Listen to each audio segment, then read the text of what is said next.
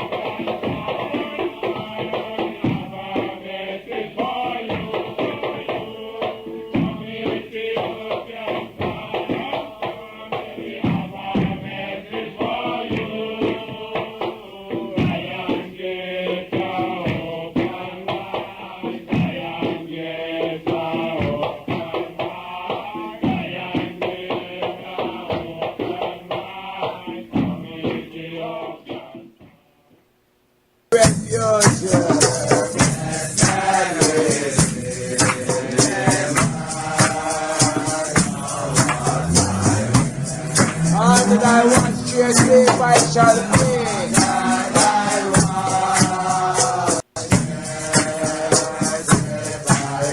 Last year I know enjoy full of trusting.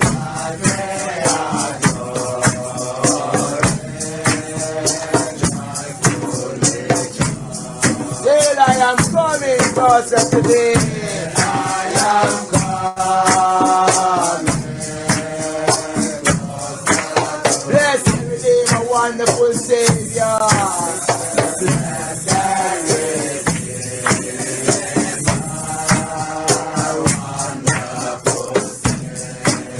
Fountain of wisdom, ancient of days.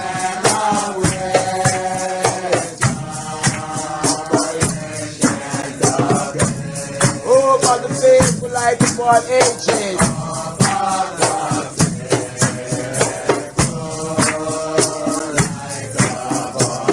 Because my Savior need I praise.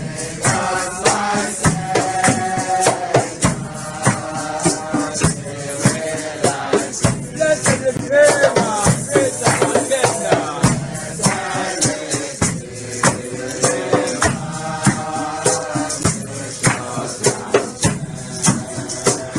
No one forever dwell down.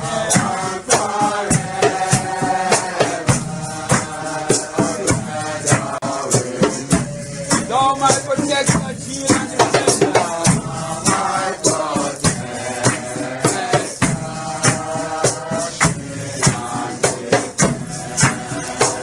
Draw me and keep me close to the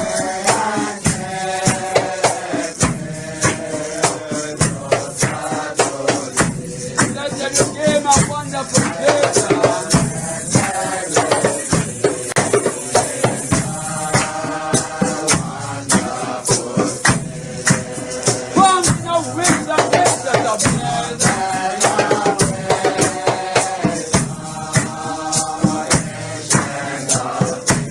Hope of the faithful like you are here.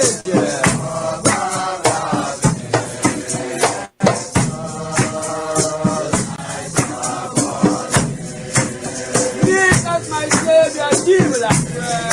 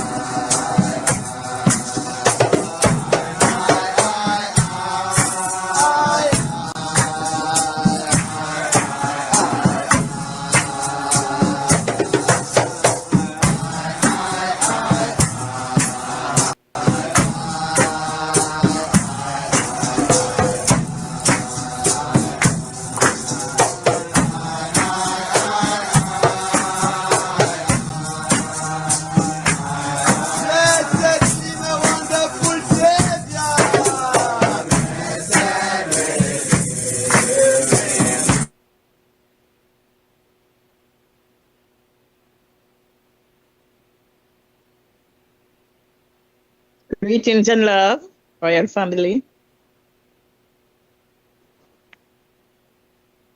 Blessed love, Mama Maisie, Queen Oh, Mother. blessed morning, grace, blessing, give thanks. Blessings, Mama. My Lord, and Empress. Blessed love, Royal Empress. Blessed love, Honorable. Blessed love, my Lord and Empress. Blessed love, Honorable Empress. Give thanks and welcome. Give thanks, Mama. Yes, I. Welcome, Royal Empress. Glorify. After celebration. Give thanks and welcome. Give thanks, Mama. Yes, I. Welcome, Royal Empress. Glorify. Glorify Mama Maisie. Blessed love. Blessed love, my Lord. Give thanks and welcome. Let us celebration going through. Let them Blessed be my wonderful Savior.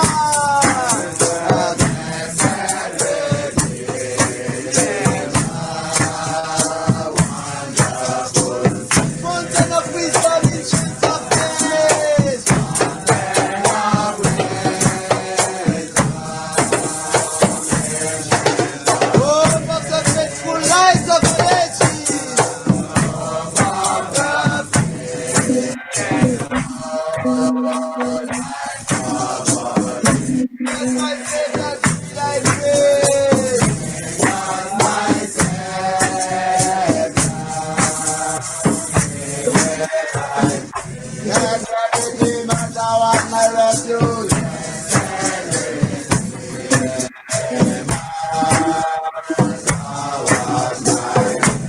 On the night watch can't sleep, I shall be. And I watch.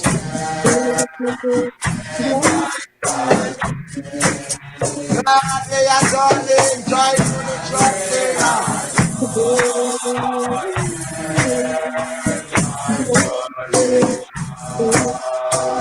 Still I am promised to Saturday.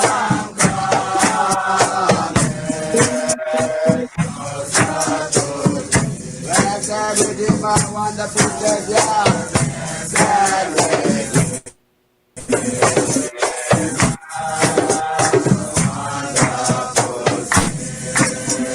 Fountain of wisdom, ancient of days.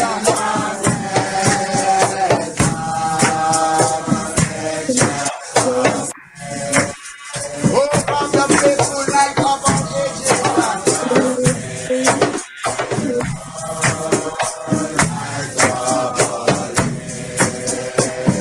Name God my Savior, he will praise.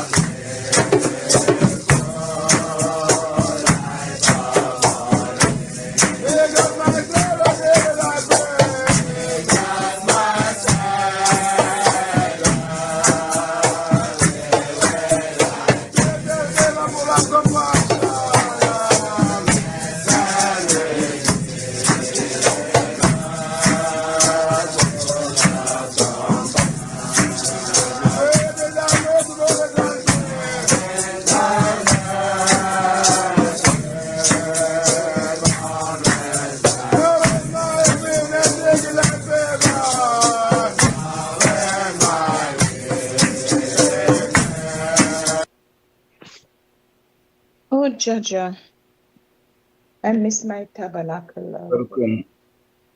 Yes, Mama. I feel your energy. Nice, nice. When time you don't hear them hymns there for a while, yeah, man. Can't Tears really just move. going through my eyes to see where we was and look at where we at now, God. Blessed greetings, my Lord and Empress. Blessed greetings, Oh, Sister right. Trisha. Welcome, welcome, and we are live streaming. Give thanks. Welcome, everyone. Welcome. Yeah, we give thanks to be here. Another Sunday together to break bread in Holy Communion. Today is a special day as we commemorate our Mother of Creation's Earth Day. Queen Omega Haile Selassie, Rastafari. I will call upon the Honorable Priest Nafi in his capacity as leading priest for this morning's opening. If he's on the platform to take Sure. charge, Honorable Priest. Recording in progress. And give thanks, my Lord and Majesty. Give thanks to each and every one. Four wings of the earth. That set time from them busy schedule to sit and commune. As the Virgin said, we break bread, So the bread of life, we talk about, we give thanks to each and every one that's here. And, we're here to commune and also to commemorate and to esteem our mother. because throughout creation, she has always been downplayed, and put aside like, lesser being and all of that. Where in the truthfulness of things, and I comes to say, both of we are equal. Man and woman is equal. We have man works to do and we have woman works to do. And when I look on the true form of creation, I have to look on it and say, boy, woman are the true form of creation, because it's only them alone. Every man and woman I see I walk out of earth, yeah, they came through a woman. Not a man, came through a woman. Yet still man plant the seed. So it's a union, but that part of the union was always downplayed, the female energy, And True. I come to rise it up. I glorify a lot of my other brethren that I stay acknowledging the female energy and rising it up also. Because until the female and the male energy can reach to its heights, we will not see the true fullness of God in flesh. Truly. And it's not a competition, it's each and every one to try build themselves, know them works, and fulfill them works to the best of capacity. So today, we're gonna, true, we always big up the man all the while. Every time we talk, man always on the forefront. But this week here, we're focusing on the empresses, who I glorify. Majority of the empresses that are here, I have lived on the foundation with them, and I have always had a great joy, beautiful joy with all of the empresses, them. Leave out none. And I also glorify empress like Empress Trisha and some other empresses, Empress Akim and some other empresses that came along now in this time to hold the baton and carry it along the journey. So give thanks to all of the empresses them. Guy them know them name, the Sister Lily, the Empress Darret, Empress Marina, Empress Dawn, Empress Esther. Empress Esther, and there's more.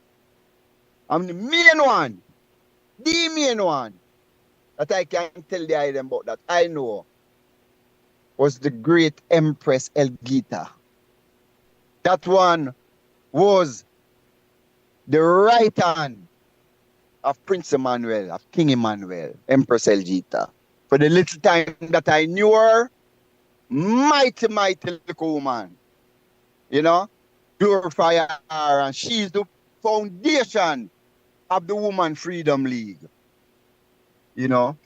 Even though it started a little bit after she passed on, but a fair energy start the whole female energy on the E.A.B.I.C, and you cannot talk about no other empresses without talking about Empress Elgita, mighty woman. So as we go along, there's more information to give.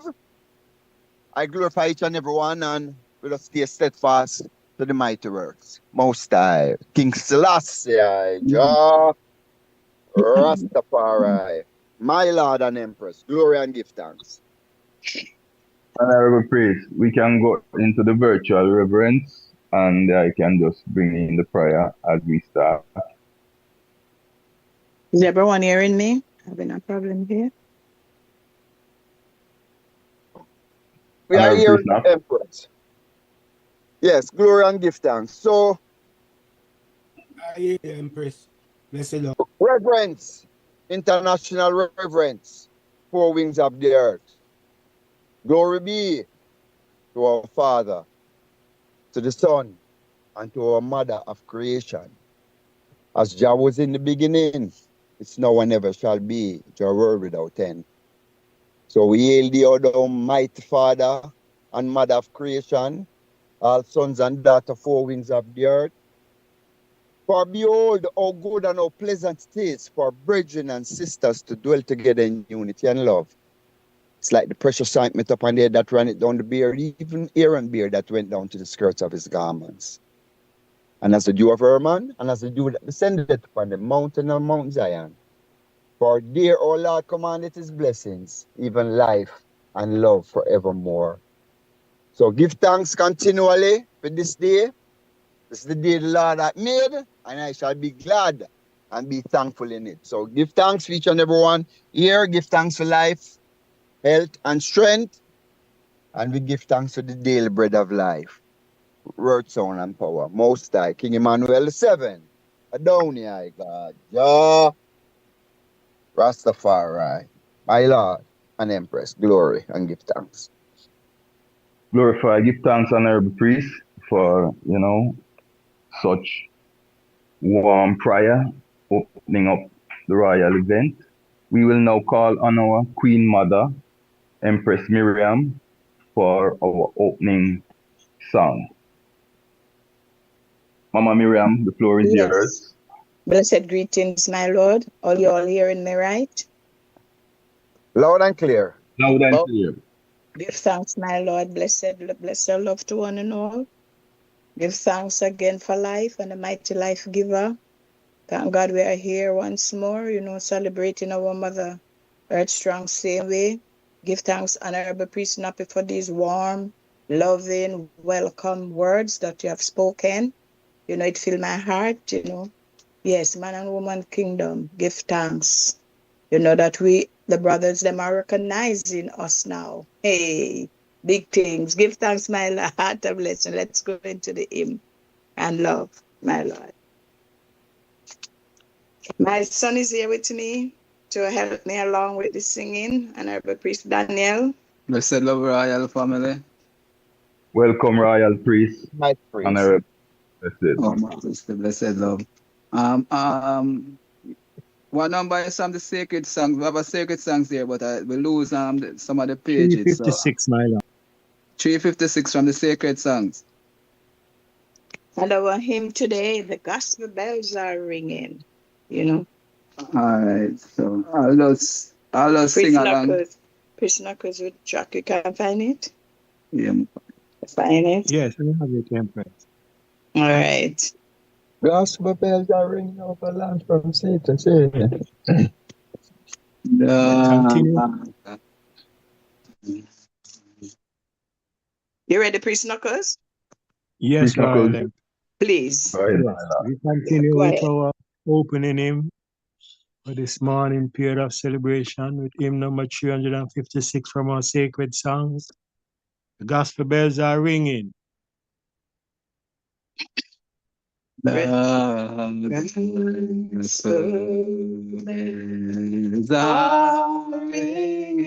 land from sea to sea.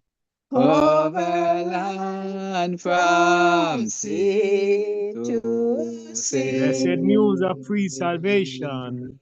Blessed news of free salvation. Do they offer you and me? Do they offer you and me? For God so loved the world. For God so loved the world. That his only son he gave. That his only son he gave. Whosoever believeth in him. Whosoever believeth in him. Ever living life shall have. Ever living life shall have. Gospel bells, how they ring. Oh, gospel bells, how they ring. Over land from sea to sea. Over land from sea to sea. Gospel bells freely bring. Oh, gospel bells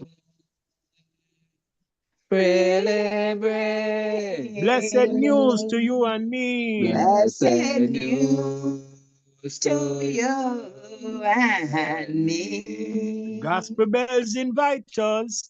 The gospel bells invite us to a feast prepared for all. to a feast prepared for all. Do not slight the invitation, Do not slide the invitation, nor reject the gracious call. nor reject the gracious call. I am the bread of life. I am the bread of life. Eat of me, thou hungry soul. Eat of me, thou hungry soul. Though your sins be red as crimson, Though your sins be red as crimson, they shall be as white as wool. it shall be as white as wool. Gospel bells, how they ring. Oh, gospel bells, how they ring. Over land from sea to sea. Over land from sea to sea. Gospel bells freely Oh, bring. gospel bells freely bring. Blessed news to you and me. Blessed news to you and me. Gospel bells give warning. The gospel bells give warning As they sound from day to day. as they sound from day to day. Of the faith which doth await us. Of the faith which doth await them, Who forever will delay. who forever will live. Escape thou for thy life. Escape thou for thy life. Tarry not in all the plain. Tarry not in all thy pain. Nor behind thee look, oh never. Nor behind thee look, oh never. Lest thou be consumed in Let pain. thou be consumed in pain. Gospel bells, how they ring. Oh, gospel bells, Gospel bells, how they ring. Over land from sea to sea. Land from sea to sea. Gospel bells freely bring. Oh, gospel bells freely bring. Blessed news to you and me. blessed news to you and me.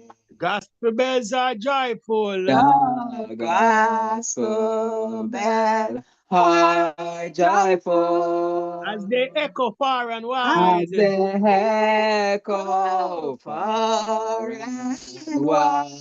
Bearing notes of perfect pardon. Bearing notes of perfect pardon To a Savior crucified. to our Savior crucified.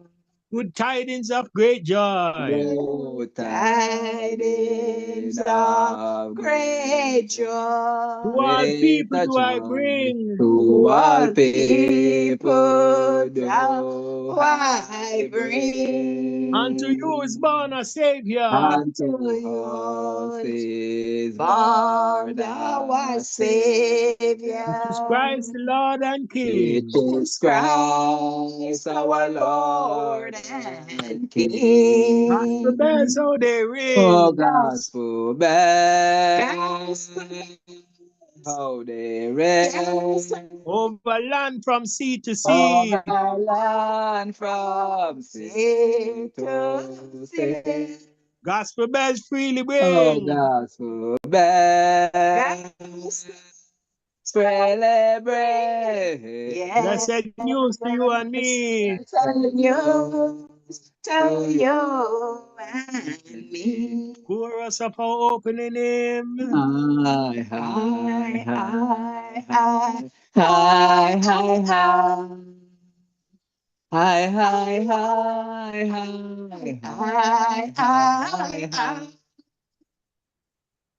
Hi, hi, hi, hi, hi, hi, hi, hi. Hi, hi, hi, hi, hi, hi. I and I, hi, hi, hi, hi, Selassie, hi, hi, hi, hi, hi, Mama Amigo, hi, hi, hi, hi, hi,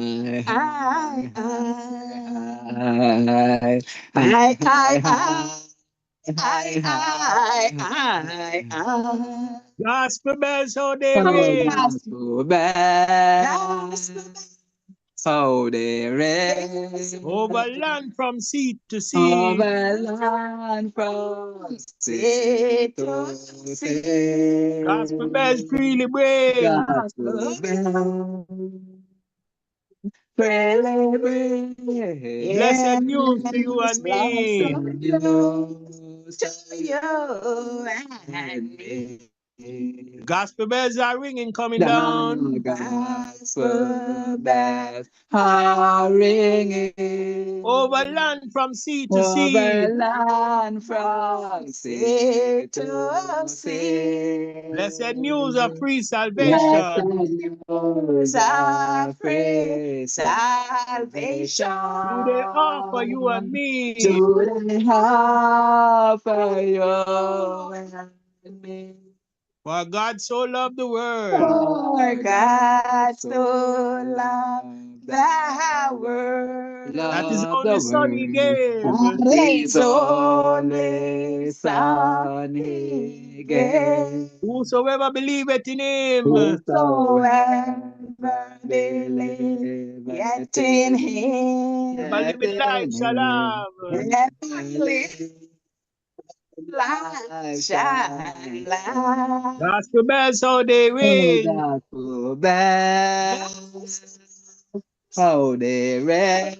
Over land from sea to sea. Over land from sea to sea. Gospel bells freely bring. Gospel bells, freely bring. Blessed news to you and me. Blessed news to you and me. Gospel bells are joyful coming down Gospel bells are as they echo joyful far and as wide, they echo far and wide. bearing notes of perfect pardon Bearing notes of perfect pardon to a Savior Perfect. to crucified. our Savior crucified. Good tidings of great joy. Oh, tidings of great joy, What great people do I joy. To bring? what people do I Unto us is bring? born a Savior. Unto us is born our Which is Savior, Christ our Lord and which King. is Christ our Lord and Gospel King. bells, how they Oh, ring. gospel bells, how they ring Over land from sea to sea. over land from sea to sea. Gospel bells freely Oh, bring. gospel bells, freely bring. Blessed news to you and me coming Blessed down. news to you and me. In a holy Mount Zion, Zion, Zion, Lord, holy Mount Zion, King Selassie, Yeah. Rastafari. Oh, Rastafari. Negus, I have promised to serve thee to the end. Be thou forever near me, my masters and my friend. I shall not fear the battle if thou art by my side. Nor wander from the pathway if thou will be my guide, most high. Selassie, Jah. How beautiful Rastafari. Zion must be, the home of the happy and free. Wherever is rest for the weary. How beautiful Zion must be, King Emmanuel the Seven. Down here, Down here, God. God. Jah. Ah, Rastafari. Rastafari. Joyful celebration, Divine my love, Lord. my Blessed Lord, be. and Empress. Give thanks. Back to the Royal family, royal, yes, family. The duo of the mother and son. Yeah, very I'll give glorious. thanks. I'll give thanks. Majesty divine. Right. Yeah, man. Setting the Natural, pace, blessed, beautiful. setting the pace for the rest of the program as we now commence. A royal welcome to everyone on this glorious Empress Day. The Council of Elders and the Women's Freedom Liberation League of the Ethiopia Africa Black International Congress presents this tribute in honor of our Divine Mother, Empress Ijahstars Gigorgis of Ambisel, Holy Omega I, Jah Rastafari. In a time long ago, at a place far away, in the highlands of Kush, the holy city of Axum, lived a dynasty perpetuated without interruption for over 3,000 years. The Davidic dynasty became the Solomonic dynasty under the son of King David, Solomon of Jerusalem. King Solomon's son, with the Queen of Sheba, Emperor Menelik, established the throne of King David in the land of Kush. In this mysterious land, Abyssinia, where the generation of Kush resided, lived a queen of queens, a woman of exemplary character, whose piety is renowned among her caring, motherly nature. A royal consort of Ethiopia, Empress Itege Waleta Gigorgis, Wazira Menen Asfa, whose ancestry links her to the Prophet Muhammad and King Solomon. Empress Menen revolutionized the station of women in the realm of Ethiopia, and she was an example to women globally. Upon being crowned on the same day as her husband, as Empress, breaking thousands of years of monarchical and churchical tradition, where the female is crowned days after the king, Empress Menen became a historical symbol immediately on the 2nd of November, 1930. Her Imperial Highness established queenship in an age when women were being relegated to domestic roles. Her Imperial Highness lived a renowned life of service to her nation, and in so doing, earned a place on the pedestal of human excellence to be revered. To be continued, a tribute to the Queen of Queens, our Mother of Creation. Salam.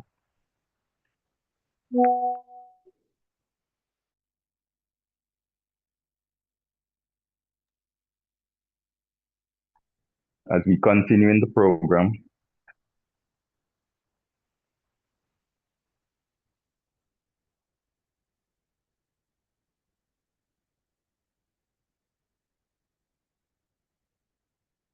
Royal Tech. 1 second. Yes, happy celebration to everyone. Yeah, as we celebrate the Earth Day of our Royal Mother, a glorious day. As the Honorable Priest said in his opening, this is the day the Lord hath made. Let all I and I glory in it. It's a glorious day. Empress Day. Rastafari. It's a spiritual thing. And I praise Rastafari. And I praise Rastafari. Stop sessions and swing. Stop sessions. It's a spiritual thing, and I hail Rastafari when I'm not chanting him name. It's a spiritual thing, and I praise Rastafari while the roots have sessions and swing. This is not no joke thing. This is I liberty. This is not a thing you have seen. This music is about I.King. It's a political thing about free Africa. I sing about defending our roots and culture. It's a serious thing. So warrior try every day. I'm not fighting the system. This is not no drug scene. This is not no drug. This music has a message in it. Here's a list of stuff your car insurance company does, but is actually illegal. 1. This is not a thing you have thing. No, this music is about I.King. It's a spiritual thing. So warrior. It's a serious thing.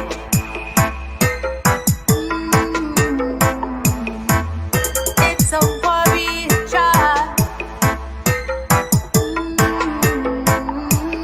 Hailing up Selassie, Ijah.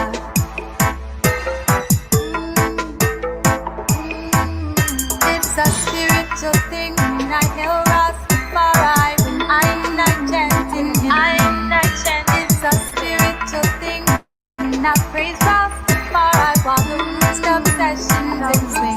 This is not no drug scene. This music has a message in it. This is not a thing you have thing.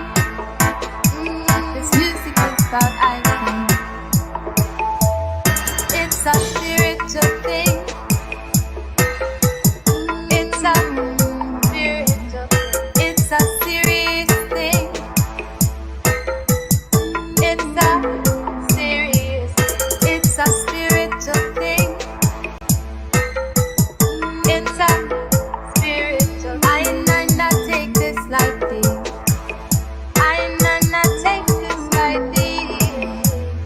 It's a spiritual thing. When I hail Rastafari, I hail Rastafari. When I'm not chanting him name. When I'm not chanting. When I'm not chanting. When I'm not chanting. When I'm not chanting. When I'm not chanting. When I'm not in his name.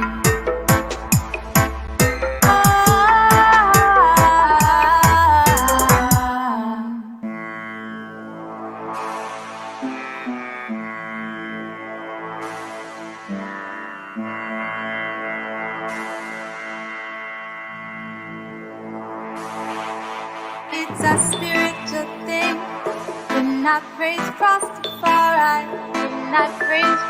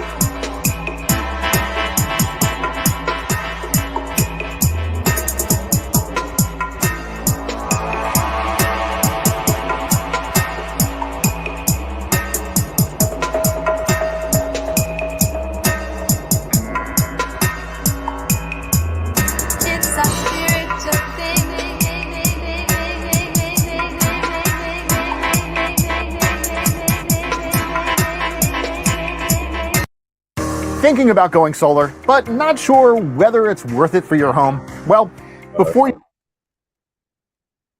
Yes, I, Rastafari. Yes, I. To continue, it's a spiritual thing. It's not a joke thing, as it just said. Our mother was a very spiritual woman, and it will be depicted in today's presentation.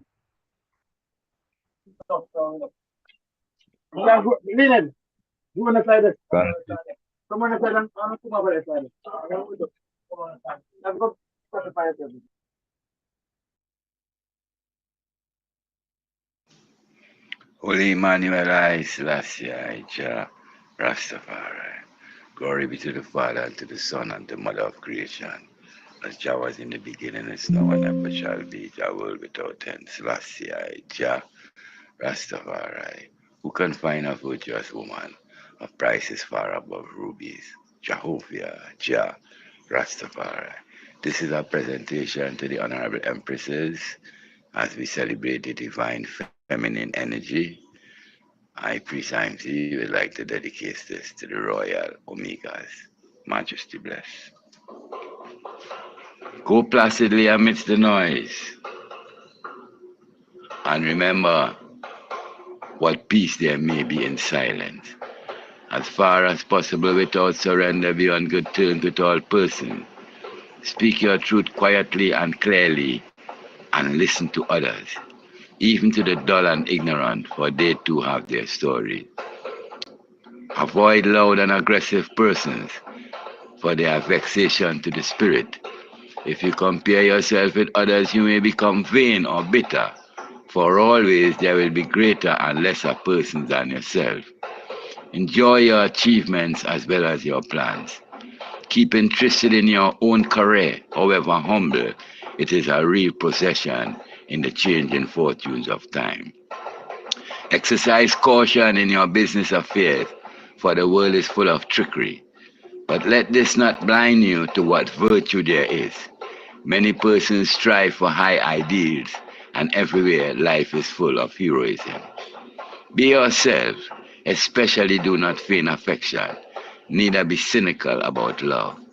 For in the face of all aridity and disenchantment, it is as perennial as the grass.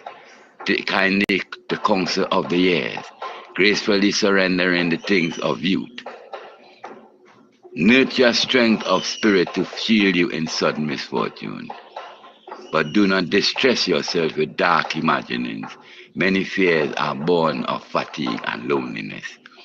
Be on a wholesome discipline. Be gentle with yourself. You are a child of the universe, no less than the trees and the stars. You have a right to be here. And whether or not it is clear to you, no doubt the universe is unfolding as it should. Therefore be at peace with God, whatever you conceive him to be. And whatsoever your labor and aspiration in this unfolding of life, be gentle with your soul. With all its charm and drudgery and broken dreams, it is still a beautiful world. Strive to be happy. Holy Emmanuel, I, Selassie, I, Jah, Rastafari. And I will seal it up with these 4 perennial points. 1. Let your words be impetuous, especially in disagreements, as the word of a woman is very strong. Do not assume. Always ask the question. Do not take it personal. Do not take it personal in this unfolding of life. Its lessons are not mistakes. And last but not least, whatever you find yourself, be the best of yourself. Holy Emmanuel, I, Selassie, I, Jah, Rastafari. Pray these words of my mouth and the meditation of my heart is ever acceptable to the Honorable Royal Empresses. God bless, Rastafari bless, Majesty bless, Give Honorable thanks, Empresses. powerful. Glorify Honorable Priest Imsley's poem, Desiderata. Yeah, man. Great.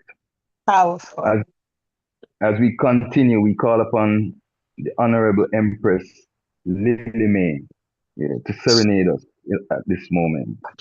Mama Lily, the floor is yours. Jah. Most High Selassie, Jah, Rastafari, Empress Medenai, Selassie, Jah, Rastafari, keeping Mama visible. King Selassie gave the word, and I'm gonna keep her visible. King Selassie gave the word, and I'm gonna keep her visible. Visible, visible, visible. Empress Menen is the word, and I'm gonna make her knowledgeable. Empress Menen is the word, and I'm gonna make her knowledgeable. Knowledgeable, knowledgeable, knowledgeable. Charity is her name, and I'm gonna keep her visible. Charity is her name, and I'm gonna keep her visible. Visible, visible, visible. Oh, oh, oh, in holy Mount Zion, Zion, Zion, Lord, holy Mount Zion, Zion. Empress Menenai, Selassie, Jah, Rastafari, keeping Mama visible. Yes. Most High, Selassie, Jah, Rastafari, Empress Menen, we love you. You're the mother of the earth. Empress Menen, we adore you. 'Cause you know what life is worth. For you teach the little children and you feed the little children. Empress Menen, we love you.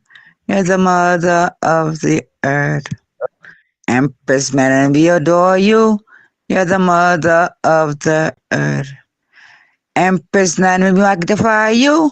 'Cause you know what life is worth.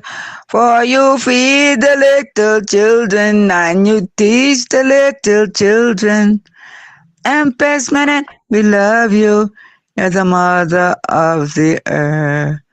Earth in China, holy Mount Zion, Zion, Zion, Lord, holy Mount Zion, Zion, Most High Selassie, Jah, Rastafari, Empress Menenai, Selassie, Jah, Rastafari, Most High Selassie.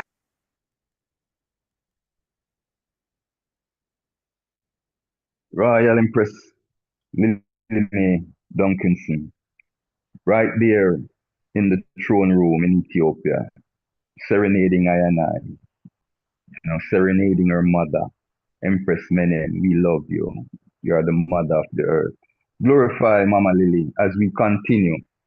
Honorable Priest Jermaine, the floor is yours.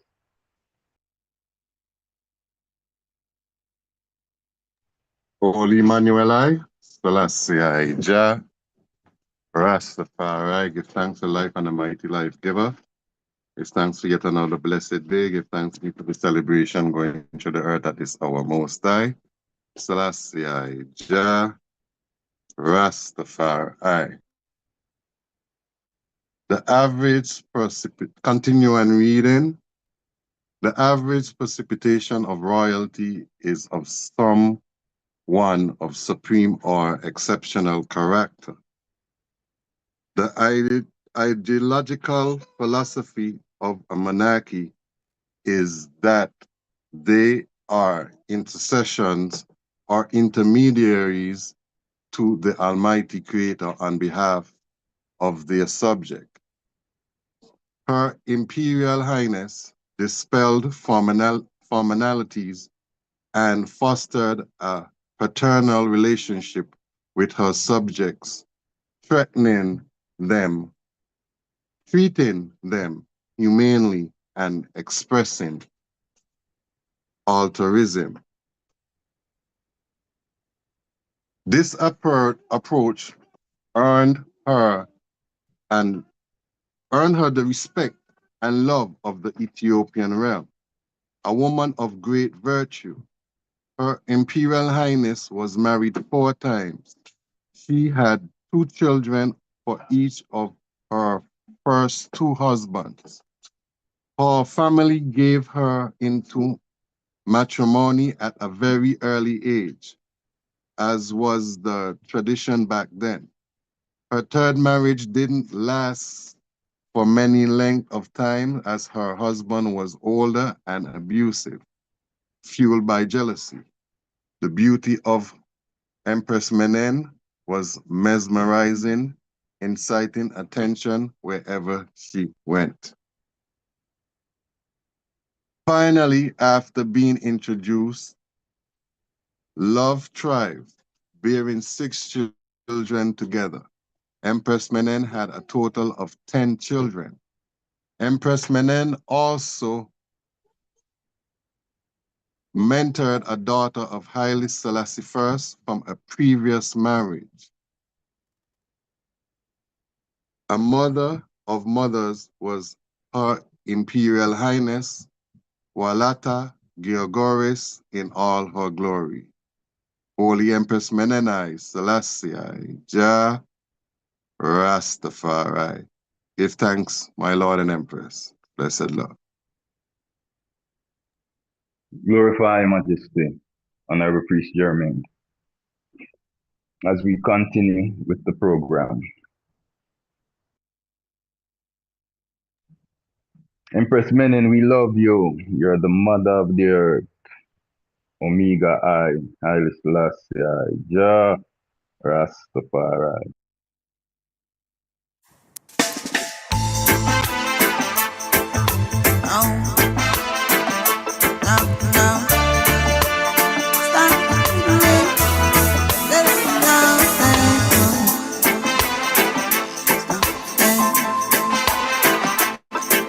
Skin is black.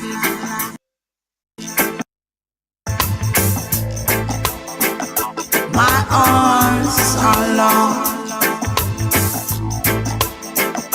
My hair is woolly.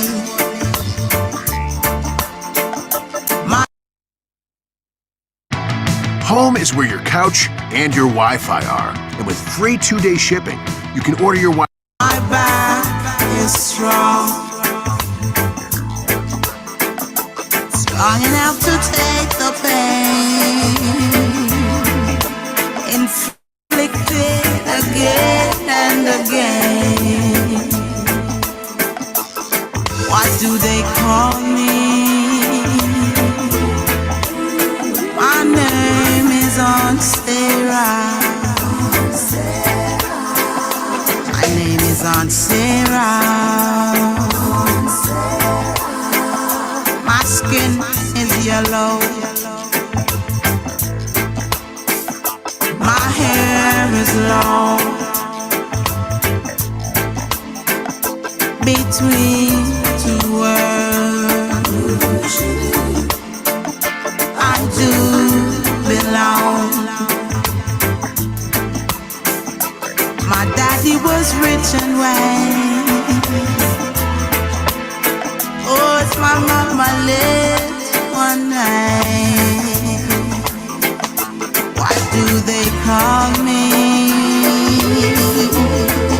My name is Aphonia. My name is Aphonia. My skin is tan. My hair is fine. I hips invite you. My mouth like wine.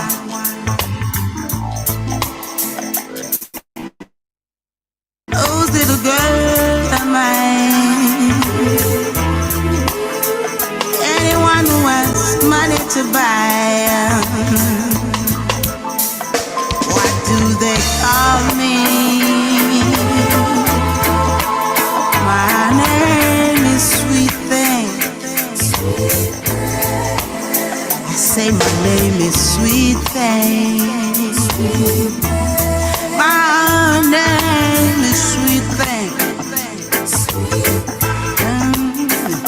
My skin is brown. My manner is tough. I'll kill the first fool I see. Oh, my life has been rough. I'm awfully bitter these days, 'cause my parents were slaves. What do they call me? My name is Peaches. I say my name is Peaches. My name is Peaches. Yeah.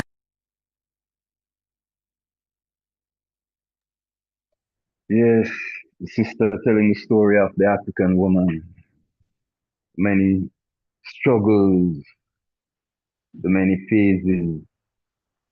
The life of the woman is not easy. Her work is never done. Yes, she is a mother, a leader. She nurtures, she advises, she provides. Yeah, in a sense, she is the superhuman. Queen Amiga I Selassie, Jah Rastafari. Continue with Honorable Prophet Okito. Honorable Prophet John Marcus Selassie Jah Rastafari. Give thanks, ones and ones, for coming in to celebrate the Earth Strong.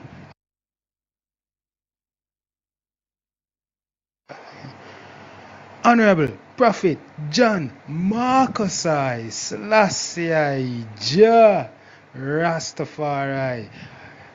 Give thanks, ones and ones, for coming in to celebrate the Earth Strong of our divine mother of creation, our, our wonderful, honorable, immaculate Empress Menen. Give thanks and praises, unto the right honorable Empress Menen for her, virtuous levity and her, example unto the empresses of creation. Give thanks and praises, to the honorable Empress Menen. Give thanks for us being here to, be part of this celebration, this eye liberation. Yeah, man, welcome one and all. I will go forward with giving a brief introduction to the program and to the honorable Empress Menen. The Right Honorable Empress Menen was born on April 3rd of 1891, otherwise 25th Megabit 1883 in the Ethiopian calendar. She was born in the Egwa village of the Ambasel region of the Wolo province. She was baptized Woleta Georgis in the Saint Delba Georgis Church. Wazira Woleta Georgis was the granddaughter of Negus Michael of the Wolo province. Her father was Jantirar Aswa and her mother was Wazira Sahin, daughter of Negus Michael. In character, Empress Menen was known to be kind, polite, soft-spoken, very generous, compassionate, and devoutly God-fearing. She had the people at heart and was well versed in her native language, Amharic. As a young girl, although education was dominated and only reserved for boys, Wazira Menen managed to acquire various academic qualifications, including home economics. As Empress, she established child care centers, handicraft schools, and of course, the Itegwe Menen School for Girls, the first of its kind to offer education to young women of Ethiopia. During the Italian invasion of 1936 to 1941, The Honorable Empress Menen assumed the administrative responsibility of Ethiopia while the emperor was on the battlefield. The day before the Honorable Empress Menen received the divine coronation, on the same day as the emperor, His Imperial Majesty Emperor Haile Selassie I, Honorable Empress Menen joined His Imperial Majesty, in a night of fasting and constant prayer until the early morning hours, as they prepared to take on the mantles such as Elect of God, Rose of Sharon, Bright and Morning Star. Holy Emmanuel I, Selassie, Jah, Rastafari. Give thanks, ones and ones. Blessed love.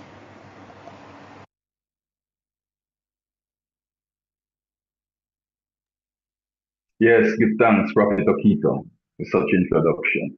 Honorable Empress Miriam, your time again, songbird. Miriam plays the timbrel across the Red Sea. Mama Miriam, Queen Mother, floor is yours.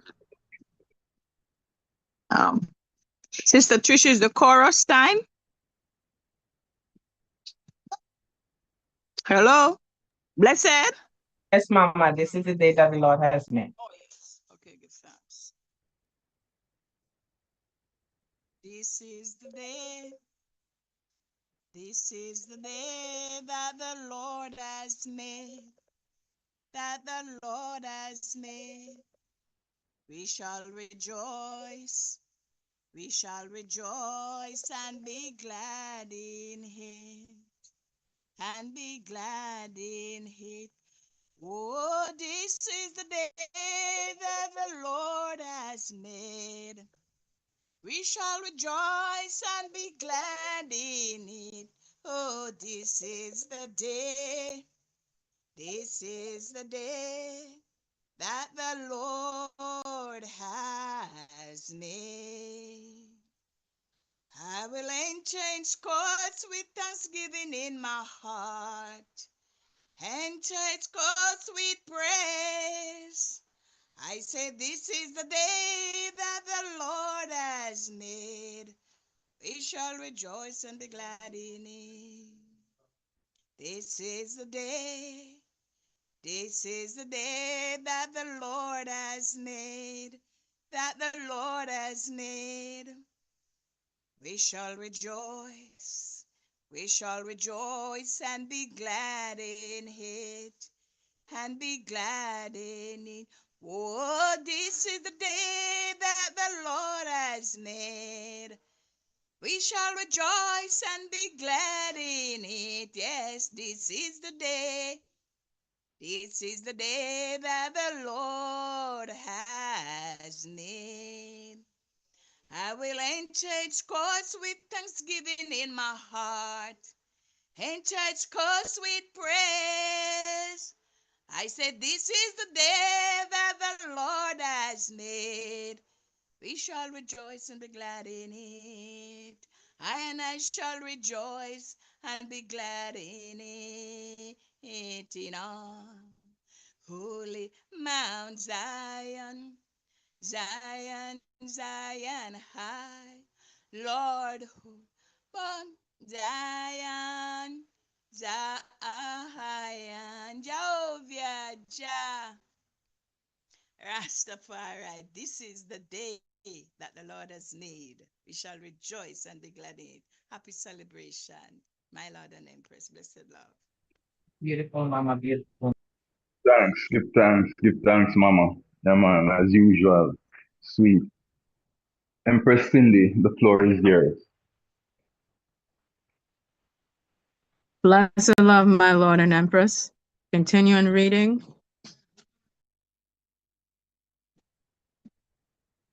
Empress Menen's maternal lineage traces back to Ras, later Negus, Michael of Wollo. Through her mother, Wazirio Shinin, Michael, who was his daughter by his first wife, Wazirio Fante Gebru. Here's a more detailed breakdown. Mother, Wazirio Shein, Michael. Maternal grandfather, Ras, later Negus, Michael of Wollo. Maternal grandmother, Wazirio Fante Gebru, first wife of Negus, Michael.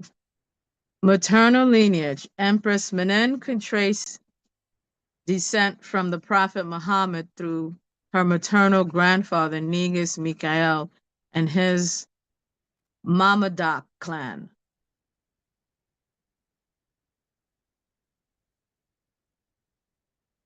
Empress Menen and Emperor Haile Selassie were the parents of 6 children. Princess Tenagni Work, Crown Prince Asfar Wilson, Princess Tashi, Princess Zene-Biwok, Prince Makanon, and Prince Sahel Selassie. Empress Menen was stepmother to the emperor's eldest child, Princess Romanwalk, the daughter of a previous union of the emperor with Waziri Wanitu Amide, also known as Waziri Alatayak or Alatayach. The emperor's own autobiography mentions that his joy in 1941 following Ethiopia's liberation from fascist occupation was tempered by the grief of learning that his eldest child, Princess Romanwalk, had passed under detention in Italy. Princess Romanwalk has been in prison along with her 4 sons, 2 of whom also transitioned in Italy. The remaining 2, Ijahstars, Samson Bayene married, and Desmach married, Bayeni married, were repatriated from Italy after the war and were raised by the emperor and empress. Prince Asfar Wilson was first married to Princess Wallet Israel Siyoam, and then following their divorce to Princess Medfarasia Wok Abebe. Prince Makanon was married to Princess Sarah Gizar. Prince Sahel Selassie was married to Princess Masinte Habti Mariam. Princess Romanwalk married Desmach Bayene married. Princess Nagawak first married Ras Desta Demtu, and after she was widowed, and later married Ras Ander Gachu Masai. Princess Zene-Biwok married Desmach Haile Selassie Gugsa. Princess Teshi married Lieutenant General E.A.B.I. Empress Menen built, renovated, and endowed numerous churches in Ethiopia and in the Holy Land. Prominent among these are the St. Raguel Church in Addis Ababa's Mercado District, the Kidani Merit Our Lady Covenant of Mercy Church on Mount Entoto, and the Holy Trinity Monastery on the banks of the River Jordan in the Holy Land. Give thanks, my Lord and Empress, Holy Menenai, King Selassie, Jah, Rastafari. Bless the love, my Lord and Empress. Give thanks. Thank you.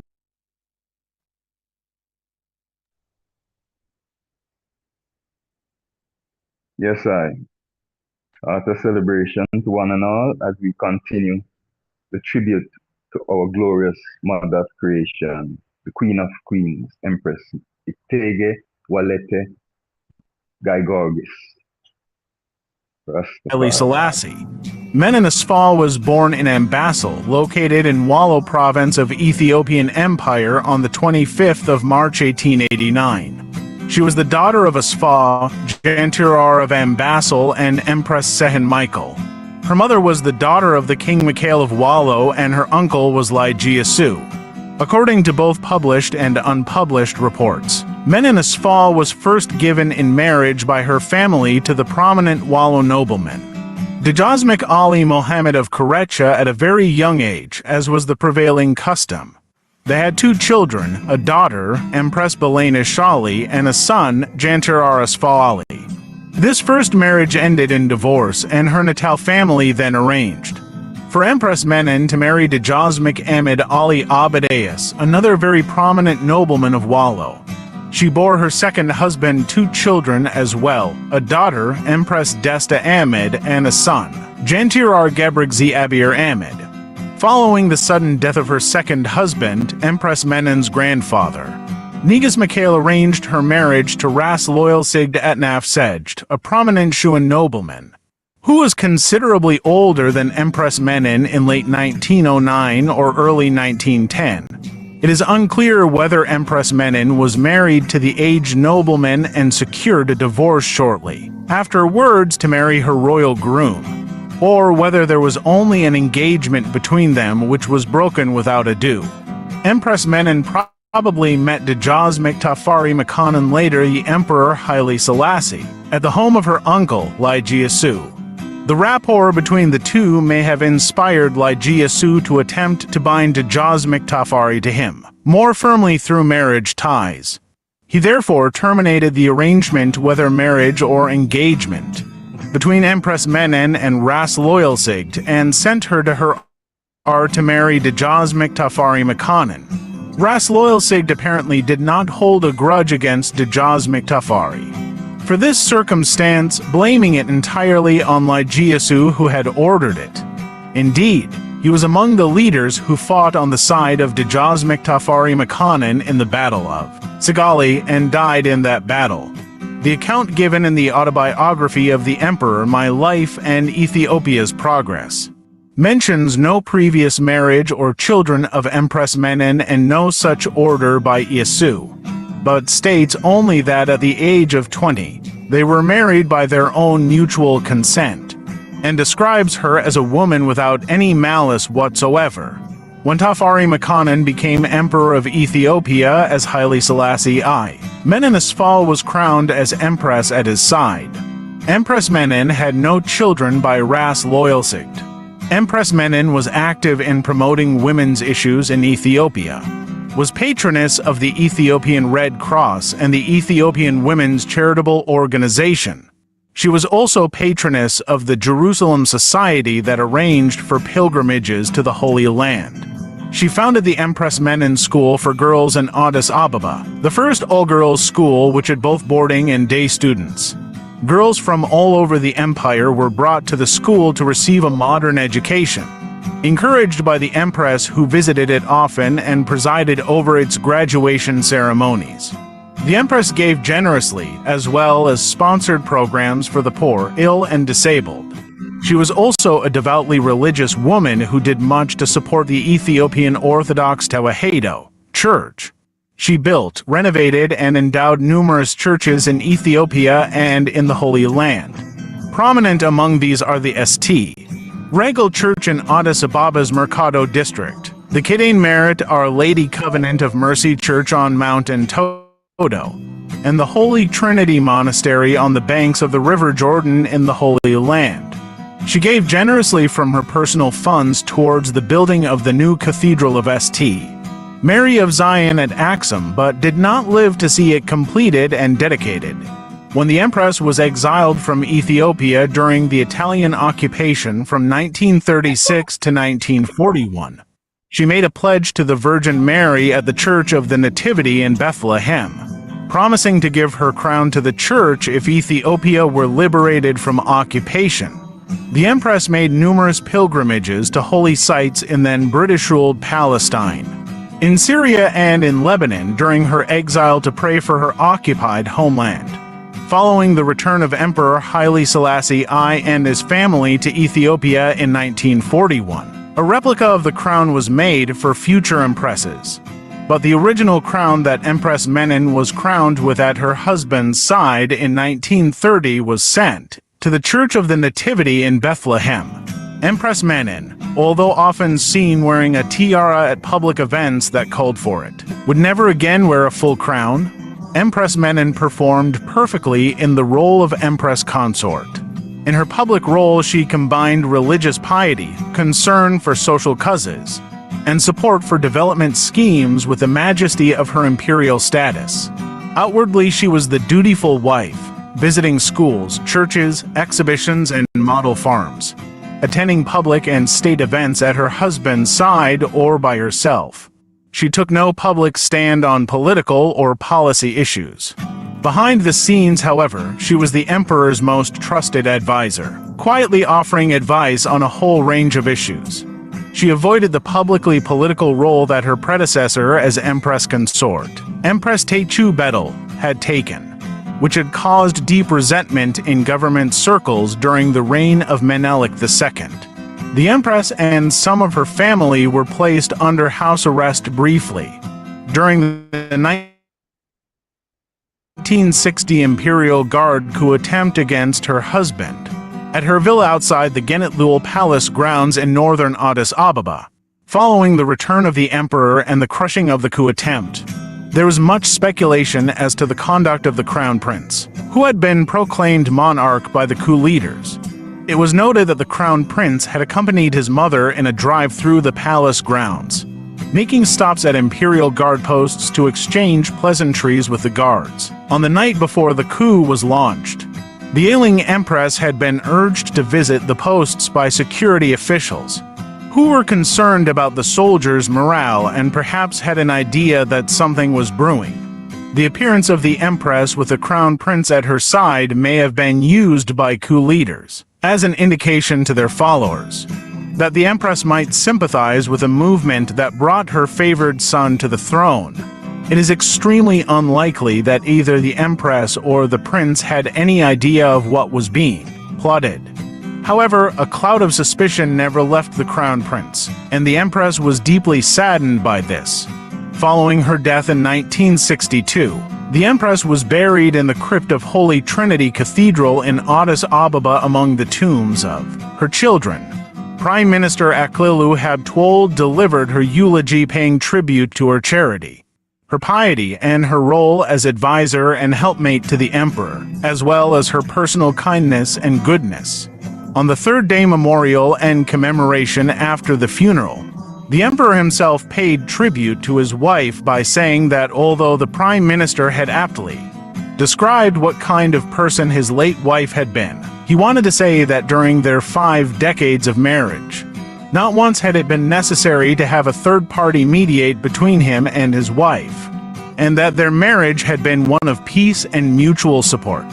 Later, the emperor built a pair of grand sarcophagi in the north transept of Holy Trinity Cathedral's nave, in order to transfer his wife's remains there and eventually be buried at her side himself. But due to the revolution, the emperor was not buried there after his death, and the empress remained in her original tomb in the crypt during the ceremonial burial of her husband's remains in November 2000. The remains of Empress Menen were also disinterred from the crypt tomb and placed in the sarcophagus next to her husband in the nave of the cathedral, as he had originally intended. As the consort of Emperor Haile Selassie, Empress Menen is highly venerated by members of the Rastafari movement. One name Rastas bestow on the empress is Queen Omega, which complements one of the names they give to the Emperor King Alpha as in Alpha and Omega. The later name is used to refer to the emperor in the original version of the reggae song Rivers of Babylon by the Melodians, but all mention of him was removed from the more popular version by Boney M. Empress Menen is seated in the center, and standing women from left to right are Princess Sahai, Princess Tenegn-Werk, and Princess Zine-Bwerk, her daughters, and on the far right is Princess Wolit Israel Siem, her daughter-in-law. Empress Menen and Emperor Haile Selassie were the parents of 6 children. Princess Tenegn-Werk, Crown Princess Sfa Wasson, Princess Sahai, Princess Zine-Bwerk, Prince Makanan, and Prince Sahel Selassie. Empress Mene was stepmother to the emperor's eldest child, Princess Romanturk. Princess Romanturk was the daughter of a previous union of the emperor with Empress Altayek. The emperor's own autobiography mentions that his joy in 1941 following Ethiopia's liberation from fascist occupation was tempered by the grief of learning that his eldest child, Princess Romanturk, had died under detention in Italy. Princess Romanturk had been imprisoned along with her 4 sons, 2 of whom also died in Italy.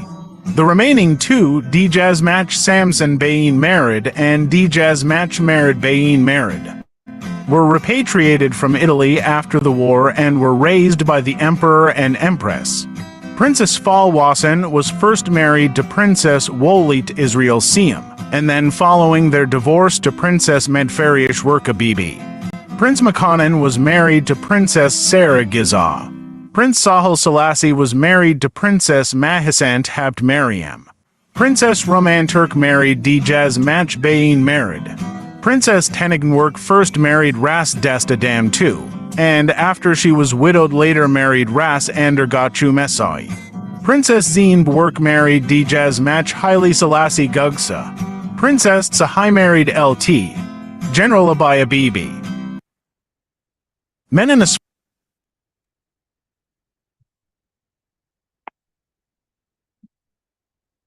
Yes, as we continue.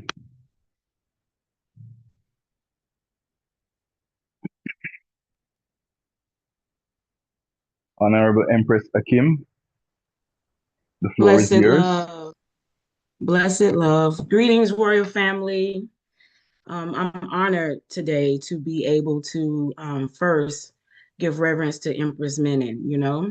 Oftentimes in our culture and in our society, we don't have that standard of a woman to follow. So I'm humbled to be able to be in the presence of powerful women who I learned from as well, and who have followed in the footsteps of Empress Menen, you know, and of the teachings of Emmanuel, King Emmanuel, King Selassie, excuse me. I get nervous sometimes when I have to read, but I give thanks. I give thanks, and I'm honored to be able to read this poem, which has been one that I've loved even as a youth, by Maya Angelou. All right, going forward, I shall read. Pretty women wonder where my secret lies. I'm not cute or built to suit a fashion model size.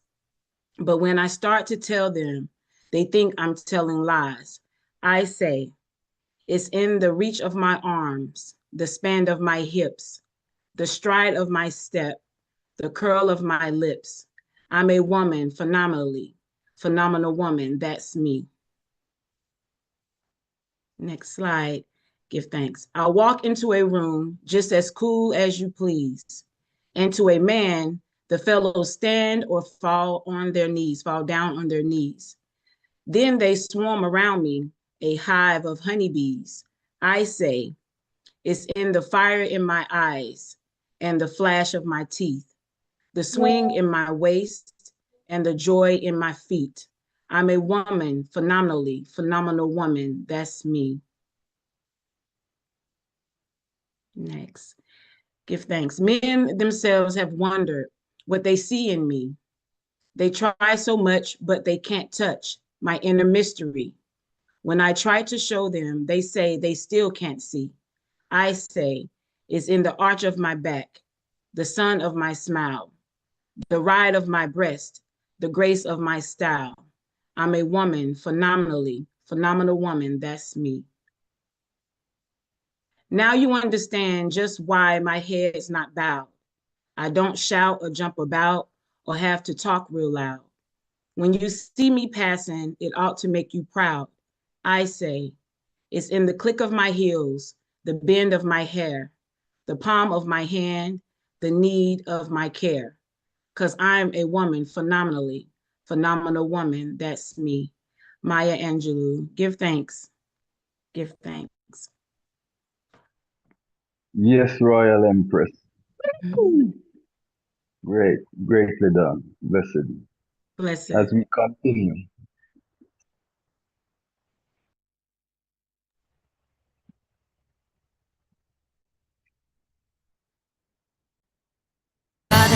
representation, Empress Menen, the Queen of Queens. Queen of Zion Liberation, the Empress International. Worthy to wear Ethiopia's crown, to sit on Ethiopia's throne. Our mother of creation, lioness of conquering lion.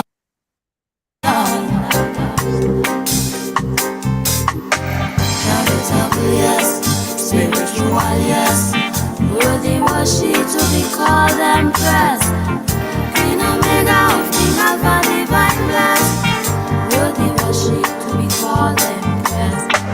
Knowledgeable, yes, hospitable, yes. Worthy was she to be called Empress. Queen Omega of King Alpha, divine blessed. Worthy was she to be called Empress. Beautiful light of godliness, a countenance that she possessed. Humble and fierce and serious, and virtue was mysterious. The essence of her loveliness was felt whatsoever she went. Present was discipline and strength, the fragrances of kindliness. Charitable, yes, spiritual, yes. Worthy was she to be called Empress. Queen Omega of King Alpha, divine blessed. Worthy was she to be called Empress. Knowledgeable, yes, hospitable, yes. Worthy was she to be called Empress. Queen Omega of King Alpha, divine blessed. Worthy was she to be called Empress. Woman of peace, benevolence, her utterance intelligent. Queen of pleasance, be heaven sense, of godly feminine aspect. Her comforter has queen of face, of prayerful and diligent. The soulmate of omnipotence, reflection of his holiness. Charitable, yes, spiritual, yes. Worthy was she to be called Empress. Queen Omega of King Alpha, divine blessed. Worthy was she to be called Empress. Knowledgeable, yes, hospitable, yes. Worthy was she to be called Empress. Queen Omega of King Alpha, divine blessed. Worthy was she to be called Empress.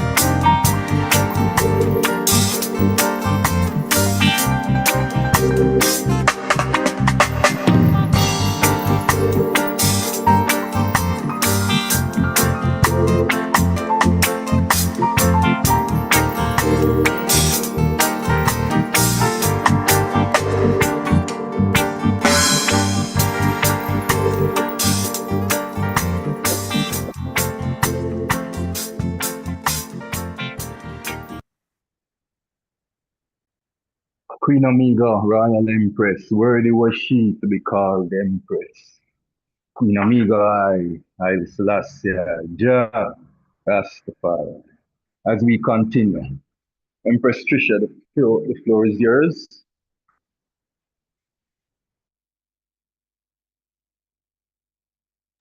Blessed greetings, my Lord and Empress. Give thanks. As a disclaimer, we do not, the Council of Elders, nor the Woman Freedom Liberation League owns the right to any of the music. It's just purely for educational purposes. And we do continue. Give thanks, my Lord and Empress, as we celebrate our Mother of Creation. Empress Menen, as is known to have been devout to the traditions of the Ethiopian Orthodox Tewido Church, including honoring of the holy feasts such as Easter and Sabbath days. These traditions include much fasting and prayer, and strict observance of church rules and regulations. Ethiopians refer to Ijahstars as a God-fearing empress who was always praying to God. She was actively involved in humanitarian works and always mindful of the poor, the sick, and the homeless. Empress Menen built many churches with proceeds from her own account to give away large parcels of her personal estate. She visited the Holy Land 4 times and built a church and monastery on the banks of the Jordan River. In January 1945, she inaugurated the new Trinity Church and held a ceremony for patriots. In February 1945, Her Divine Majesty visited the Empress Menen Handicraft School, which was progressing and fruitful. A new annex was constructed to further house 300 girls, as it was noted that women were enjoying lesser opportunities than males. During March 1948, the St. Mary Church of Sebeta was completed and inaugurated by Empress Menen. She again gave her estate and resident area for priests and deacons in the St. Mary Church. In September 1948, Emperor Haile Selassie I gave instructions to the people that Ethiopians shall wear cultural dress so that the coming generations would follow this as an example. Her Imperial Majesty, Ijahstars Menen, took that initiative to wear cultural dress for the first time in that new year. Indeed, Empress Menen unveiled innumerable cornerstone deeds of splendor, and a lot of conscious women and men draw uncompromising inspiration from her eternal life the world over. Another reason Rastafarians obsess over Her Divine Majesty is reestablishing the influence and the impact of the goddess back among the African nation. Ashe, Ashe, Ashe, oh, my Lord and Empress. Give thanks, Royal Empress, as we continue. Honorable Priest Sevens, yes, with a tribute to the Royal Empresses. Continue.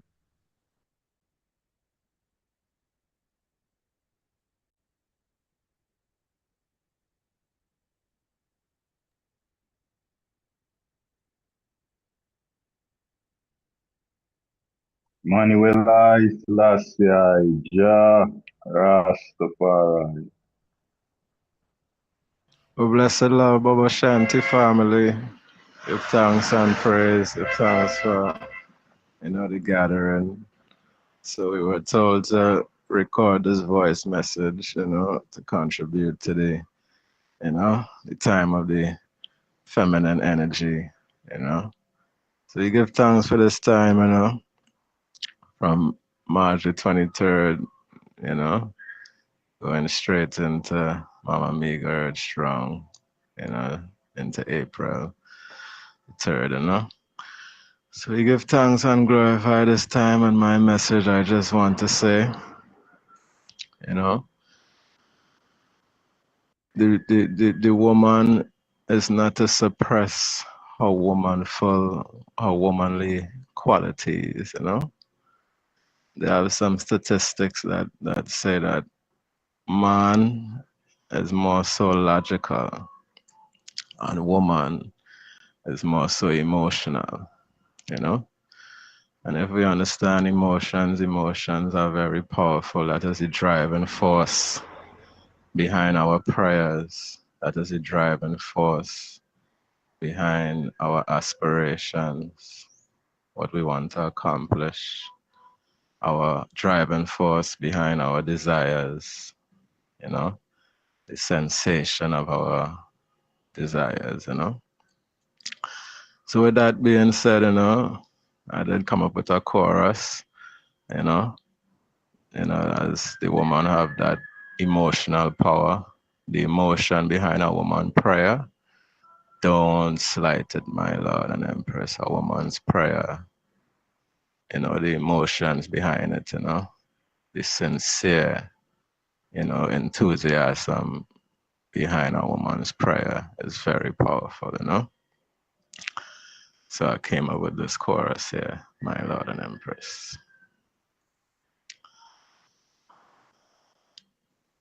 A woman's prayer is fervent, the Lord's feminine servant.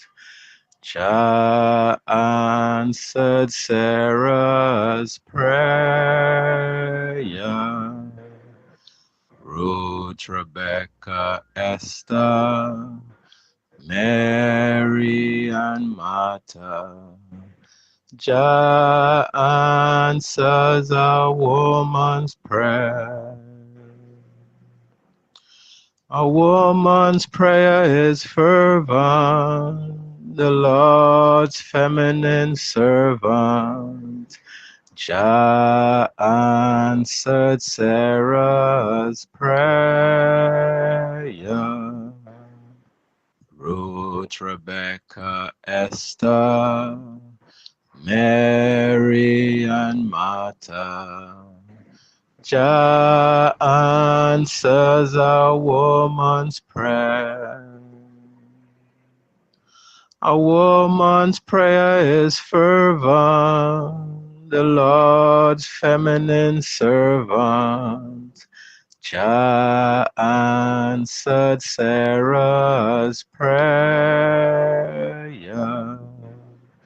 Ruth, Rebecca, Esther, Mary, and Martha. Jah answers a woman's prayer. A woman's prayer is fervent, the Lord's feminine servant. Jah answers a woman's prayer. Ruth, Rebecca, Esther, Mary, and Martha. Jah answers a woman's prayer. Hena, Olema, Zayana, Olemong Zion, Zion. E.A.B.I.C, Jah, Rastafari, Holy Mama Migai, Selassie, Jah, Rastafari, perfect balance, masculine and feminine energy, Most High, Selassie, Jah, Rastafari, my Lord and Empress, blessed.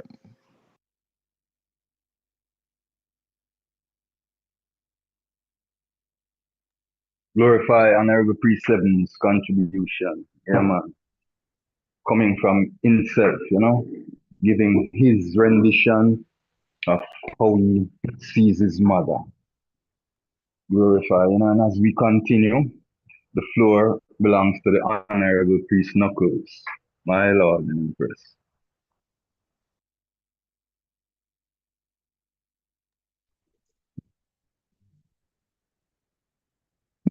Royal family, give thanks today for life.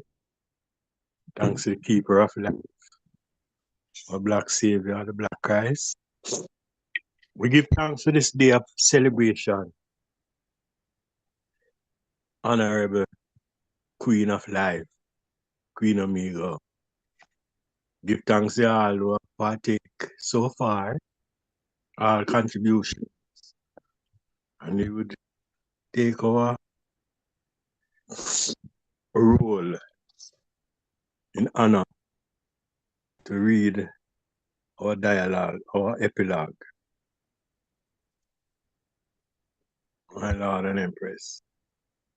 I and I, the children of Zion, pay tribute to our divine mother of creation, Queen Omega I, Rastafari. The spirit of Empress Itege Menen Asfa is in all daughters of Zion. Her Imperial Highness was the divine example of Proverbs 31. Who can find a virtuous woman? She's priceless.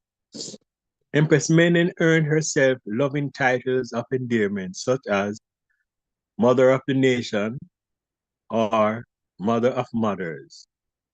As Her Imperial Highness juggled motherhood and nationhood. Having 10 children and representing the monarchy, especially when the emperor was traveling abroad, which was quite often. The Empress funded many construction projects, building the infrastructure of the new capital. I cannot see what more can Niceness do. Empress Menen spoke the talk, had the royal swag, and fought the good fight to keep her nation free and independent. Queen Omega exemplified womanhood, having a large family that extends beyond her biological seeds. Her industrious nature was proven by the many inaugurations she attended for institutions she built, such as churches, schools, and factories. There was a flaw in her character. It was her respiratory illness which shortened her life. We pray that the light Empress Menen reflected that illuminated Ethiopia continue to shine through her daughters. As it is spoken, let us be established. Ashe. Holy Emmanuel I, Selassie, Jah, Rastafari. Give Lord and Empress. Give thanks, honorable priest, glorify. Come on. Yes, that so this segment of our program and continue. Empress Menen Asfa, we love you. Your worth is validated by your virtue. Your open, transparent nature is a virtue of trustworthiness. Your resourcefulness and industrious principles are only exceeded by your generosity and compassion. Your wisdom and skills are displayed in the sound decisions you have made daily and the wise advice you gave to your husband on matters of great importance. The strength and dignity of the royal ancestral bloodline is expressed in Her Imperial Highness's devotion to the Creator and stands out above all her virtuousness.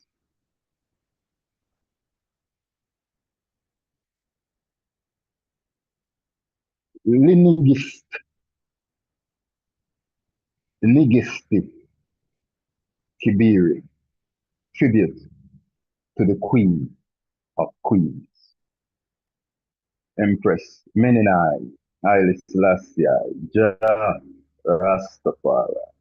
Give thanks. Royal Queen Mother Miriam, the floor is yours as we close this segment of our celebration. Royal Mother, salam. Yes, Honorable, give thanks again. All what's said and done beautifully, beautifully. I'm asking Priest Knuckles to track for me matters of sailing.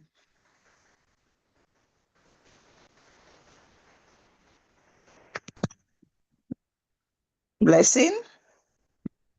I don't find it in the sacred songs. We have a redemption? No. All right. Does the hymn that was singing today, that I came in and hear, do you, Sister Trisha, could you give me the name of it, please? Mother of Salem? No, Priest Knuckles said he cannot find it it's not in the Secret Songs and Solo. It's more in the Redemption, but he said it doesn't have one. So could you give me the Them take it in a redemption. So the chair, the ancient and modern, they could have find it in that. Not any of them find that guy in there. All right. Priest Knuckles, give me a hymn. Anyone just draw him for me, I'll sing. Please. Because I don't have a book to look and then I can't look. She only touched the hem of his garment. Blessed love. Blessed love, Sister Lily. Speak. I have it. You have it, Sister Lily. So track. Let me get it in my bedroom. Mothers of Salem, right? Yes, Mama. Okay, I have it in the Jerusalem hymnal.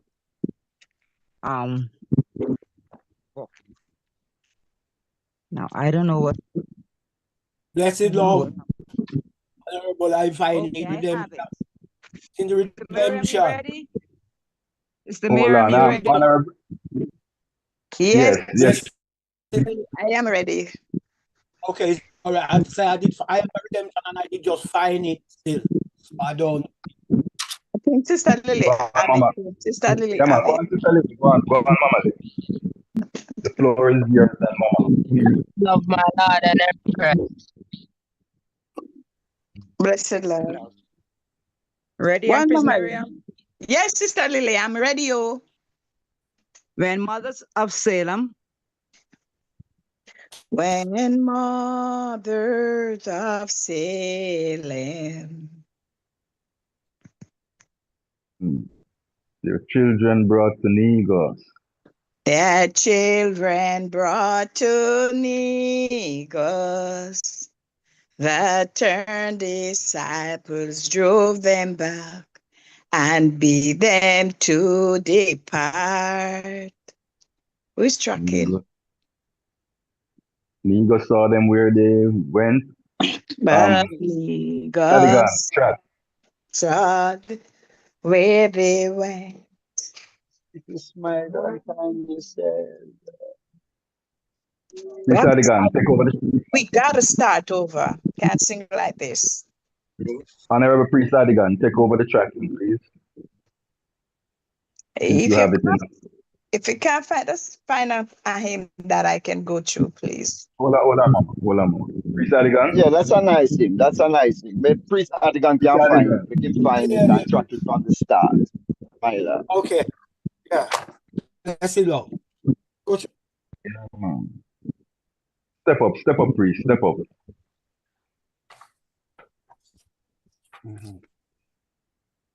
Yes. When mothers of Salem, the children brought to Negos. When mothers of Salem, their children brought to Negos. Drove them back. The turned disciples drove them back. Me just not getting it. Me not getting the words. Yeah, we're not hearing Priest Adigan clearly. No, we're not hearing.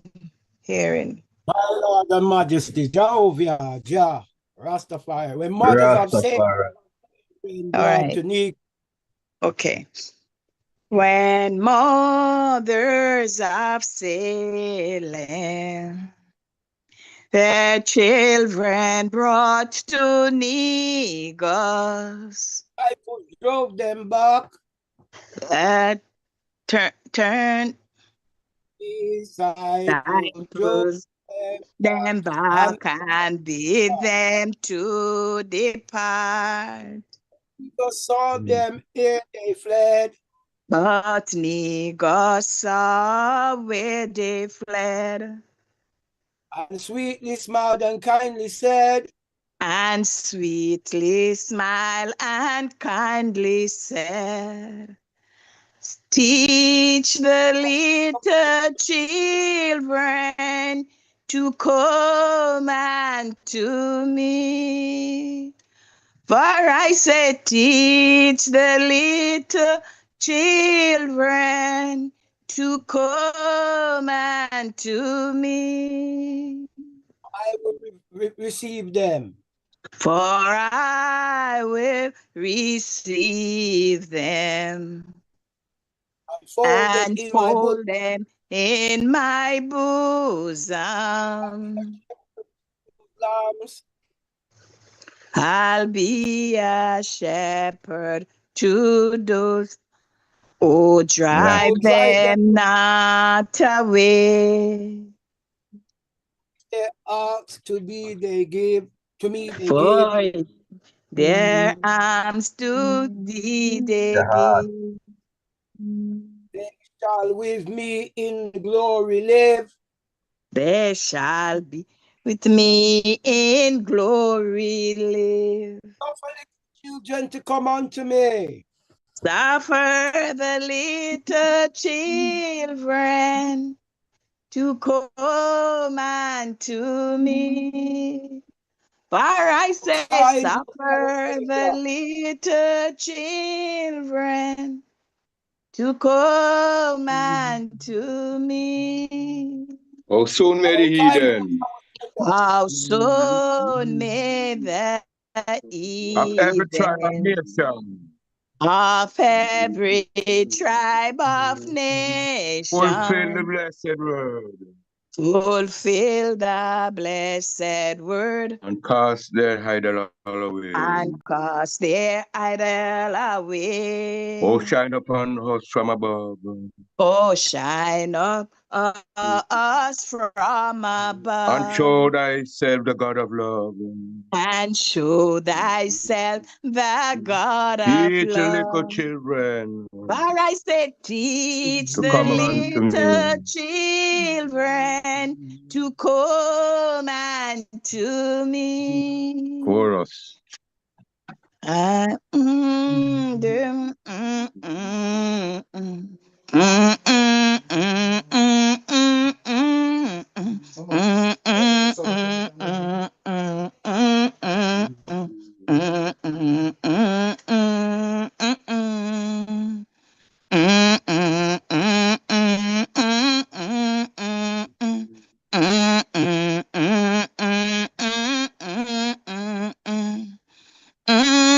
Little children Come unto me. to come unto First and me. last, when mother Salem.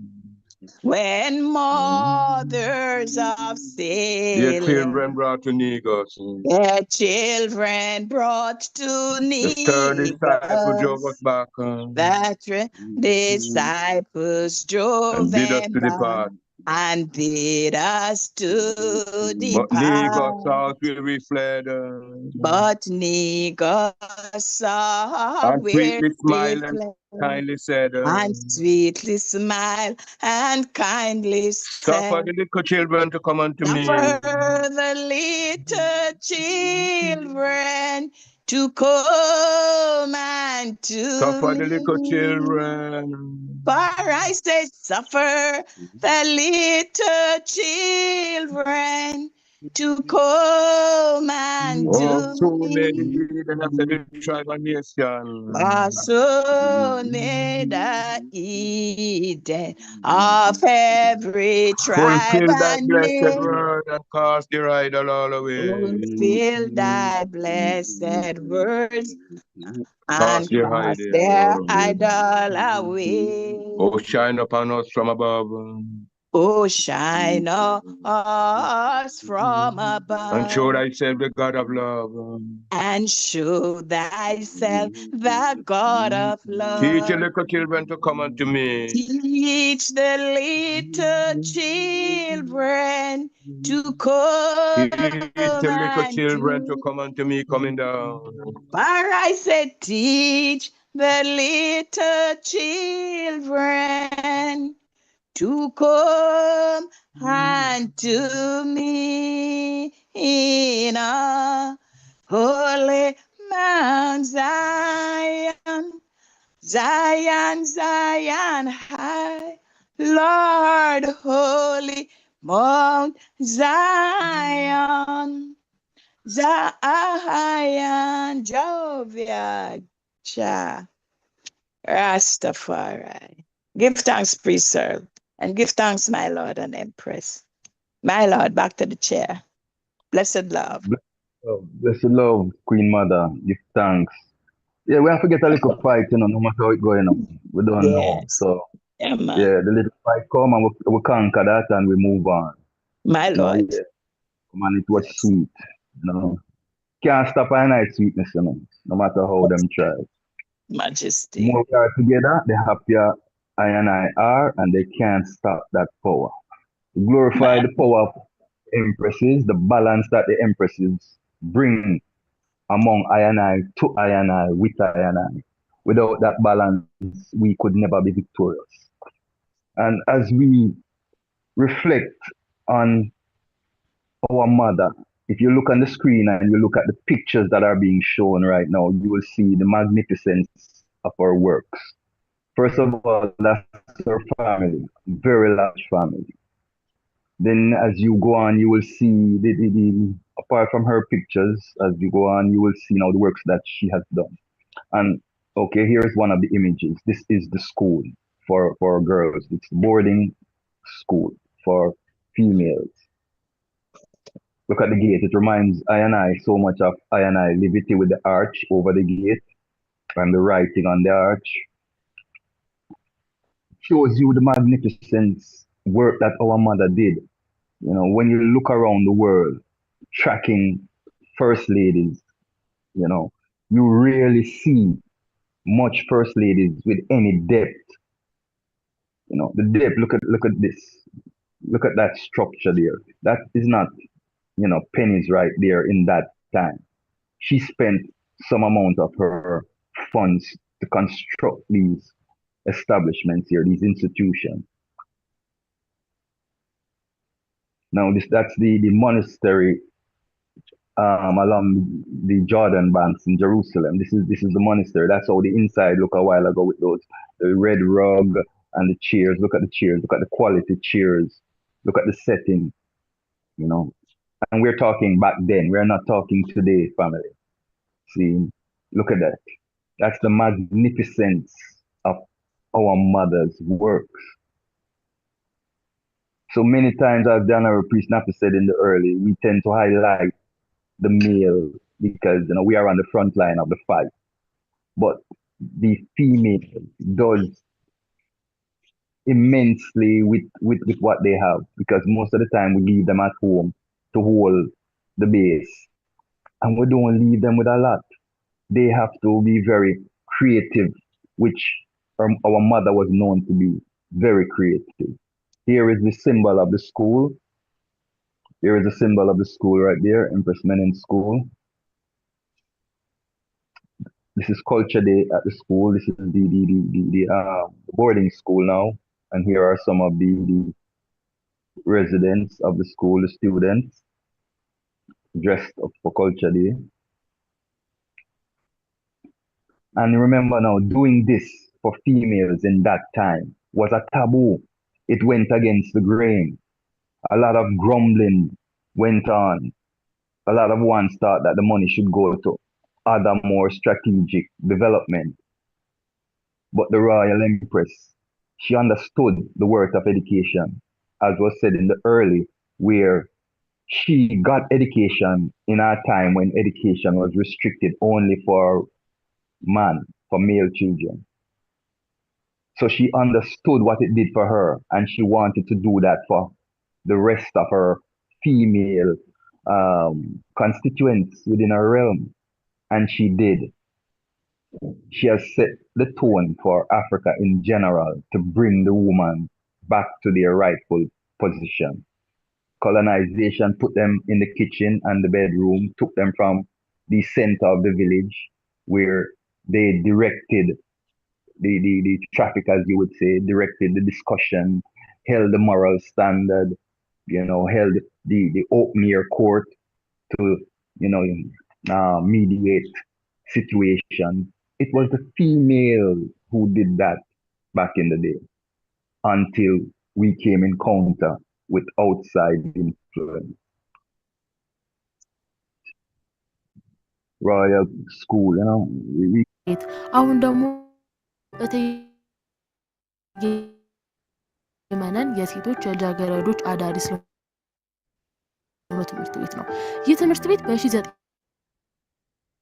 በ1923 ዓመተ ምህረት በቀድሞ የኢትዮጵያ ንጉስ በነበረው ቀዳማዊ ኃይለ ሥላሴ ባለቤት በሆነችው በእቴጌ መነን አማካኝነት በኢትዮጵያ የሚገኙ ሴቶች ልጃገረድ ተማሪዎች እንዲማሩበት በማሰብ ነበር ይህ ትምህርት ቤት እንዲከፈት የተደረገው። ይሁን እንጂ ይህ ትምህርት ቤት በ1972 ወንዶች ተማሪዎችም እንዲቀላቀሉበት ተደረገ። ትምህርት ቤቱም በ2000 ዓመተ ምህረት ወደ መሰናዶ ትምህርት ቤት ተቀየረ። መሰናዶ ትምህርት ቤት ሆኖ መቆየት የቻለው ግን ለጥቂት ዓመታት ብቻ ነበር። በ2012 ዓመተ ምህረት ትምህርት ቤቱ በድጋሚ ወደ ሴቶች አዳሪ ትምህርት ቤት እንዲቀየር ተደረገ። ትምህርት ቤቱ ከ8ኛ ክፍል ከፍተኛ ውጤት ያስመዘገቡ ሴቶች ተማሪዎችን መልምሎ ነበር ወደ ስራ የገባው። ለወንዶች ደግሞ በአቃቂ ቃሊቲ ክፍለ ከተማ በሚገኝ ገላን የወንዶች አዳሪ ትምህርት ቤት ነበር እንዲከፈት የተደረገው። ሁለቱም አዳሪ ትምህርት ቤቶች በቀጥታ በ2012 ዓመተ ምህረት ነበር ወደ ስራ የገቡት።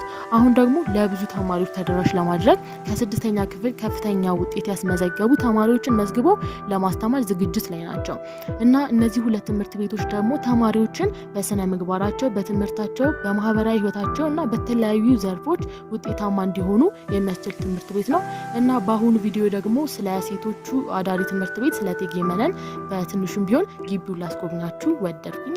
ተከታተሉ።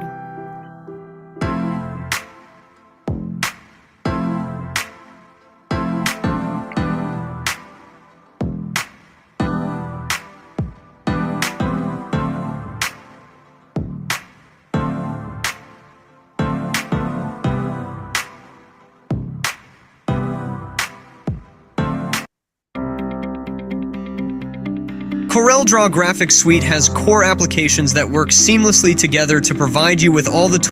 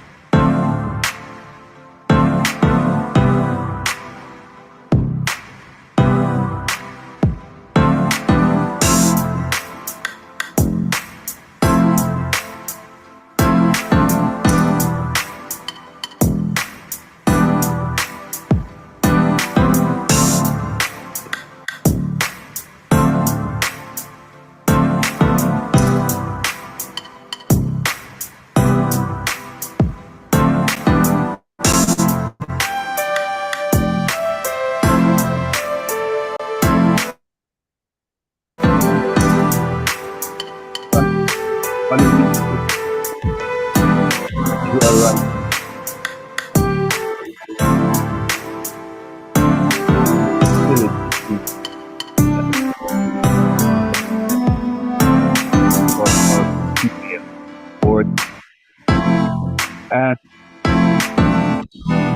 for the male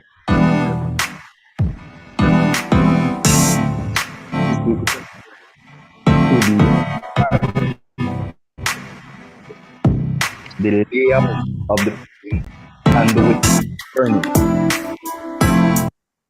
the quality of the architecture and the way it is furnished and laid out.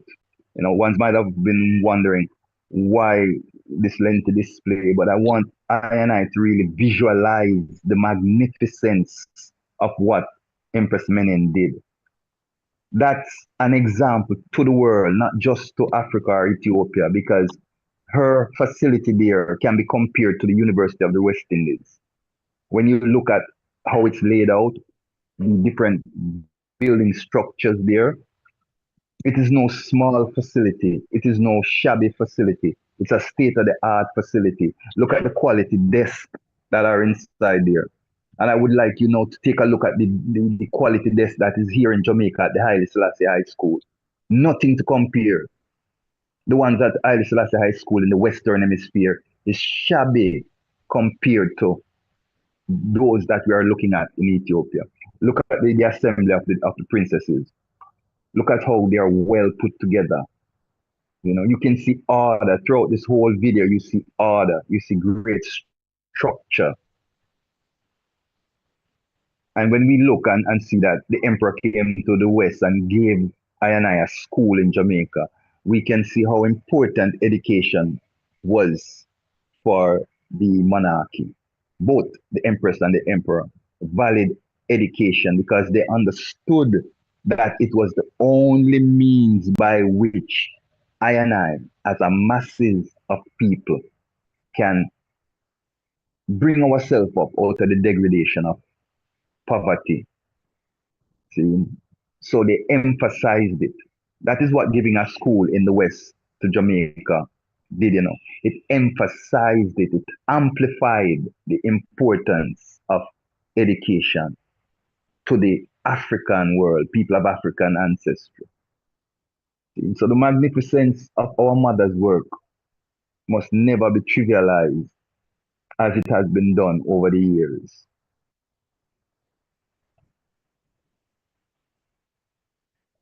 Yes, family. Moving right along. Very colorful, very, you know, organized. When people think that Africa is the dark continent, you know, videos like this, yeah, dispel that myth or that misnomer.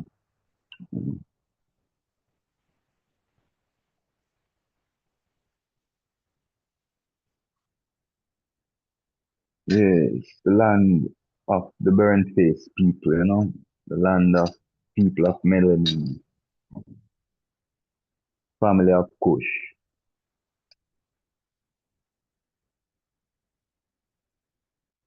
This royal family brings us to the open floor discussion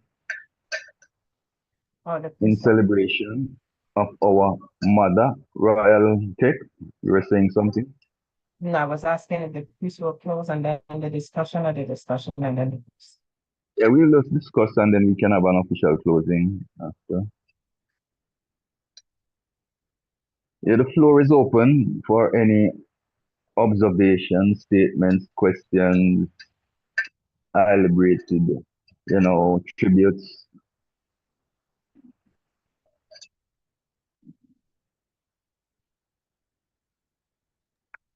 Yes, my Lord and Empress. May I through the chair? Yes, my Lord, the floor is yours, Honorable Priest Nappy. Yes, give thanks to all of the works, you know, perform, you know, and the highlights of our matriarch empire, you know, give thanks, you know, over the years we have studied and read many of, you know, the Ethiopian traditions and I'm sure there are so many more throughout whole of Africa of mighty woman, you know, that has done mighty work that we don't even begin to touch the surface. We're just talking about in a one corner of Africa per se. When you look throughout the continent, man, there is so many things that the African woman has done.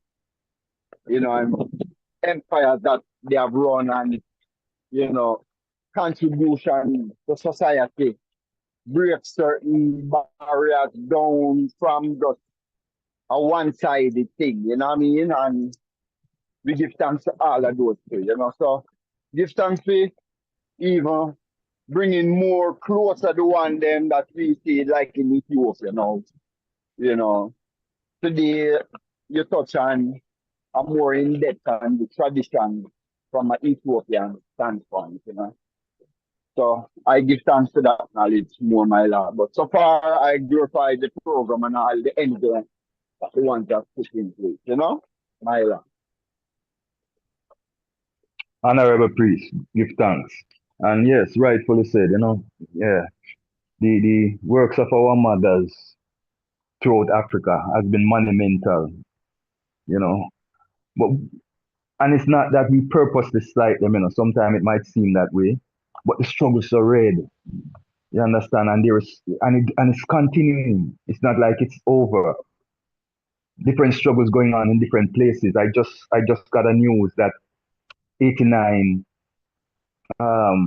Christians were killed by Muslims in the Democratic Republic of Congo in this week here. So I mean, the struggle don't finish when it comes to I and I life as African people. You know, the man said tribulation mark the way, long suffering, and yeah, that is proven to be right. You know, so we glorify, you know, when we have moments like this, when we can highlight the magnificence of the mothers, you know, mothers, women like Winnie Mandela, someone that a lot of ones should be familiar with because she exists in our era. And we tend to slight what someone like Winnie Mandela brought to the table, what she did on behalf of the nation of Africa. Winnie Mandela, during her time was the longest, the woman that spent the longest time in solitary confinement. She was held in solitary confinement for the longest set of time as a female in the history of the world. See, and she went through that in defense of the South African people, in defense of freedom, in defense of the continent of Africa. See, a lot of people don't know that, don't highlight it, don't understand it. See, she defied the forces of South Africa, even though she knew her life laid in the balance. See, how many ones are willing to risk themselves and their family like that? When you know push comes to shove. Many women around the continent did it like nothing. It wasn't even a second thought for them to put themselves on the line in defense of their village, their family, their loved ones, you know, their nation, their continent. Just like in the time of slavery, many of our ancestors jumped overboard instead of being a slave. They chose a watery death. See, showing their bravery. Well, same way with the woman. They did not second guess things. They stepped up. And that's why they have the African proverb that says, when you touch a woman, you dislodge a boulder. And that boulder will run over you. See, it has been the woman of Africa that has been the saving grace of Africa. The floor is open, family. Okay. Blessed. Unmute your mic.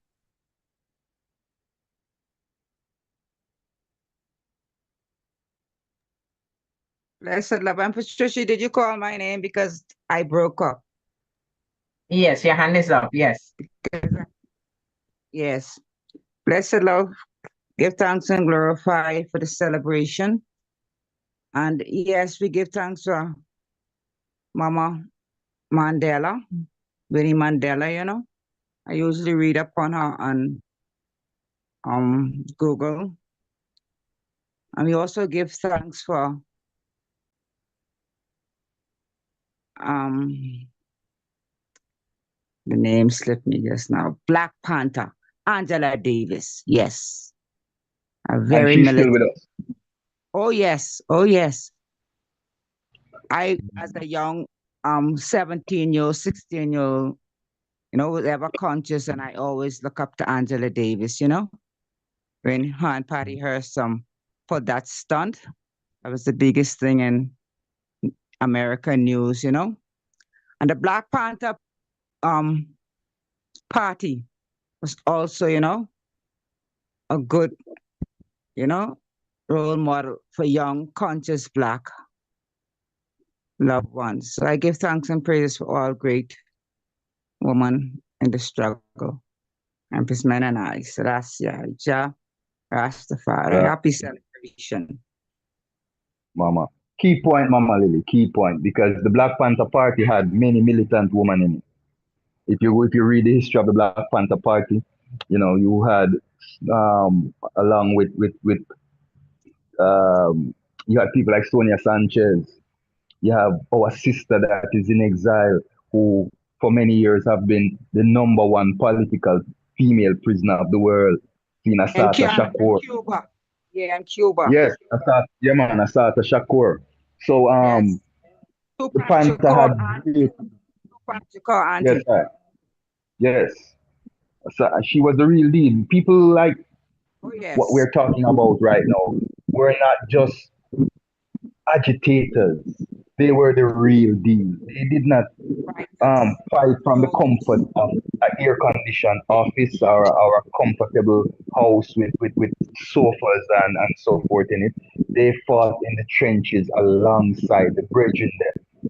A Sarta's incident occurred on the New Jersey Turnpike when they were accosted by police and there was a shootout and who died, and Panthers were deemed criminals and wanted to sentence them to death and to life in prison. And yeah, Asata had to flee to save herself.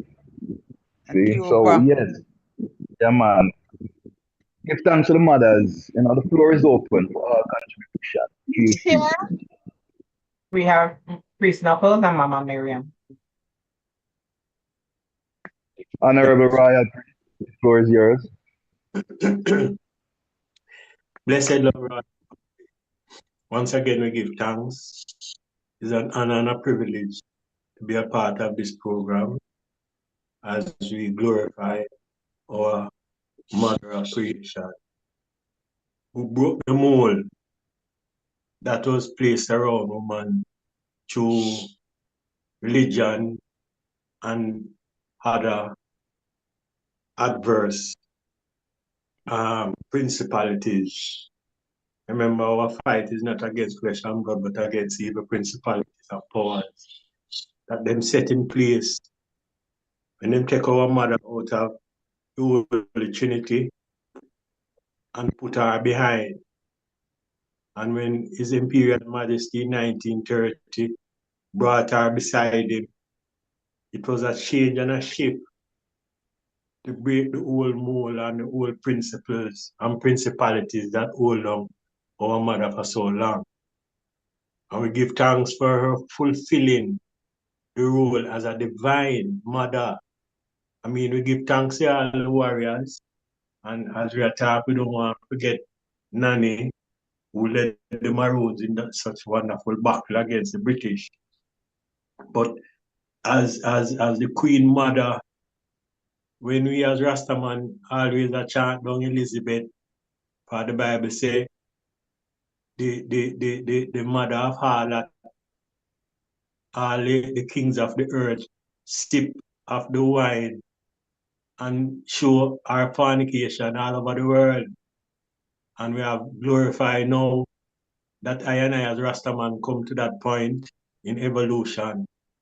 We bring up our royal mother with such a divine liberty to bring an example to all women, not just black women, to all women of right in the earth, you know, come stand up in such integrity and loyalty to our people, to our king, you know, most of all to the God.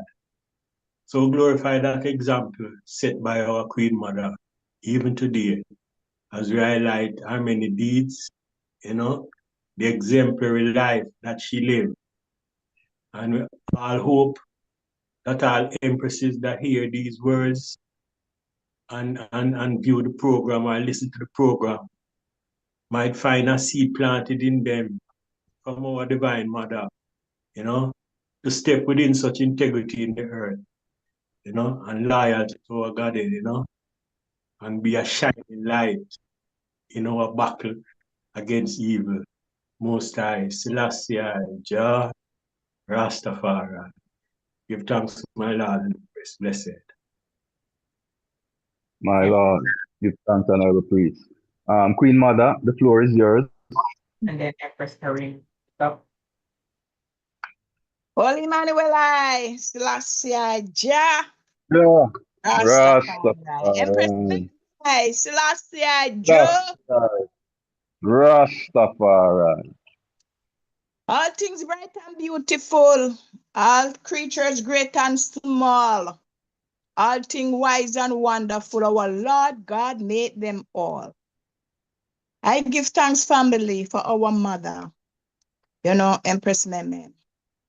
It's the Psalms 31 say, who can find a virtuous woman, you know, for her price above rubies? And you know, so them things they're expensive and they're right.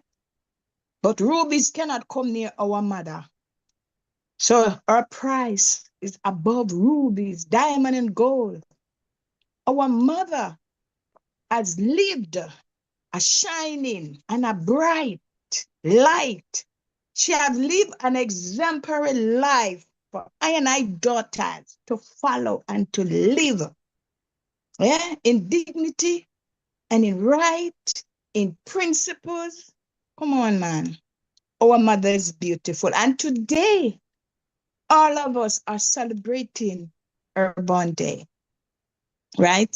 So I, woman, give thanks, you know, and bless each and every one that take time out to celebrate with us, to give thanks to the queen of all queens, you know, mama of creation, right?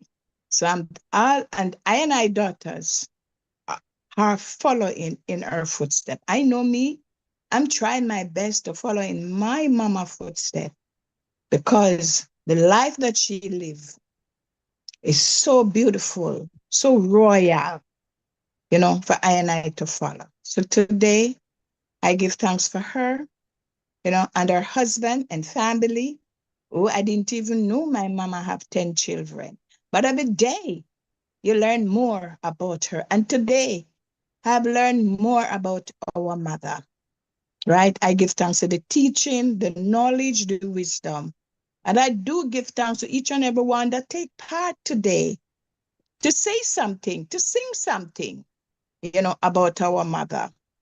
You know, give thanks to all the elders, you know, the elder empresses, them that are here. Give thanks to the young ones, you know, that are making this program what it is today. And I give thanks. I'm not leaving out my brother. I give thanks again for the words of Honorable Priest Nappy before this morning, before the program was open. Highly blessed and highly favored. You know, I do give thanks to each and every one.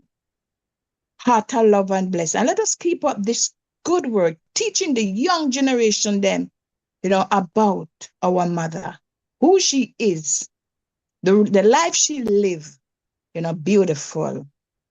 Yeah. All blessing and love, family. Love, love, love, love. Give thanks, my Lord. That's my few words here. Blessing. Give thanks, Mama. Give thanks. And family, I and I is blessed. You know how I and I blessed? I and I is so very blessed. Sometimes we tend to lose sight of the many blessings that we have, even in our low estate that we are. And when I say this, I speak of having the presence of a queen mother like Mama Lily, a queen mother like Mama Miriam, with us constantly to keep us on the straight and narrow, to encourage us when we get a little down, to nurture us when we get a little feeble. We tend to go through all of those things as humans. And having these ancient mamas with I, who have been there, who have made that sacrifice to walk with the Black Christ when it was not politically correct, when it was not favorable, when we could have easily been stoned just by wearing the gown and wrapping we head in at the fall and all of those things, because it was a new phenomena to the world. And you know how humans are. They fear what they don't know or understand. So the black heart man and woman was a fear to them at one point. But mamas like the two I just called were fearless. They left their home. Mama Lily left from a whole different island in her young age and came to Jamaica to learn from the Black Christ. And as we see today, she's reflecting that life, not just of the Black Christ, but of our mother, Queen Menen. So we are blessed family. We are blessed, and I must count those blessings continuously. The floor is open. Empress Karima and then Empress Akim. Empress Karima, the floor is yours, my sister. Greetings, royal family. Give thanks, for the blessings of our mother of creation, Empress Menenai, Selassie Ijah, Rastafari. Right. Give thanks, as well for our King of Kings, Haile Selassie the First, who have put our mother forward, so that the world could see, her grace and her beauty and her splendor, in all her royal majesty. I do glorify as well all our honorable elders that are on the line that held forward, the liberty so that I and I young ones could come forward, give thanks to all the priests, all the empresses, give thanks for Emmanuel himself being obedient, that servant that came forward and, set the liberty on earth as it is in whole Mount Zion, that I and I couldn't know ourselves. I do glorify all the empresses on the league right now. Honorable Empress Trisha, Empress Lily, all the empresses, Empress Miriam. I do remember some of the empresses that were inspiring for I and I as I and I have trod forward in the earlier times, in the early 2000s, like Honorable Empress Julia. I've seen ones and ones in a lot of documentaries, that I would humble myself on the Sabbats and watch, and to see us reach this place where our mother is highly revered. I do glorify the strength, all the knowledge and the teachings that is coming forward. And, just seeing the beautiful pictures. I don't know if it was Honorable Priest Savannah that did, collect the pictures of the Ethiopian Church of the Holy Trinity, the Monastery of the Holy Trinity that our mother built. Because when I did my presentation first, yeah, it was specifically on that temple as well, where I showed ones how, she took how our mother took our priests, our holy priests that, steadfastly held, the services in the, little tabernacle space that I and I accustomed to seeing with the little dirt floors and stuff, which I do appreciate, love. And, I could remember the joy that I felt like I was in a whole nother world when I would sit and, see the priests, on the golden altar, the 7 golden candlesticks, and, I saw where our mother took them from in that hut setting. When in a presentation, I showed the hut where she, uplifted them into having the entire temple, and I was never able to see the pictures of the inside of the temple. So, I do glorify, the strength of the honorable bringing forward those pictures to show the splendor and the majesty, which we could see from the outside, but going inside,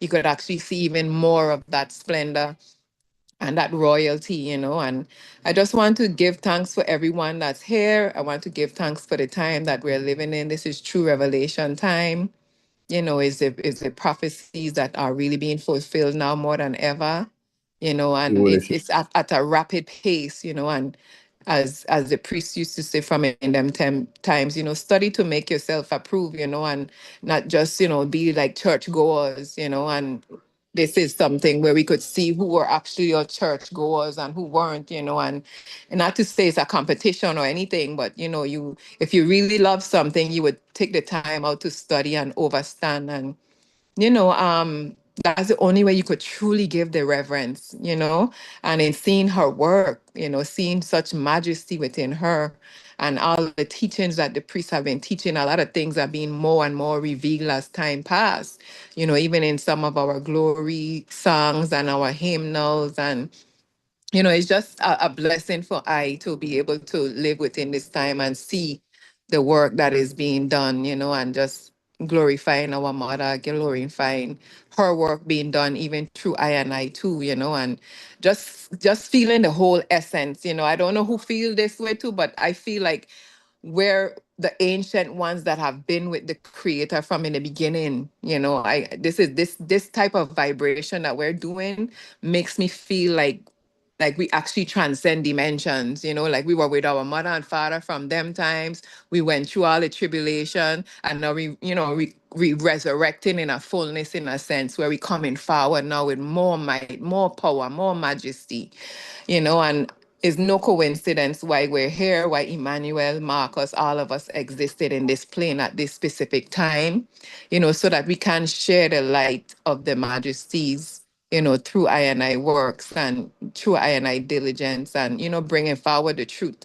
Because, the world might have pieces of the puzzle, but, I and I as Bobo Ashanti, being so close to the father and mother, have that piece that is missing, where the world have God and goddess as this spirit or this spook entity. And the reality is the word was made flesh, and I have the true essence of the mother of creation, the true essence of the father.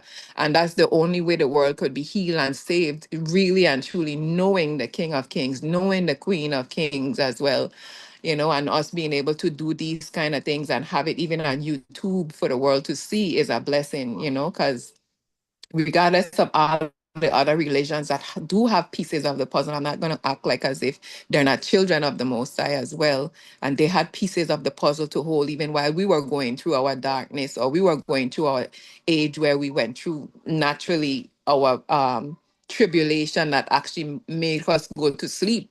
Because we literally was beaten to the point where we blacked out. That's the reality, and all of that we had to go through still to be in this place where we know ourselves more. As we came out, we knew ourselves more out of that place of darkness into the light. Again, it was like we were in our mother's womb being held and nurtured and protected until we come forward now into this glorious light that we're living in right now. And, I just glorify our mother, just being able to be steadfast and diligent enough and, holding that firmness, because, just like we went through, our mother went through, we are reflections of her. She went through her dark stage, her place where they shoved her aside, so I glorify our mother diligence, and humbleness and meekness, knowing that her will be done on earth as it is in Zion. So I glorify the faithful angels once again, our honorable priests, because there's so much things that I want to talk about, but I'm gonna leave it for another time. But some of the original prophecies were revealed to our mothers, our ancient mothers, Come again, man. like The Mama Empress, like, Mary, and Empress Lily. These are ancient mamas that have been diligent and humble, and from in the ancient days when the first prophecies were revealed, these are the same said ones, even though we had gone through the chastisement, we still held firm, and I just give thanks for once being that example and that strength. But I will leave such reasonment for a whole another time, so that other ones could be able to free up. But I do just glorify the strength and diligence of everyone to the will of the Most High. Selassie, Ijah, Rastafari. give thanks, Empress. Give thanks for that testimonial. Yeah, can hear the passion in the eye, and yeah, we share the sentiment. Yeah, it's our father did justice to the woman in 1980. Yeah, we just celebrated it a week ago, the formation of the Women's Freedom Liberation League. Seeing that it was time for the woman to be returned to her rightful position. Not to a new position, or giving her something that she never had. The man said, come to bring things back to remembrance. So in bringing back to remembrance, he brought the knowledge that our mother sat in prominence in ancient times. And it was time to return her to that prominence. See, in 1980. Officially, even though Rastafari did it from the onset, but officially for the world to acknowledge the Women's Freedom Liberation League. See, so we give thanks to the daughters of Zion. The floor is open. Okay, and then Priest Advar. Who next, sister?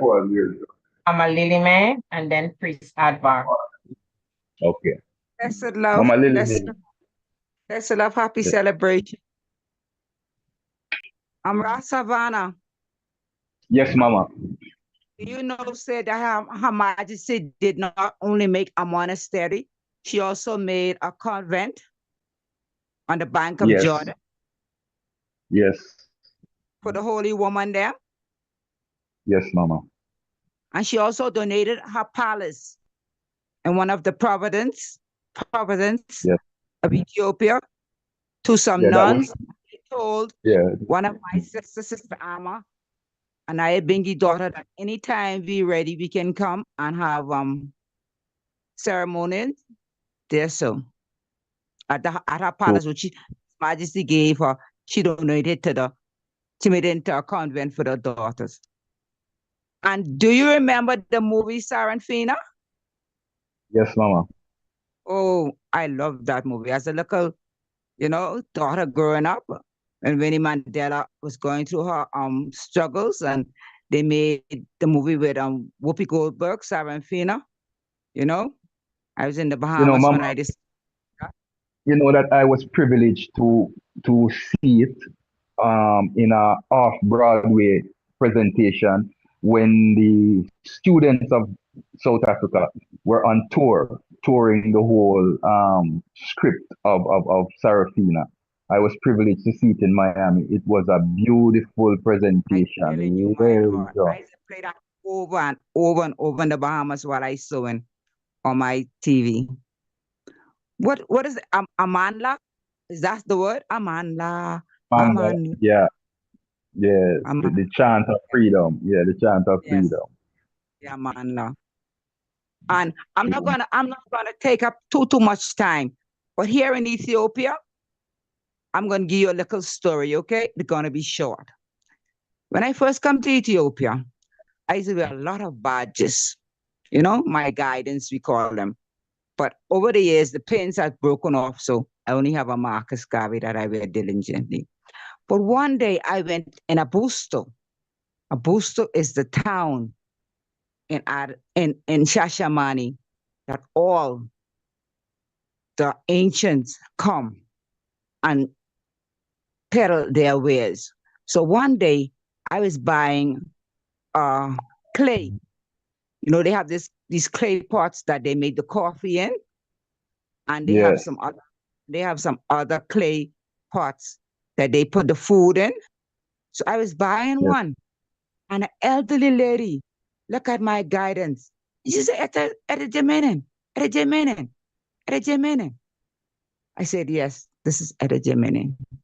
And another day, I was walking down with a big guidance of His Majesty around my neck, and a young man, he looked like a soldier. When I turned around and looked at him, he said, "The Emperor Selassie, Emperor Selassie."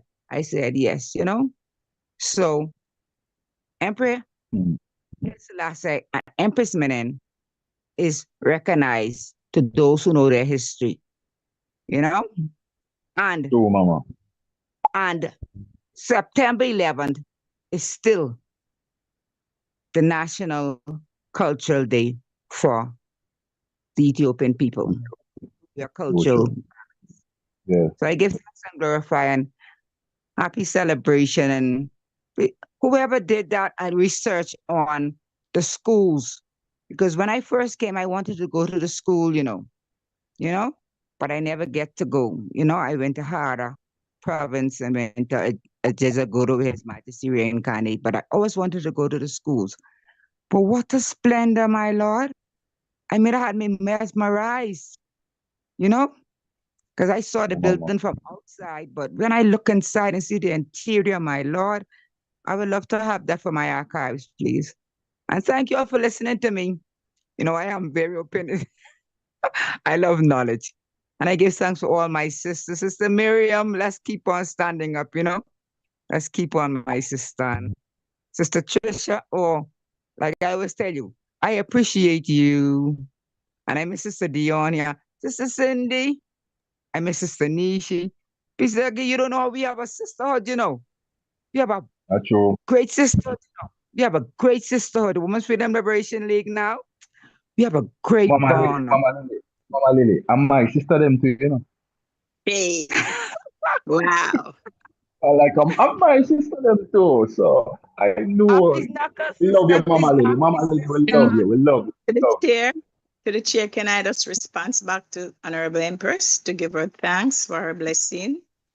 Are you name mother, all rights are yours. Go ahead, Mama. Yes, I just want to say thanks, Mama Lily, for being there in the land of the brave and the free, Let's keep up the good work down there while we go and do a thing back in the West here, because one day we are going to meet. So be strong, Empress, and thanks again for your blessing. I would just have to continue up the folk. I remember we are the corner post of the Women's Freedom Liberation League. And that I see something in us. Why inform that league and give it to us. All blessing and bless again to my, my tech, Honorable Empress Trisha, powerful, and to the rest of the sisters, them. I love me, I say, no, nothing else but love, blessed love. And to my lords, Honorable Prisoner Kwazo, bless you. All of them, all of my brothers. Peace and love. Priest Savannah, love is there. Mama, every time, Mama, Priest every time. Ja-Earl, everybody, everyone. Yeah. I feel good. You know, I'm jealous, so you make sure you throw me in there. All right, Mama, give that. I throw everyone, Priest Savannah. I just a love I got you right now, right? We can do, there's nothing else but love right now going through, all right? Majesty, blessing. Right. Who is next, Empress Trish? Priest Advar. Royal Ambassador of South Africa, the Honorable Priest Advar. The floor is yours, Honorable. Mantla. Ayetu. Awetu. Power belongs to I and I. Selassie I. Jah. Rastafari. Yeah, man, give thanks for the celebration, each and everyone here, give thanks for our goddesses near and far, give thanks for Empress Menen Aspa, give thanks for the goddess of creation, Yeah, I just want to really glorify, our reincarnation, of even all our mothers, coming again, same way, Through reincarnation, bring our flesh, in this time, bring back even the righteous woman, we give thanks for the Bobo Shanti woman, standing in this time, Yeah, the same even ancient Winnie Mandela, same Empress Taitu, we give thanks, And I like to sing, just a little rendition even of this chorus, Empress Menen will be there in my father's house. In my father's house. In my father's house. Empress Menen will be there in my father's house. There is joy, joy, joy, joy. Yeah, Empress Taitu will be there in my father's house. house, in my Father's house, in my Father's house. Mama Taito will be there. In my Father's house, there is joy, joy, joy, joy. Selassie, Jah. Yeah. Rastafari. Rastafari. Give thanks, for all the ancient mothers reincarnated, with I and I on the battlefield. Yeah, the same mighty freedom fighters, Yeah, because I see these mighty backlocks and weapons.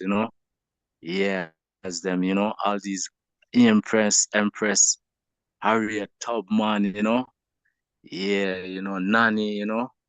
Yeah, we can mention all of these mighty freedom fighters in Empress Esther, Empress Dorette, Empress Miriam, Empress Lily May, and the list goes on. We can't leave none of them out, but just to name a few of our mighty leading empresses, coming down to these, empresses now as princesses, coming into this order same way. So we glorify, them same way, honorable, and glorify all the works from the mighty empresses in our Father's house, as the empress before speak about the coming again of the ancient soldiers, ancient warriors, governesses, goddesses, with I and I, we have to appreciate love them and glorify them, because they're standing in this battle, fighting this war, for the whole nation. So yeah, man, we approve them, man, and we glorify them, And that is my saying for this moment, my Lord. Give thanks to the royal empresses, on the battlefield with I and I. Holy Empress Menen, I, Selassie, I, Jah, Rastafari. Peace and love again, honorable family, blessed, motherhood, brotherhood, sisterhood. Yeah, man, love, blessed love. Give thanks, Royal Ambassador of South Africa, Priest Advar. Yeah, man, for such. Yeah, as the Virgin call out certain amount of names, Yeah, we can't forget none of our sisters, those that are standing with us, wherever they are. Now, Empress Marina Blake, yeah, our attorney at law, our legal advisor, wherever she is, yeah, we wish her prosperity, long life, health. Our royal leading empress who has stood from our father's time, Royal Empress Esther, yeah, wherever she is, we wish her all the best, good health, prosperity, long life. And all the empresses, four wings, Mama Sonia, yeah, Mama Blackie, sometimes we tend to not call your name enough, but Mama Blackie, I come from a way back when. A little quiet Jessie Black, sister of I and I, Yeah, man see her and you tend to not realize how long Mama Blackie been around with I and with I and I father. Yeah, we can't forget Mama Blackie. Mama From Bev. she 10 years old. From she 10 years old. Yes, From she 10 years and she is older than I. So give thanks for Mama Blackie's devotion to this liberty here. Mama Bev, Mama Sonia, yeah man, nah, forget the item, Just love and blessings to all the royal queens, yeah, on this glorious day. Let's see. Yeah, we can't forget the warrior queen, Queen Nyabinghi, whose spirit we embody right now because she has been the defense of the continent of Africa from that time until this time immemorial. See, and it is said within the folklore that her spirit transfers from sister to sister throughout different eras as her energy is needed. Whenever her people fall in a certain disarray or in problems, yeah, that spirit rises to defend I and I. And so it did in 1936 when the emperor was elected supreme head of the Nyabinghi. Seeing But remember now, that great order that we are part of was established by who? A royal, divine, feminine energy. A royal, divine, feminine energy. And as much as she was a warrior queen, her approach was not to take life. Her approach was to deter. What she did, she used the science to confront and disarm her enemy without confrontation. To confound, confound and disarm her enemies without confrontation. Nyabingi is a spiritual order, a scientific order that has little to do with the physical battle. It's more a battle of the mind. See, the music discombobulates our enemies and cause havoc. So we give thanks for the energy of the warrior queen that has defended the nation of Africa. See, so the woman in every aspect of our life has been invaluable, unreplaceable, irreplaceable. Yeah, the floor is open as we continue. Blessed love. May I speak? I don't know why I don't have the raised hand icon any Royal longer. Empress. Yeah, man, Royal Yes. Empress, the floor is yours. Yes, give thanks. On one accord we are, I must say, because you just opened up what I wanted to speak of about Queen Nyabingi. Last night in my meditation, and just wanted to do a little extra study, before us gathering today. I wanted to get a greater understanding in the spirit, and focusing on the spirit. What is the connection between Empress Menen and Nyabingi, being that they encompass the feminine energy, right? And knowing for myself, and my journey into greater understanding of myself and my purpose. My father was a drummer, and I came to love the drums because I would often, when my mom was at work, I would have to go to rehearsal with him, and I would always sit at his feet, and I would just hear the bass, and I'm like, oh my gosh, and I would look at him, it was like, he's amazing. How is he doing all of this? And I just learned to love the drums. And then as I grew, and came in, into the knowledge of Rastafari, I found that the drums again would just overtake me. Even as a youth, I would hear Nyabingi and I'm like, wow, what is this? And then continuing on in my walk, it was my desire to gift myself with a set of Nyabingi drums, and learning that Nyabingi was a woman, who I would say led other women or encourage other women, to walk in their power and their strength as warriors.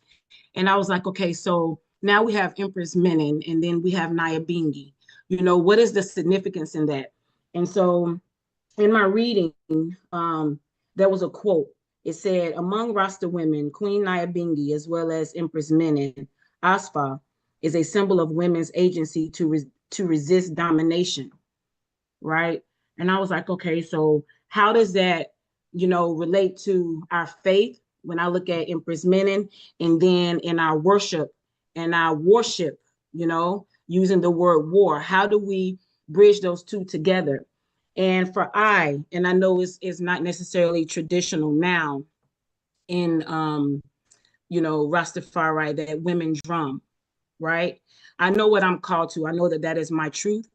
And I say that we're living in times now where the women need to learn Nyabingi and be offered the opportunity to play Nyabingi.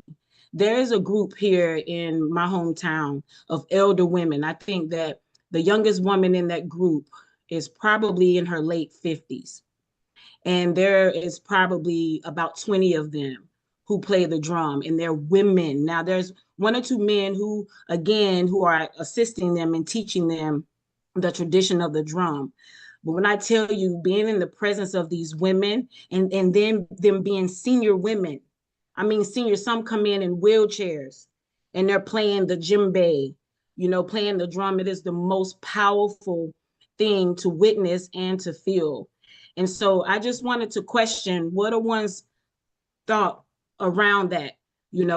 the women learning Nyabingi, not just with the shakers, but getting their hands on the drum, you know, and then really encompassing the spirit of Nyabingi. And I also share this one experience that I had way before I understood my purpose, you know, with the drum. I had the opportunity when I was in my early 20s to play the drum, which was interesting in itself as well, because I'm a dancer and I would think that I would be called to dance versus drum. But again, walking in divine order, I was called to play the drum in the play, the Amistad play. And I kid you not, while we were rehearsing, we were actually outside. It was going to be displayed at an outdoor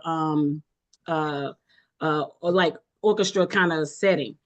And I kid you not, I didn't know at the time what was happening, but I was playing the drum and I totally went into a trance. It scared me a bit because those a part of the play were supposed to be running while the drums were playing, and I zoned out. And I say that to say, we are being called as women to get back again to our ancient ways. Not that it will overshadow anything that is going on, right? Because we're talking about balance. But there's a power in that, that the women need to get back to the drum, you know? Drum and worship too, and I can't think of the scripture now, the specific scripture, but we were able to conquer war, not even really get into fighting because of our worship and the power of it, you know? And I just want to know what ones think about the woman fully getting into that essence of being able to, you know, usher in, you know, in times like when we're struggling, trying to figure out what's going on Bobo Hill and, you know, what's going on that is causing us to not unify, you know? Are we really talking about true balance? And what does that look like? You know, so I would like to know what ones think about that, you know? Give thanks. Yes, Empress. Give thanks for the high declaration and question. I would attempt to answer it, but you know me, I am always ready to answer questions. But it's a family thing, so I will give the floor. I'll open the floor for ones to answer the Empress, and I will chime in, you know, if need be, at the end. The floor is open. Hear the question of the Empress. What do I and I, as I would say, that question more applies to I and I as priest. It applies to both the Empress to you know, Empress them can respond. But I think that the priest has a greater impact in this area. So I would open the floor to the royal family to respond to the Empress. I pray thee. Can one repeat the question for I, please? I did not get the question. I pray thee. How do we see the royal feminine energy, you know, taking a role in the physical order of Nyabingi? And the Empress made it clear, not just from shaking the shaker, but physically putting their hands on the drum and playing the instrument. See, so playing, conjuring the energy of Nyabingi. How do I and I see the woman fulfilling that role? That's it. Give thanks, Priest Rasavana. Can I go first, or do Royal the priest Ancient want to Priest, the answer item, you first? know. Okay. Royal Ancient Priest, I'd give the item floor first. I hear Priest Nappy voice running about. Priest Nappy. Yes, I think the Empress did ask a question and stuff. What is like the correlation between like Ethiopia or the monarchy of Ethiopia with Queen Nyabingi? And in a short version, Queen Nyabingi is basically Queen Nyabingi was before even a lot of those empress. I mean, in Ethiopia time, because she's from like around the 1700s and somewhat, and she was from Rwanda, Uganda, and Tanzania, right in that right era there before them do the split up. But that is the era where them sister come from, you know, right from Rwanda and Uganda and things like.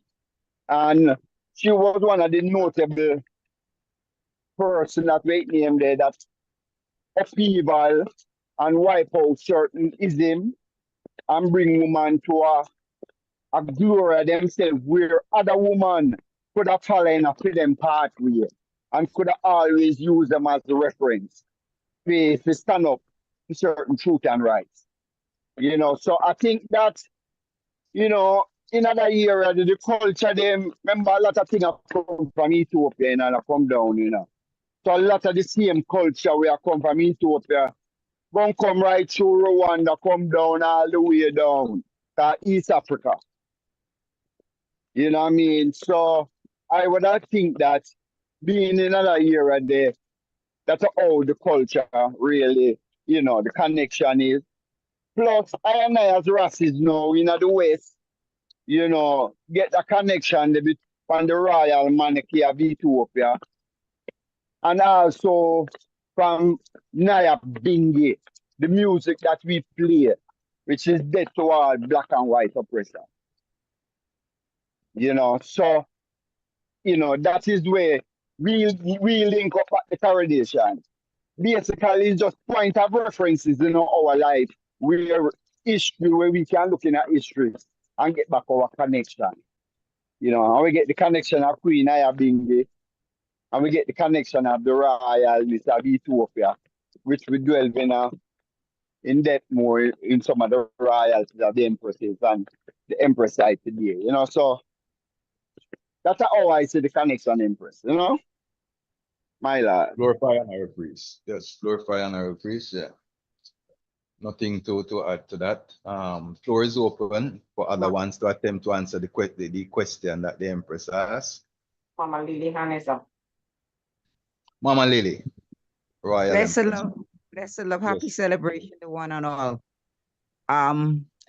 Well, we as daughters, when we in a house, we would sneak, you know, and play one little 1, 2, but it was forbidden because it come like the drums were holy, you know, and we wasn't supposed to really touch them.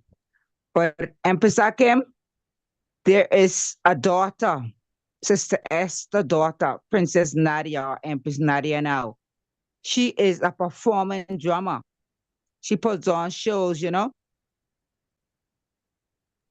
And I would like to say, September 11th, Ethiopian New Year's, you will have the little princesses them come around with their drum and they'll go to house and play.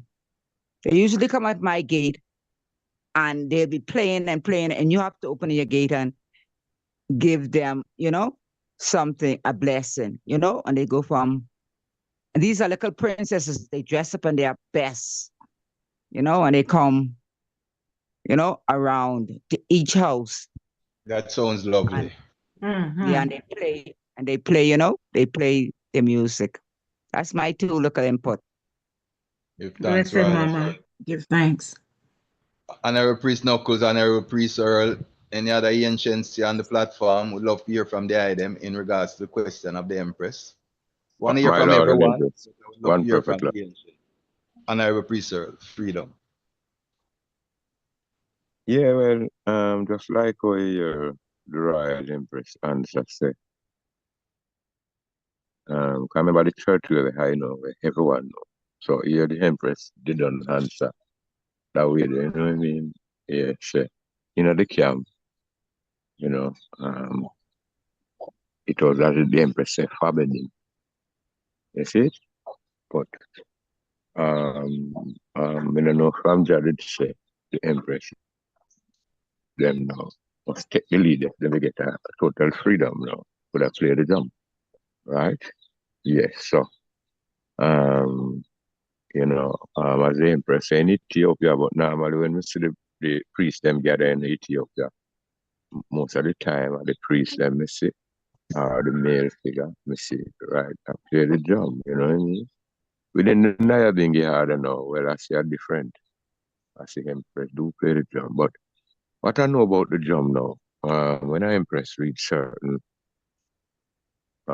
month in a pregnancy, the drum carry certain.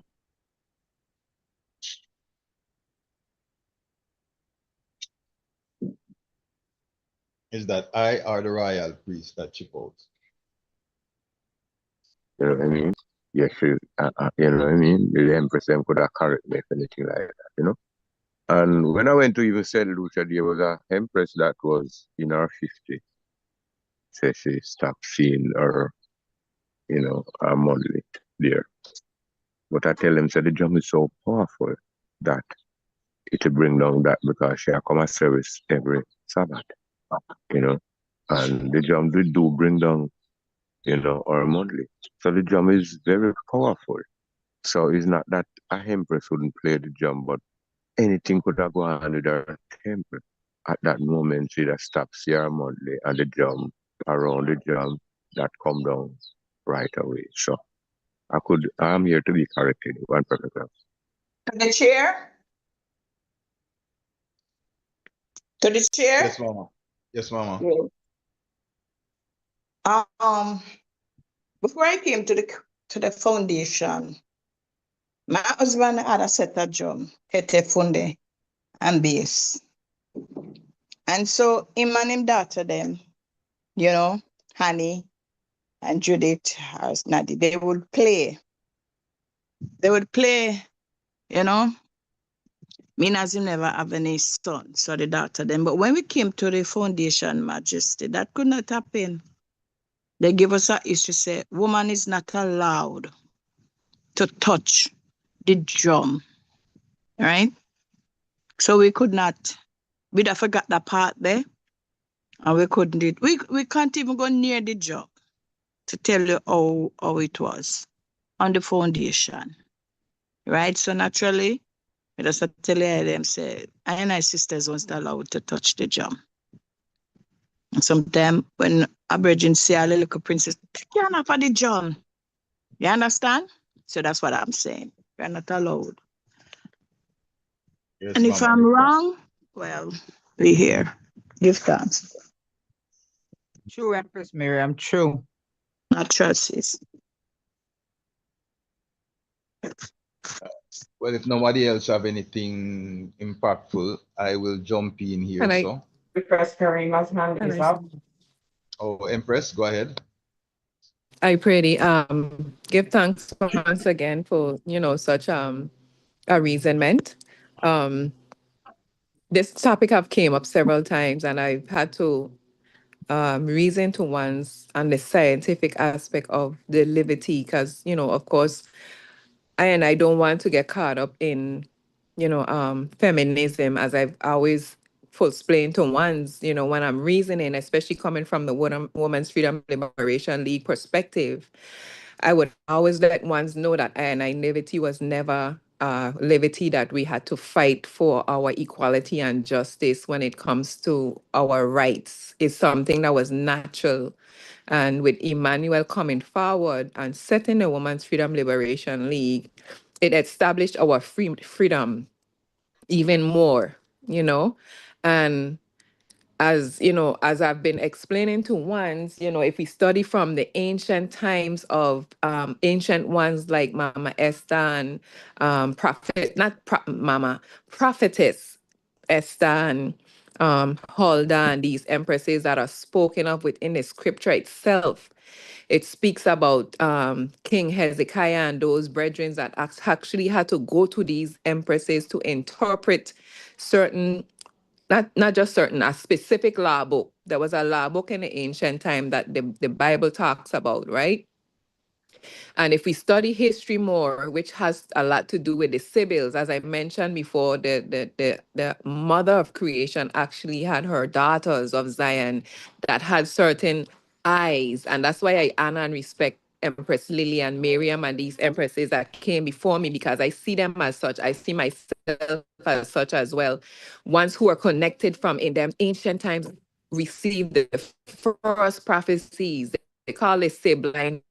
Before there was a Bible, a Torah, a Quran, any of these things came about. There were the sibling books, right? Which was some prophecies, the same Deuteronomy, all of these things came out from these prophecies that were revealed to the daughters of Zion by our mother. That's why to this day she could have gave her crown. Some see it as when she gave her crown, she became weak. But she passed the baton on to her daughters because she knew we would carry through the work, right? And from them times, we always had, that's why I honor and respect the priesthood. I honor and respect Emmanuel, because we always had the Magi. This is what they were. These women, prophetess or priestess from in those times, even before there was a priesthood, there was a prophetesshood, there was a priestesshood, right? And this is history. This is no competition or anything. It has nothing to do with competition, right?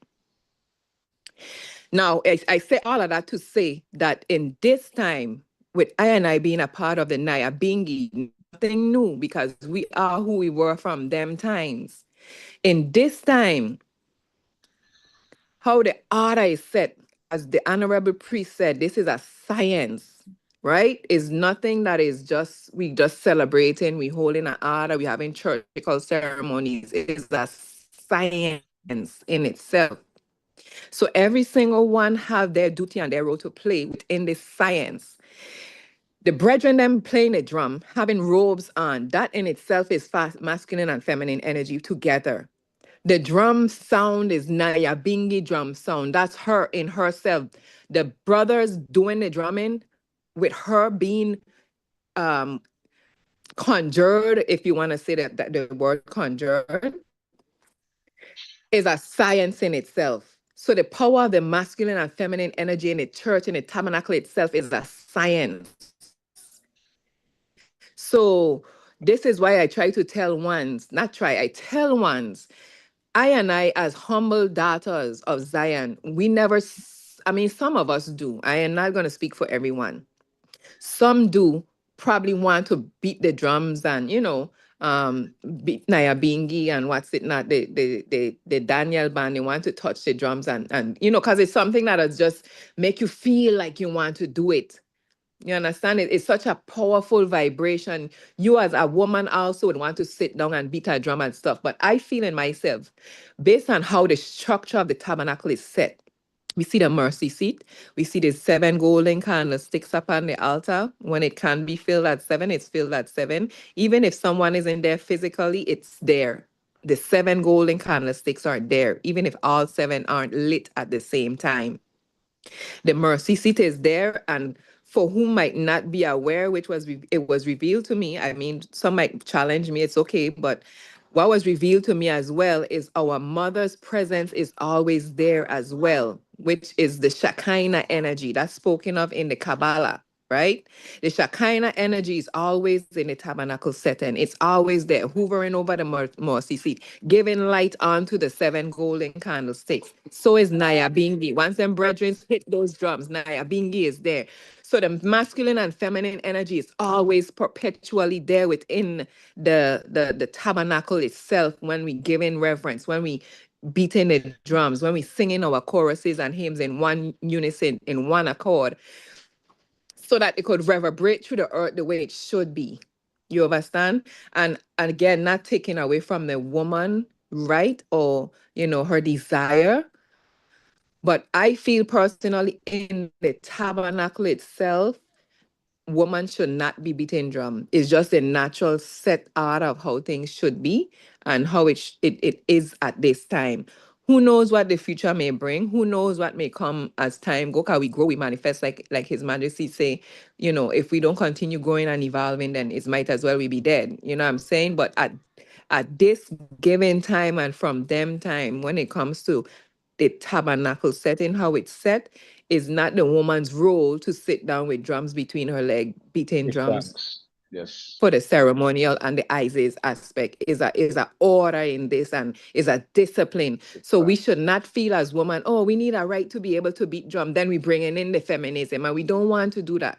We don't want to find ourselves in that situation. Although the reality is, women have been suppressed in, I don't know how much, I can't say the Bobo Ashanti fully, but from my observation growing in Rastafari and seeing the churchical aspect, the first aspect that I saw was Nyabingi.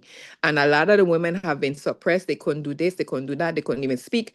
However, when I came to Bobo Ashanti, and the mystical thing is, I was never raised in a churchical setting. I was raised by a Rastafari mother and father, yes, but something in me always yearned for a churchical setting. That's why I kind of drew to Nyabingi when I see them come to the schools and stuff like that.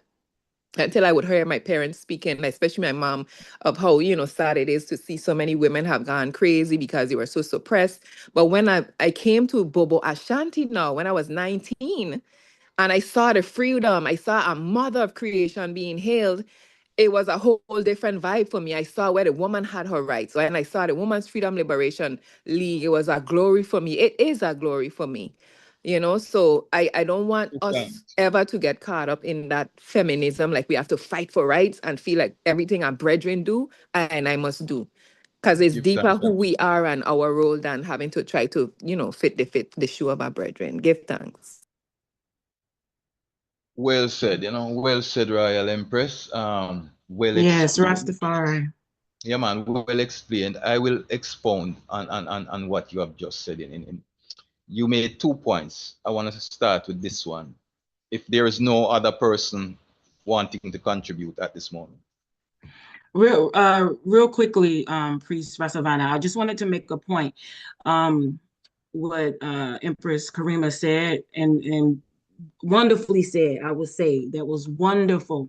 But I want to make a point that when ones are considering being able to, make some shifts or changes within certain traditions, it's not always coming from a perspective of wanting to fit in or to, you know what I mean? Some ones are called to certain things, right? And with that, again, patience alone and allowing the transition to happen if it unfolds that way. Again, looking for divine order. I think it's very important that when ones address certain things that may shift tradition, that it's not always coming from a place of wanting to fit in, that is a very sincere viewpoint, because there's going to be many ones, whether it's myself or others, who will come knowing their gifts and their contribution, but it may not come from like what you had mentioned, this feminist kind of thing. I want to make sure that we embrace, right, the truths of ones and not look at it from, I would say, for lack of a better term, an egotistical kind of way, give thanks. Yes. I pray. All right. Yes, Hold on a second. I will jump in right. I will jump in right there, Sister Karima, for a second. With your mic, please. No, mic is not on. Yes, I said, Empress, you did a good job. You don't need to go any. You don't need to go any deeper. Everything you said, you covered even what Empress Akim just said, because you said you don't know what will happen in the future. You left that door open. So that spoke volumes of what you said. Now, in regards to 2 points that you made, one being something that I heard growing up as well, the Empress giving her crown made her weak from that point on. That is that's a very, very important point that you brought up. You kind of just ran over it, but it's something that I want to focus on because it was a topic of discussion, and I think it has a level of importance.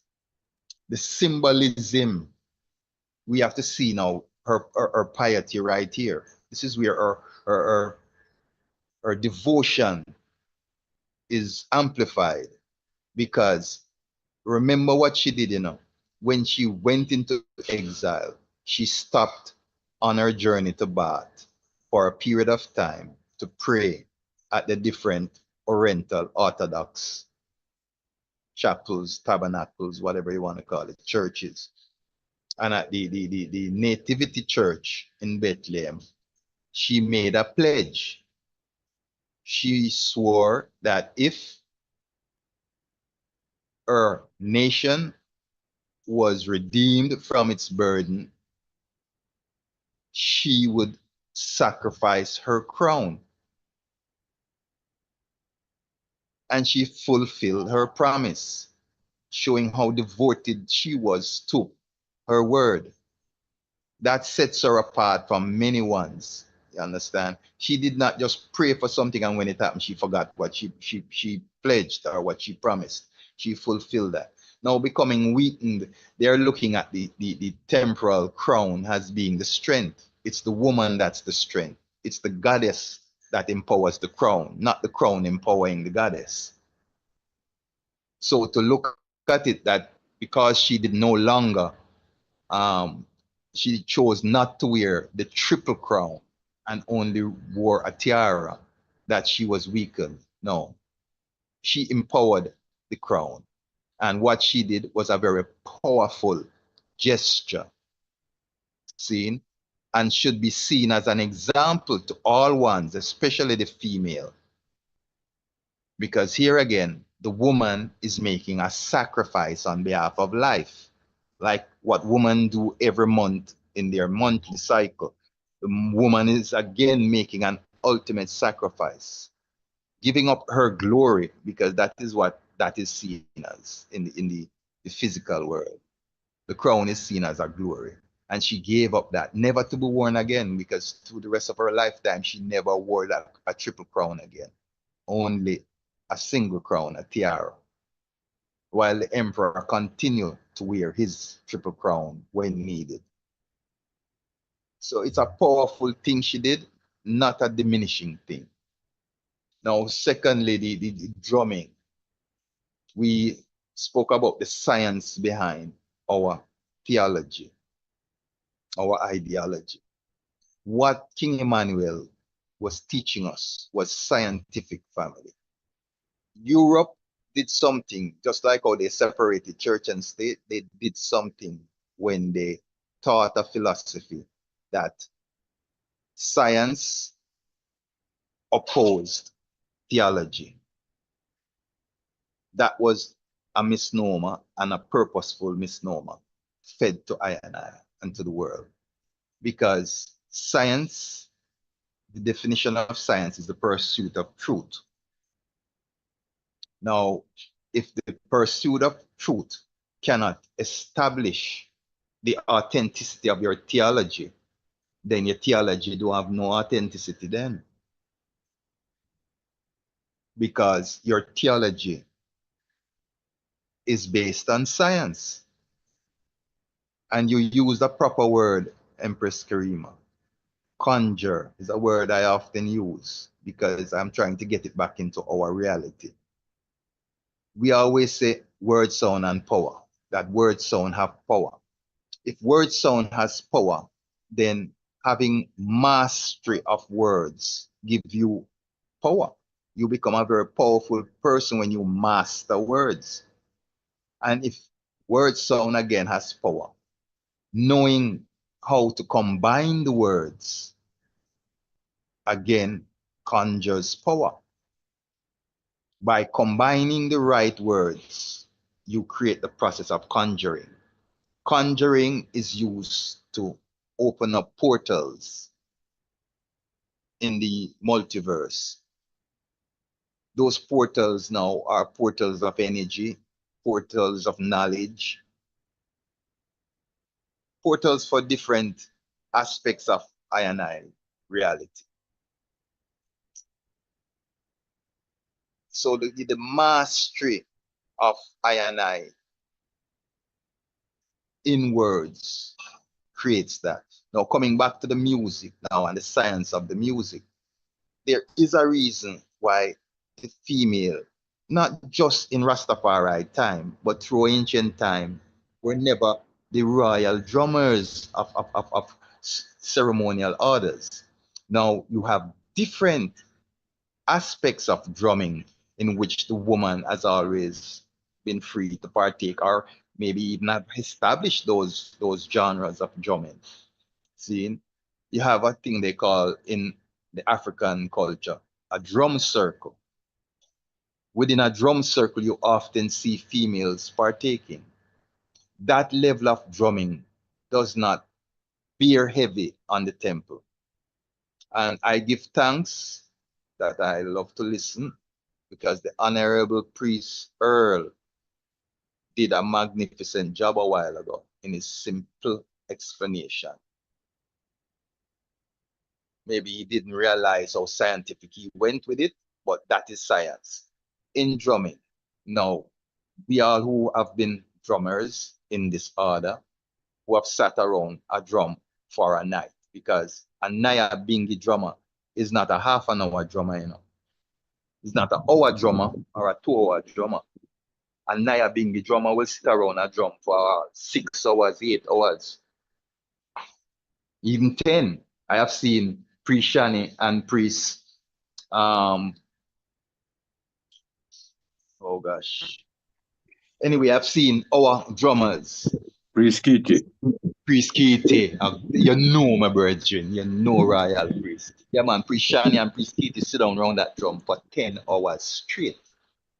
Now, if you reason with Priest Shani and Priest Kitty, like myself, you see, when we sit around the drum for many hours, when we get up and we go to free ourselves, there's a tinge of blood in our urine. Drumming takes a lot of toll on the temple family. There's a science behind it. And you said something, Empress, earlier in your reasoning, where you said you, Sister Akim, you fell into a trance. It does that to you. That's why a drummer can sit around a drum for 10 hours, because he's in a trance-like state.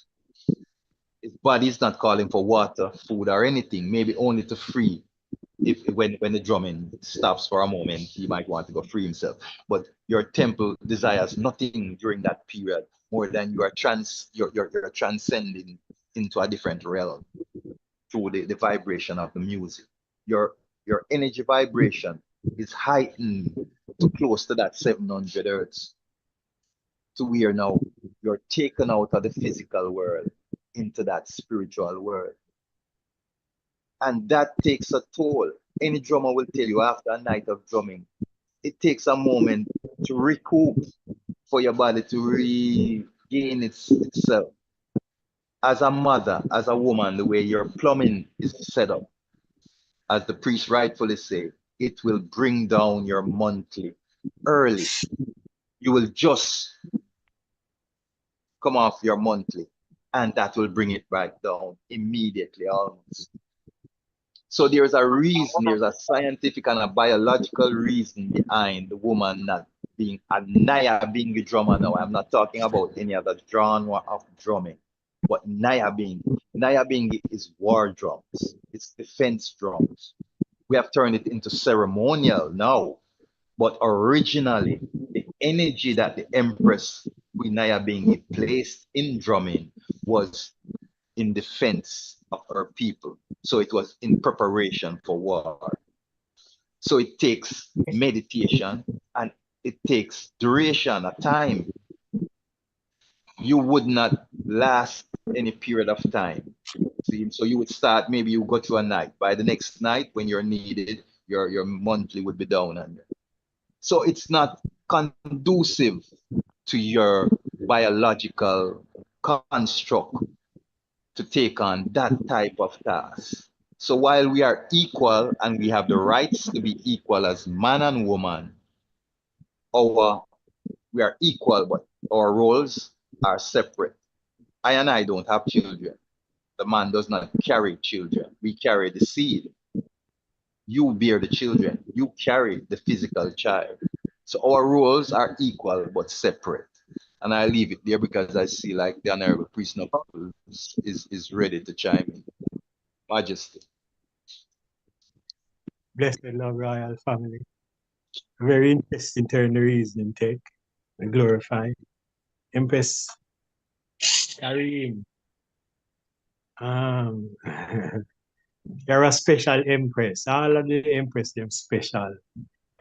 You have a special vibration, you know. I just want to say,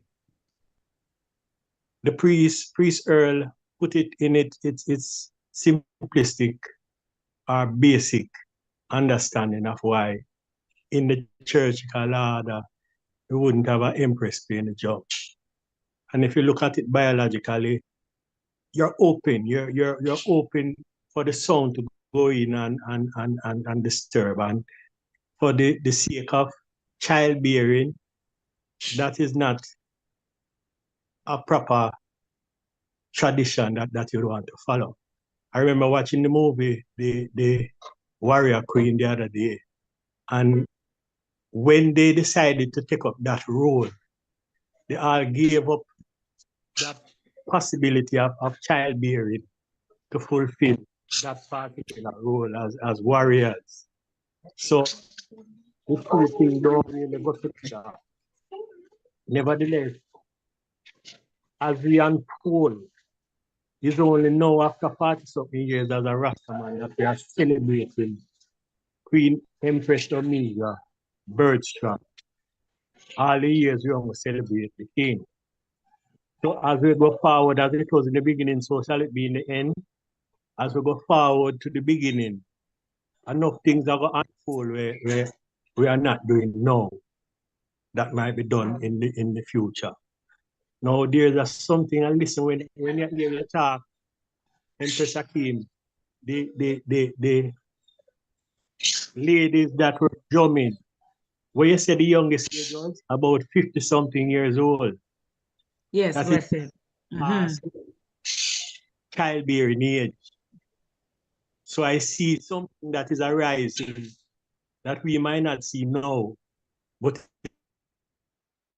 something ahead coming where a set of empresses who surrender that aspect of womanhood as childbearing might be taking up the job, not necessarily in the church order, but within a setting where you rise up a set of warrior empresses and that feminine energy to add in the battle, because none of the empresses them that we talk about in early in history followed necessarily the tradition them come see.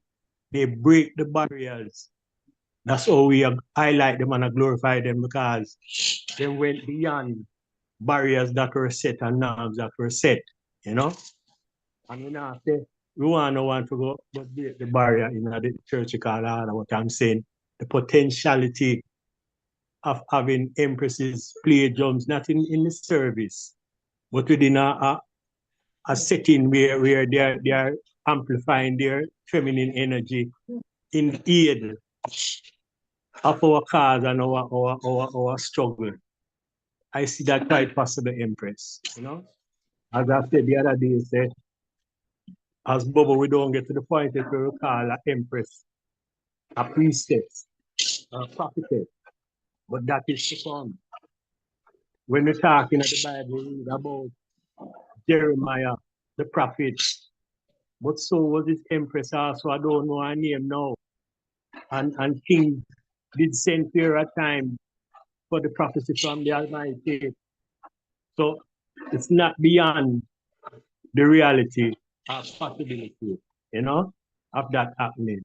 But as we say, for the protection of those that to bring forth children, we wouldn't allow that now amongst ourselves, you know, because it can be destructive or harmful to a one, especially if you don't understand the vibration of the drugs and all.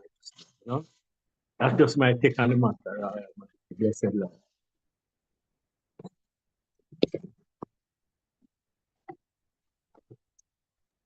Right here, just had a little piece what the priest say. Could I? My Lord.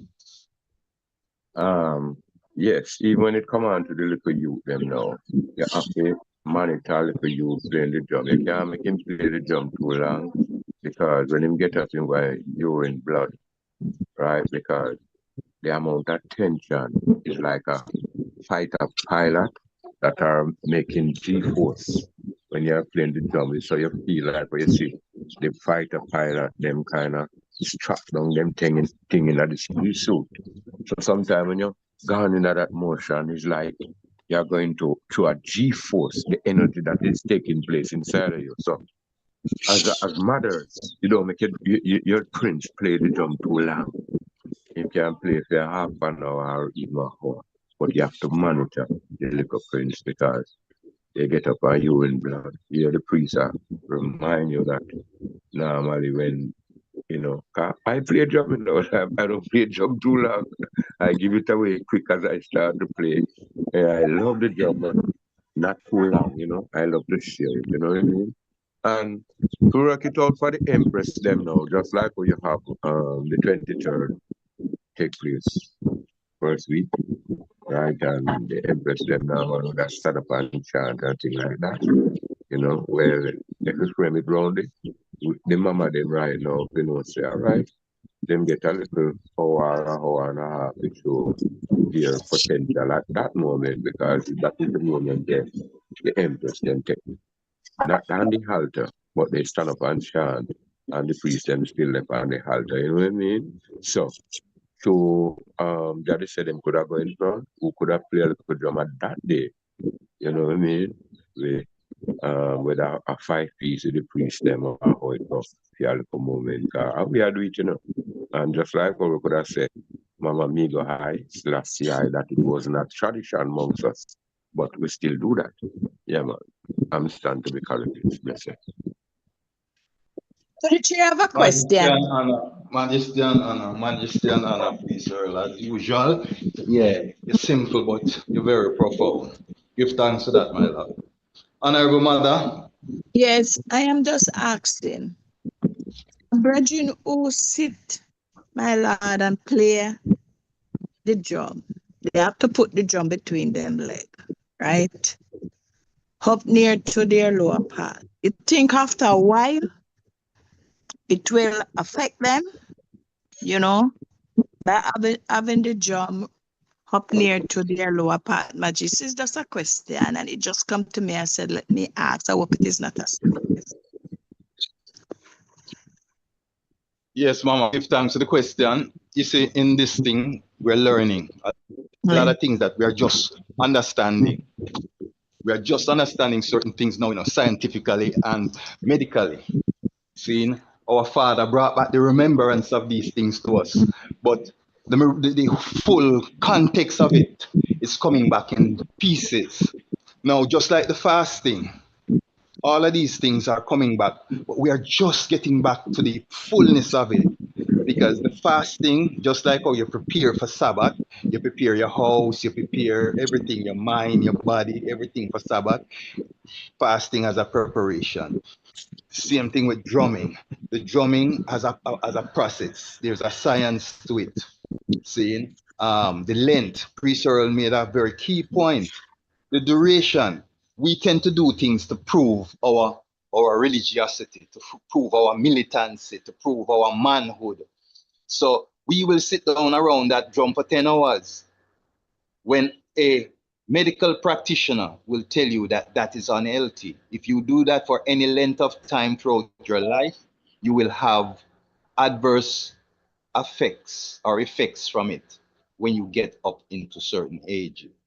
And these are facts, things that might not seem like anything to us when we are young, because our body is still developing and growing, so we can outgrow our you know, get beyond a certain trauma when we are young. When we get older, seeing the scars left from those trauma is what comes to haunt us as we get older. See, so sitting around the drum for 10 hours as an individual is not healthy.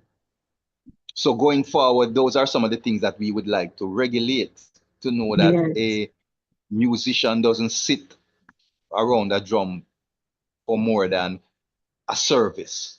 A service shouldn't be more than 5 hours. So 5 hours would be a duration of an individual drummer.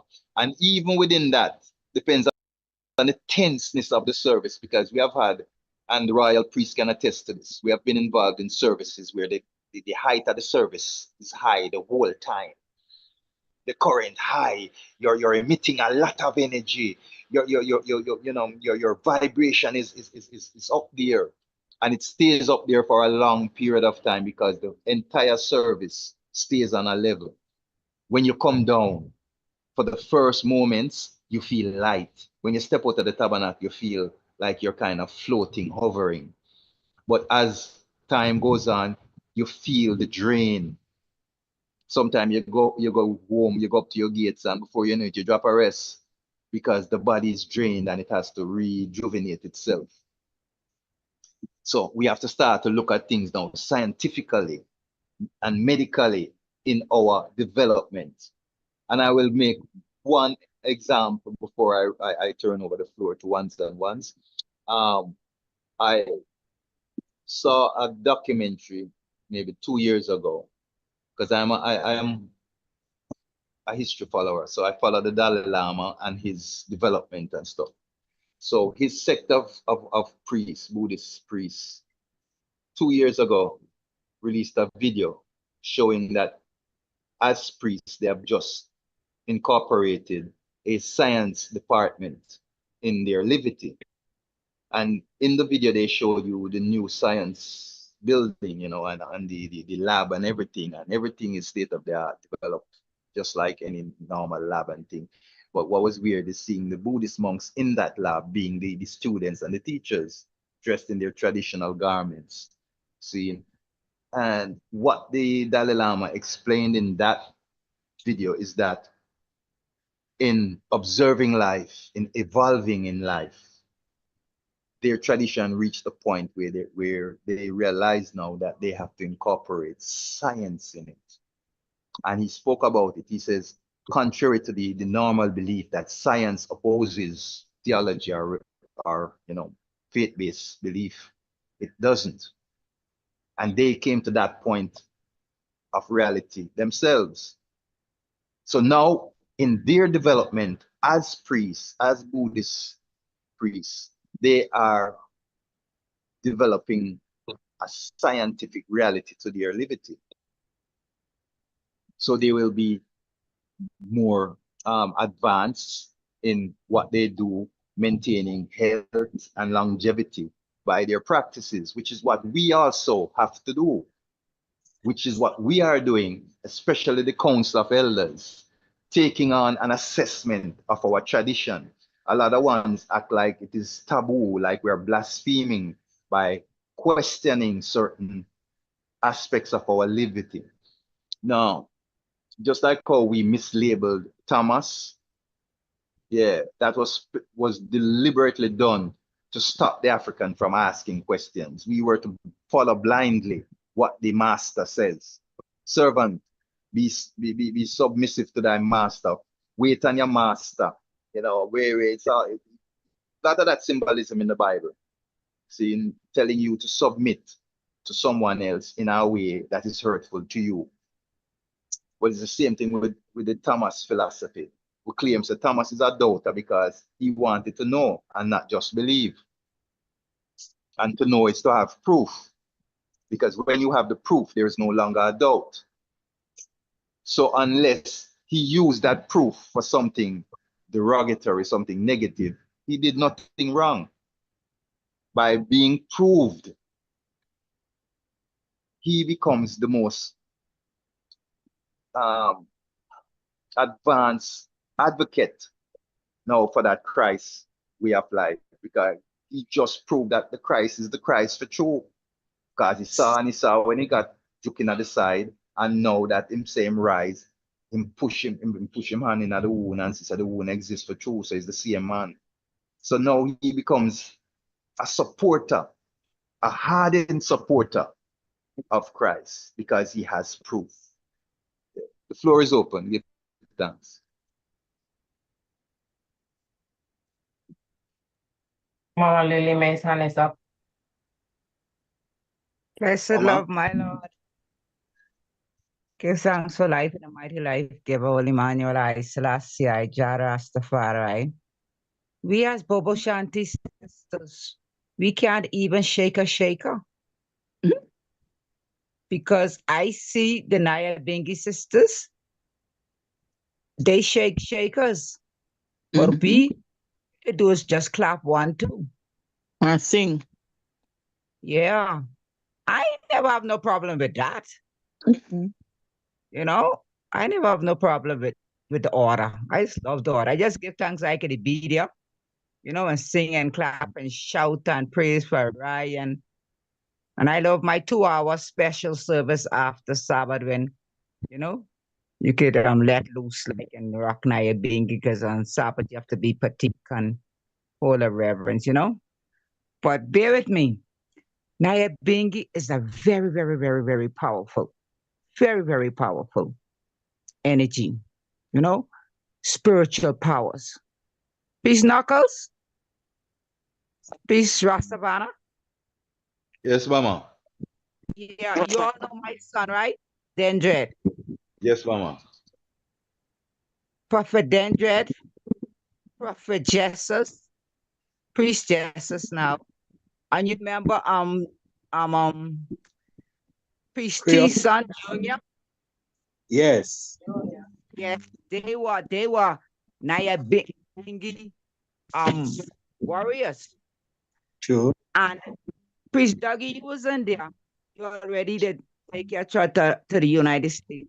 But Priest Knuckles, you remember my son, right? Yes, Empress. Dendred. Yes. Okay. I was in a house, right? Just about maybe 17 days waiting on my time to free up and celebration was coming up. And this Friday night, I was listening. It's Nyabinghi. So I say, who playing that Nyabinghi? I had to come on my porch, my veranda, and listen to Nyabinghi. I say, Judgment Ball, Nyabinghi, stalking to the land and burning down Babylon. You know? So after Sabbath now, when the ministering angel come, I asked her, who was playing that Nyabinghi? She said, my son. Knuckles, my belly dropped. As I said, Rasta God, the way that you playing now, man, I'm gonna give him a fight and I can lose them. You can't. Judgment Ball, lick down Babylon, so and you ain't strong to fight the battle. We're gonna come at you. So I was freeing up like after the Sabbath and celebration, 7 days, right? So Jack called him to play the Nyabinghi because some visitors they come in. And Jack called him. And when I came to my yard to go smoke, he was resting and he had to get up and play the music. And when I was coming down to go to the service, he was rushing up and crying. He'd say, Sister Lily, because he used to call me Sister Lily. Sister Lily, my hands, Sister Lily, my hands. I said, okay, you go up and go rest. And say, about 6 months after, my son just leave. I say, and I knew it in my heart, and I said, when he played that music, Pope gonna just devour him, man, because that music what he was playing was coming from somewhere, and he too young. He was 12 at the age. He was too young to fight that war, And as a mother, within my heart, when I hear say it's him who's playing the music, my heart sang because I say, and 6 months his father came for him, he gone to the Bahamas, and that was him. But give thanks that give me a daughter, slow. She ain't the past. I pray for my great-grandchildren, my grand-grandchildren. But I tell you, Nyabinghi, man, is nothing to play with, Very important point, Mama Lily. Very important point. I hope everyone is listening to her keenly and understand what she's saying. What she's saying is that the genre of Nyabinghi carries such a power, such an energy, seeing that it frightens the evil force in such a way that now that evil force is now fixated on the person that is generating that energy. Why I fully understand what the Empress is saying is because back in the day, during that year when we had the two popes die back to back, it was a very symbolic year. Just as celebration was about to begin, the father called the house that year, and we all gathered around his palace. And he came on his veranda and spoke to us. And he said that during this celebration that is coming up, there will be a series of events that will give us reason to really celebrate. But he will not say what it is until it unfolds. So he planted a seed in I and I mind, but he did not give us the specifics of what happened until it happened. Where one pope died, and then shortly thereafter, about a month, 6 weeks, the new pope also died. Seeing, so when the first one died, yeah, just say yes, here is a symbol, but yes, it's not done yet. All this is happening as a reality. I'm telling you, family. I'm in camp, and Jah is calling us and giving us these narratives. Saying, bam, the first pope, and him call and say, well, yeah, but this is not it. Bam, 4 weeks to 6 weeks later, the second pope died. And the BBC News announces that all around the Caribbean islands, Rastafari, there is fires. You can see fires burning, and the Rastafari are chanting, they're beating their drums, in reverence for this moment. Okay. So the BBC News itself carried the sound that we are chanting. Now, a sound came out from the next pope that came, that there's a little man down in the Caribbean that have been very uneasy. Saying, I forget how the full context of the song, but I'm gonna give you the gist of it in my narrative. Saying, a little man in Jamaica performed some powerful science that is overshadowing Vatican science. Now I equate it, and I will end with this. I equate it to the story of Egypt when Moses and Pharaoh confronted, and Moses had to show the power of his God. Throw down Pim's staff, and Pim's staff turned into a serpent and eat up the serpent of the Pharaoh's scientist. Saying, similar, His Majesty, our Father, in Jamaica, chanting Nyabing, and not just that, Rastafari in general in Jamaica at that time, chanting Nyabing, burning fire. Seeing, it causes an interruption in their system to where it made them uneasy. And knowing the science, they were able to identify, say, it come from the Caribbean, and them knew says only Rastafari could generate that energy. And that was a narrative of the day. When you go to Bing, you hear man reason about these things. Yeah, the floor is open. Yes, I appreciate. And just to add to what you said, you say you don't know what it was about in Nyabingi, because when it come on to water, so the music travel, just like when you drop a stone in our water, you see that ripple. So when I play the music, there's an energy that is going out. So this energy was troubling his heart, because one pope died. You see it, and this pope speak about this energy, which is an Nyabingi that is going through, and this energy. I remember, even the Empress Nyabingi, there's nothing new that she did, she rise of a Haitian harder. Maybe the name something else in that Haitian time. You see, but it was nothing new. It's a harder which would have worked. It work already in a Haitian time. So we always have a harder. You see what I say? So, you know what I mean? It was just the music in attack. If the government could have stopped the Rastaman, them go and play the music. That's why even at that time, most of the time, it was, in a bush, back a wall, Warwick Hill. So you have to, hide to play the music. It was not, it could have come up front.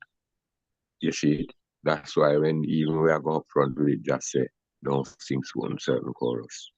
I better you sing, them type of, Christian chorus then, don't sing a fireborn chorus. So just gonna tell you, you know, according to the oppression where the Rasta man and the Rasta woman go to car. Some of the time you want to get someone from that old days to tell you what the movement coming from. Oh man, have to really hide. You have to take back road. You could even take the front road. One prophet. True, my lord. We used to have to take the gully banks. That's why the song of Bonnie Wheeler will tell you, say, and it's true, because I am a testimony of that. I came into Rastafari just as that was changing, but I got a taste of it because there was what you call a state of emergency when they were detaining any Rasta them buck up on. So during that time, I couldn't travel the main street. So when I leaving from uptown, up in Matilda's Kana, Ligani area, I would take the Sandy Park Gully that leads right down now to the Sandy Gully Exchange, where in which now if you want to go downtown, you go left and you follow the gully going that section to Vineyard Town here and then place there. Or if you want to go further down into the inner city, then now you take the Sandy Gully and go down, and the Sandy Gully again now will meet other tributaries that lead you to different areas. We had to know those gully banks. I myself traveled those gully banks several times because I couldn't touch road. And when we were traveling on road, when we heard a car coming, we used to have to dodge off into the bush and wait to see what the car is first before we step out. Because in those days, we had a thing what they call the Black Maria Jeep. And if you see a Black Maria them time, the Azaras, you better get going. You better get missing. So we would hide in the bush to see if it's a Black Maria. And if it wasn't a Black Maria, then we would step out and continue. So that's the era we are coming from when we were prosecuted and persecuted for the truth and the right of I and I liberty.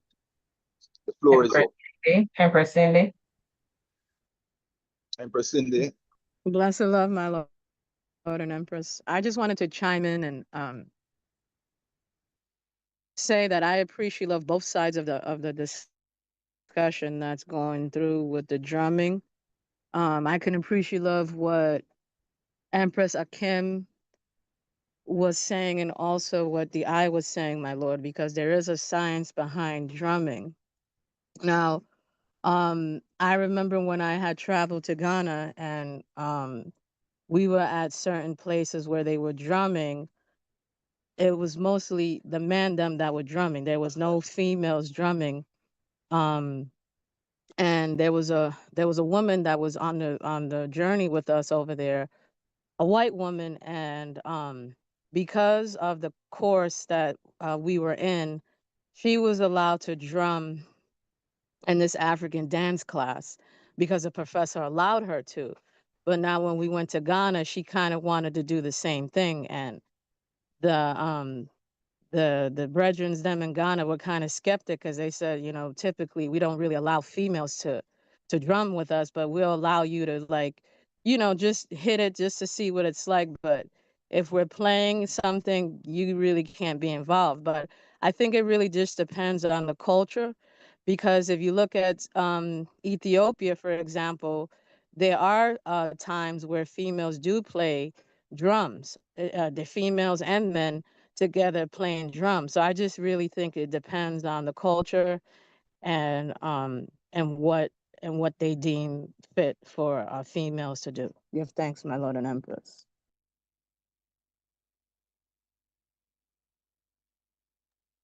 Yes, Royal Empress. This has been a long-standing conversation throughout the development of Rastafari. You know, but the Honorable Priest Knuckles, you know, said it. The Honorable Priest Earl, and I think myself, you know, we have summarized it in the best context. You know, from a health point of view. This is not from a taboo. Listening carefully.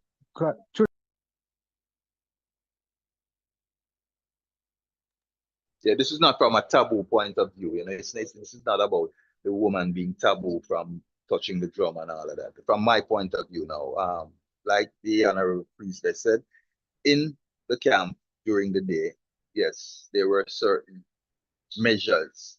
And a lot of the extremity of those measures were really enforced by brethren who were extreme in themselves, you know.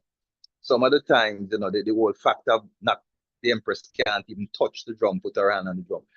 Those were expressions of individuals who were extreme in themselves. You know, because what are we saying? You know, we have to look at these things realistically. What are we saying? The goat skin and the wood and the metal is more precious than the royal empress, the royal princesses, the feminine, divine feminine energy? Are not rituals made by man for the upliftment and development of man within their social and spiritual realm? So all of that, all the power that is infused into those things are infused by the God essence of I and I. So we are in control of, you know, that with this, you know, how that energy is dispensed. Or, you know, that's why, like I say, these discussions are very important as we go forward, because that's why the youths are challenging what is going on. I just listened to a documentary a couple of days ago where the elder was speaking to this and saying that the youths are right, and he was quoting certain things from the scriptures and saying the youngest of the youth today, with their training, with their education level, will challenge these things that we just held on blind faith and had no real tangible or scientific proof. But the beating of the drum doesn't fall under the taboo category. It falls under the health, wellness, and medical category for myself. That's the reason why I would not want my daughter and my wife to be a, let's say, a professional drummer there, because I know it would be harmful to their physical health. Priest Brown. Priest Brown, floor is open today. Oh, give thanks for the royal congregation. Give thanks for very interesting point of views. And I would say give thanks to the Black Kabbalah King. In a man perspective, the Naya being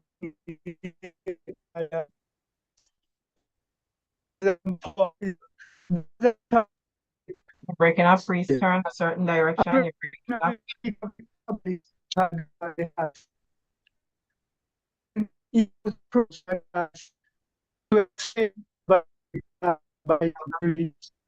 Priest Brown, you're breaking up. Priest Brown, move around. We're not hearing you. You're breaking up. Reposition yourself. Reposition yourself and speak. You hearing me clearly now? Yes, I'm hearing you. Okay, give thanks, my Lord and Empress. Yeah, man, speak now. We hear you clear. Am I being clear? Yes, my Lord. Once in the young days, there was a priest upon the altar who always speak of the Kabbalistic order, which triggered vibrations or questions among young priests who asked him to explain the order, which he never did. In one chalice session, a young acting priest at that time asked Dada about the Kabbalistic order. In explaining the Kabbalistic order to us, Dada sent for the rhythm drum that he had on the veranda, and shows that the Kabbalistic order is the rhythm of life. The 1-2 order is the rhythm of life which connects us to the natural rhythm of creation. And when it comes towards rhythm and vibration, you know, it's both music, word, sound, and power trigger off the elements, so that's the scientific balance. So there is what I've been hearing from the brethren, everyone has somewhat a focus knowing that the rhythm of life, the 1-2 order, that I say 2 on the hand, high and low, 2 on the feet, and you always, the rhythm must always move from high to low, that it remain constant. Because him show the old science of even musical notes, that if you play only one note constantly, you might develop frequency. But in the rhythm, when you move from high to low notes, you retain that constant balance, and the music is linked to the frequency of the creation. If you listen to the bass and how the waters move to the sea, the 1-2 is like the pumping of the waters moving through it. So give thanks for everything said and done. This is my little input, my Lord and Empress. Honorable priest, yeah man, glorify. Bring another level of science to the discussion, because it's all scientific and what you just explained. I will just say one little thing before I reopen the floor. Kabbalah, another level of reasoning it's going to, from you bring those words into it, because that's a discipline, that's an order of itself, just like, just like how martial arts, it's a discipline. See, there's a process, there's a methodology to its function and use. See, and Kabbalah, as we know, the emperor, that is one of his proficiency. When you look at his titles and his honorary degrees and all of that he got during his tenure, they are listed. He has the most any human in history of I and I, humankind, ever had. And one of the categories that he mastered, that he was certified in, is he was master of Kabbalah. He was a master Kabbalist. He was also a grandmaster of necromancy. Those two are similar. Back in the day in the West here, we were told and taught that those were taboo cultures.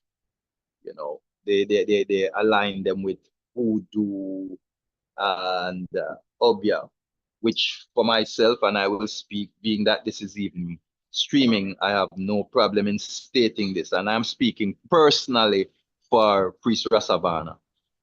Those are African ways that I do not fear, and I have no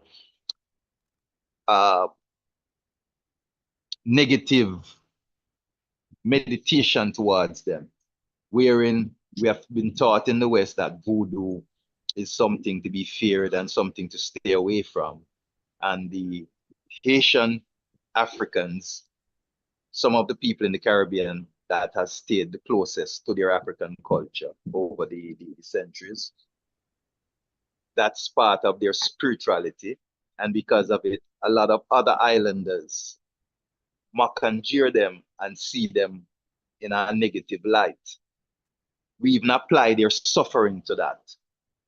Seeing, not understanding the enemy that we face, the war that we are in, and what negative propaganda, one of their greatest tools, is used against us to let us reject the things that they fear that can harm them if used properly.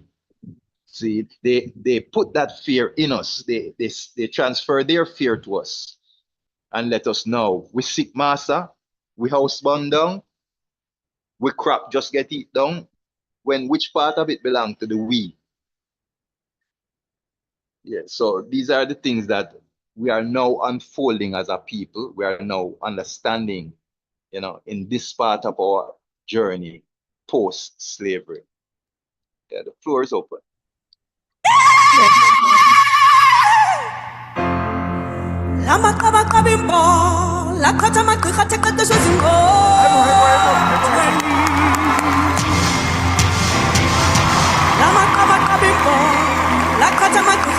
Wait, everyone's turn.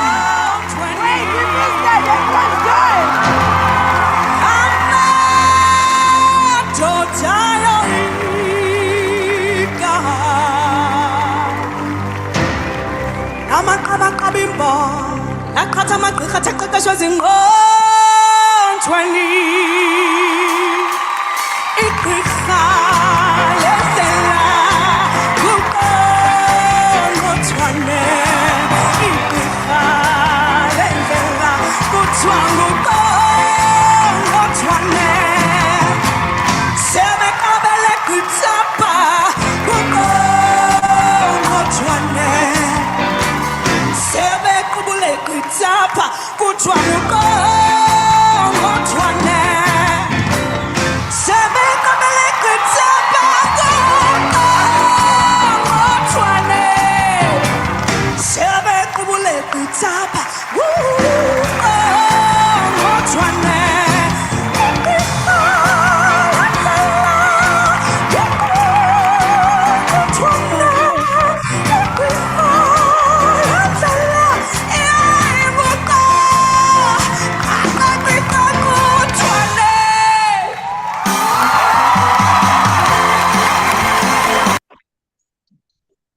Yeah, tell me now that you don't feel that energy. Tell me, you see how powerful our native language is? If she was singing that in English, because that is a rendition of Miriam Makeba from South Africa's song, okay, the click song, and just listen to how it sound in the native language and how it come across from her voice, that vibration, the vibration of her voice, how it affect you when it come across.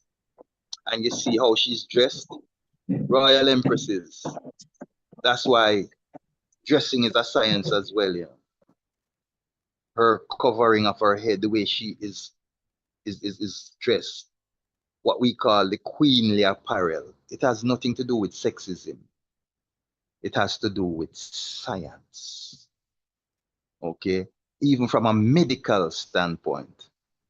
Our ancestors were not simple people, you know. Our ancestors were people of high science. It is them who gave the formula for the civilized world that we see today. The formula flowed down the Nile, through Put, Sudan, South Sudan, down, and culminated in Egypt. And then now the world came to Egypt and drank up that well. And from that, you find today what we see. Our ancestors were high science Rasta. So when you hear their tongue, their words, their expression, like an African said to me, brother, you need to learn at least one African language, no matter which one. He says, there is a difference. There is a science in it. When you are speaking from your ancestral tongue, there is something scientific about it, something that it does to you. It triggers certain memories within your genome that is encoded by your native language. English does not trigger or unlock those sequences. I don't want to go too high with the reasoning, but yeah, what we do is scientific, family. The floor is open.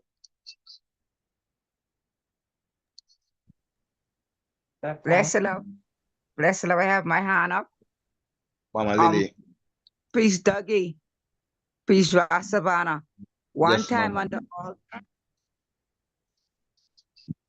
the priest them would chant and call His Majesty Kabbalah King. You know? True. That was very common in Peace Knuckles area. Empress, that Priest Rugo's favorite term. The Black Kabbalah King. Yes. But bear with me. Bear with me. What Priest Dougie talking about for the voodoo thing? He was referring to Haiti. And we have a lot of Haitians in the Bahamas because where I was reincarnated, you can stay on the hills and see the lights in Haiti, my mother told me. So all the refugees will come to the Bahamas from Haiti first, then reach to America. But we have a lot of Bobo Shanti youths. We call them Haitian Bahamians. And this is on His Majesty. You know, say more time, the oral stories are more exciting than the history books. So His Majesty went to Trinidad, went to Barbados, went to Jamaica, and he didn't even sleep a day. It was said, this is known among all the Bahamian Rastafari about His Majesty. So when His Majesty reached in, he told Papa Doc that he would release 600 prisoners. Papa Doc asked him, "Who is to come tell me that I must release 600 prisoners?" Papa Doc, it is said, went up into the light bulb.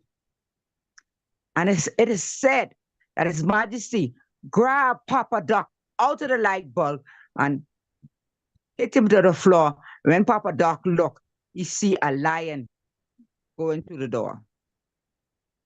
And that is not written in history books, but that is the story that is told among the Bahamas congregation, and Haitians, Bobo Shanti them know that, and we try to keep that culture alive, you know, to show you, say, you know, His Majesty is the highest, you know, Kabbalah Yes, man. Mama. Yes. It's called, in our culture, it's called a folklore. We create a folklore now to keep that memory alive and to share that message through generations. That folklore will be passed on now, hopefully, to the next generation and the next generation. You know, that oral account that is not written in the history books. Yes, it's many things, you know, that the history books don't record. That's why I hear the revolutionary always saying that this revolution will not be televised. You know, it's spontaneous. It's happening within the moment, and when it happens, it happens. But there are many mysterious folklores that are told about our deities because they did mysterious things. And what you say now, Papa Doc, if we know the history of Papa Doc and Baby Doc, they are practitioners of voodoo and the other sciences. So those kind of stories are not strange. Here in Jamaica, we had a person called Capo back in my time. Just recently, not too long, transition. And it is said that while Edward Seaga was the then prime minister, he held a Pocomania convention at Jamaica House, at King's House, sorry. At King's House. And all of those kind of practitioners were there in numbers. And a lot of folklore is told about that night and the different sciences people saw at work. And I won't get into the details of the stories because we don't know what is what, you know. But what that does tell us, there's an old saying, if it not go so, it go some way. So there's some semblance of reality in it. Well, that is what I am alluding to. And they said they saw practitioners do all manner of things, you know, using the science of voodoo or ancestral science, whatever name people want to apply to it, you know. But it's a practice and it's our ancestors' practice. For me, I prefer to understand it and to know so I can know if it's for me or not, because that's the only way I can realistically say that it's not for me. I would have to understand the principles of it, the intent of it. Then I would say, you know, as a man, as an African, as a Rastafari, as a priest and a man of right, if it doesn't enhance right and divinity, then it's not for me. Yeah, the floor open.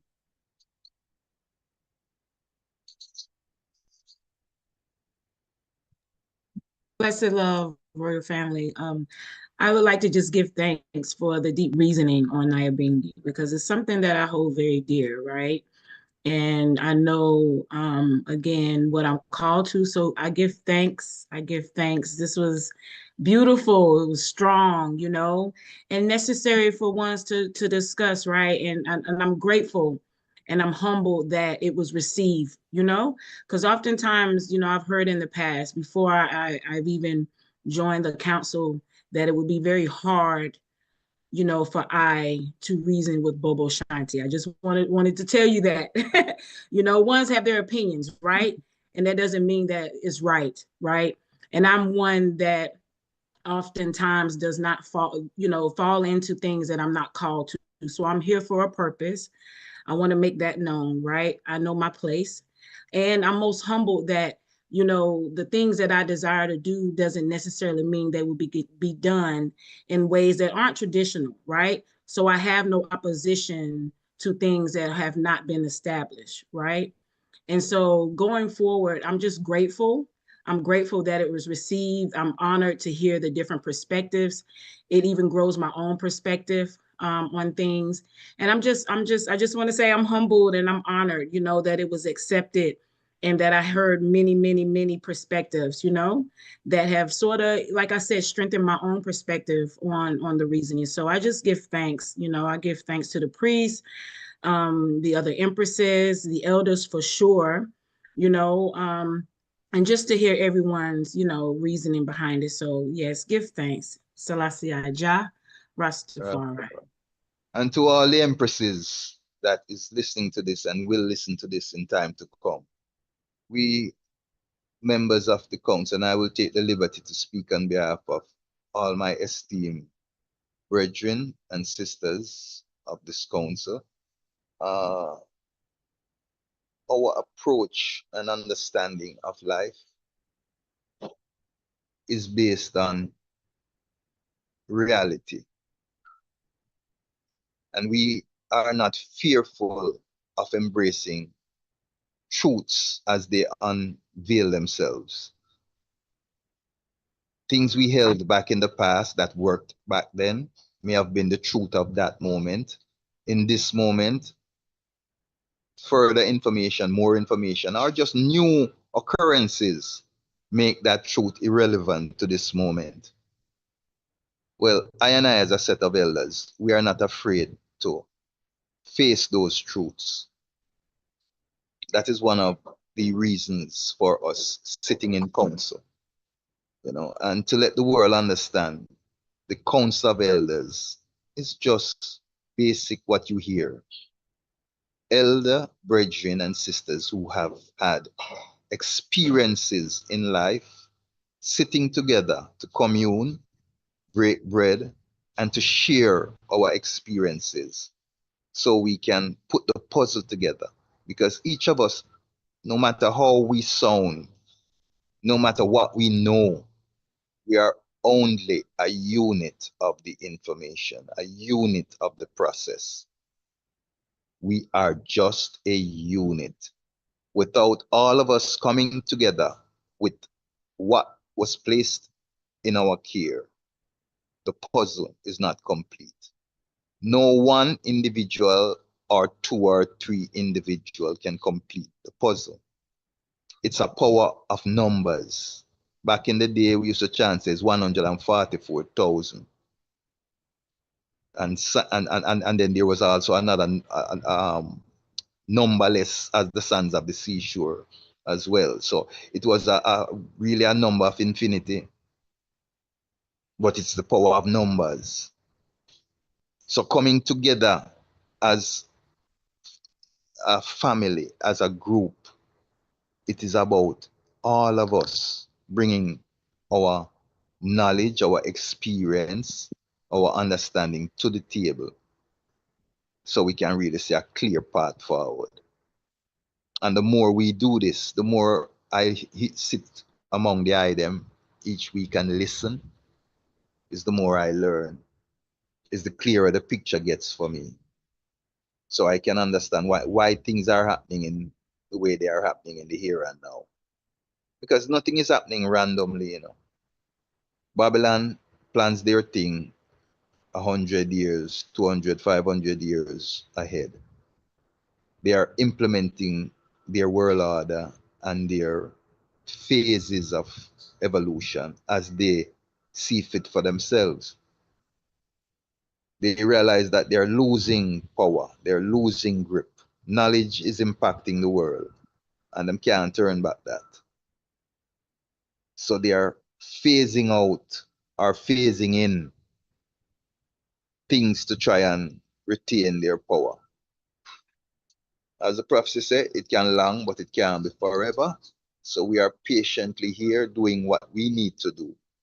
Edify ourselves, learn our sciences, so we know how to use them in both defense of our community, ourselves, our family, but also in development, social, political, all aspects of our development. Yeah, knowledge is power. Yes, family, as we are winding down, if nothing else, anyone else have anything else to contribute to the reasoning or any questions, observations, statements before we close?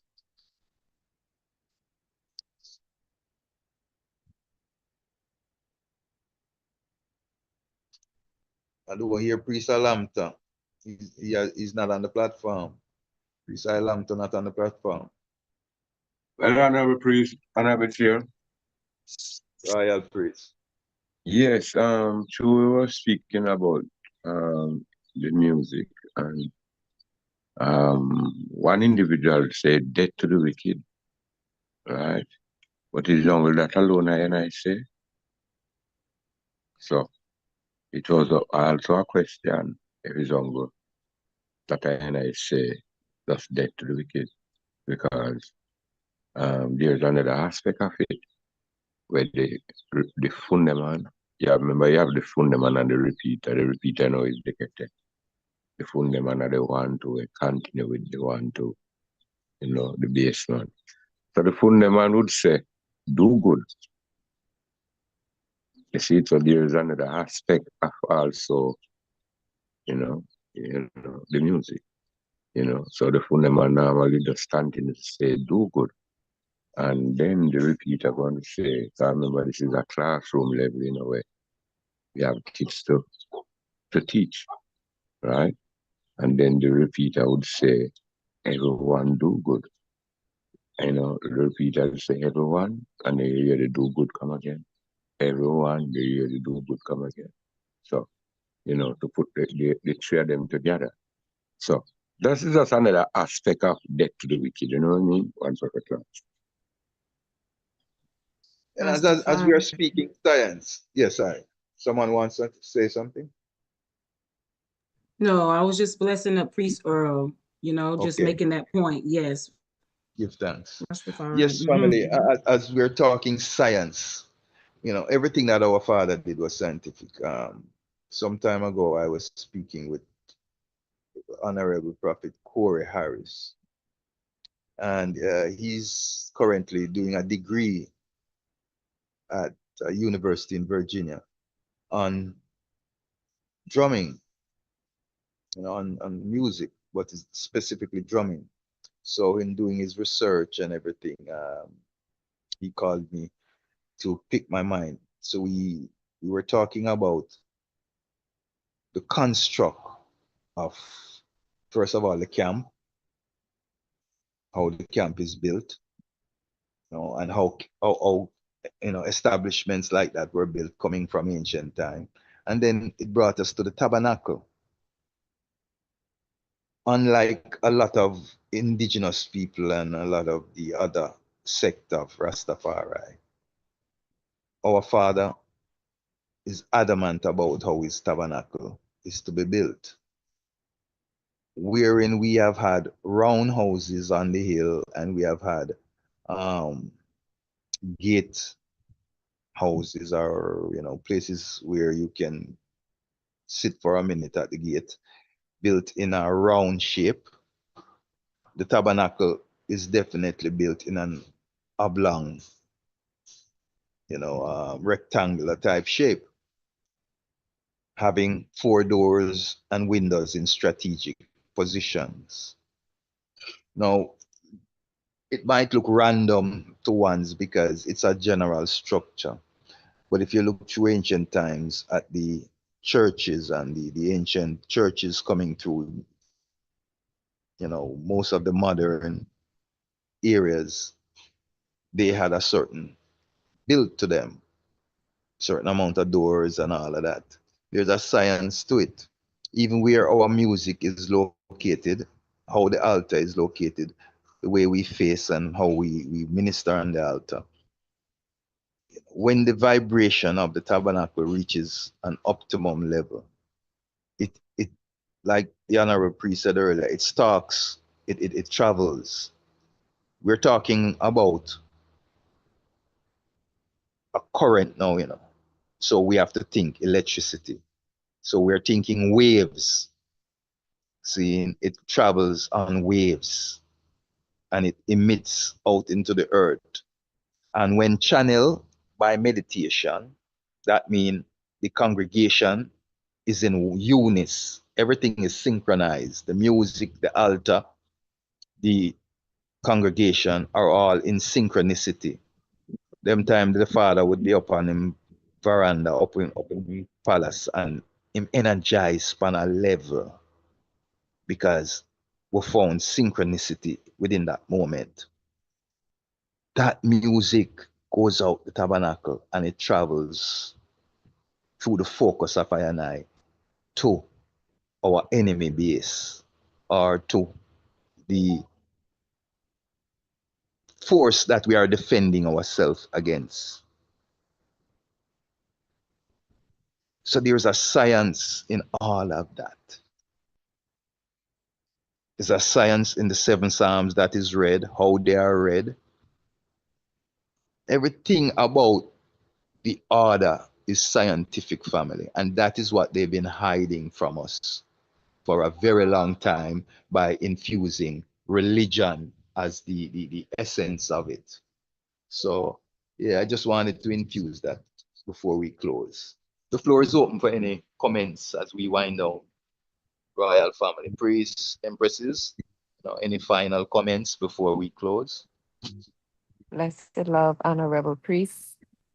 I do glorify the eye reasoning, I do glorify the eye clairvoyance and clarity, because in the way the eye utter, it's, we could hear the divinity of the Most High from within, as Emmanuel teaches, that who is within is greater than anything outside. And, I do glorify her with the eye, full explain everything, and, as the honorable priest, that reason just before the I mentioned, the other part of it, when it talks about the do good, of course, as I and I have been taught, Naya Bingi means life for the righteous, more life for the righteous. And, in our continuously doing good and doing that which is upright, it's just continuously more life for I and I, the righteous, as, the Nyabingi stalks through the earth and bringing death for the wicked, it gives us more life continually. So do give thanks for the science, that, the most I have set forward for us. Once again, give thanks again for our ancient Nyabingi herself. Give thanks for the faithful angels, the faithful mothers, as I was mentioning, even from Hulda's time.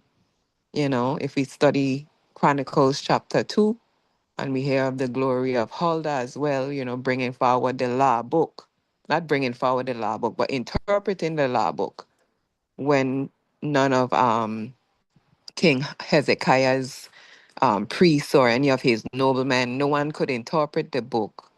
It was Honorable Priestess Huldah. At that time, they say prophetess, but I could see Priestess Huldah that was able to interpret the book for them.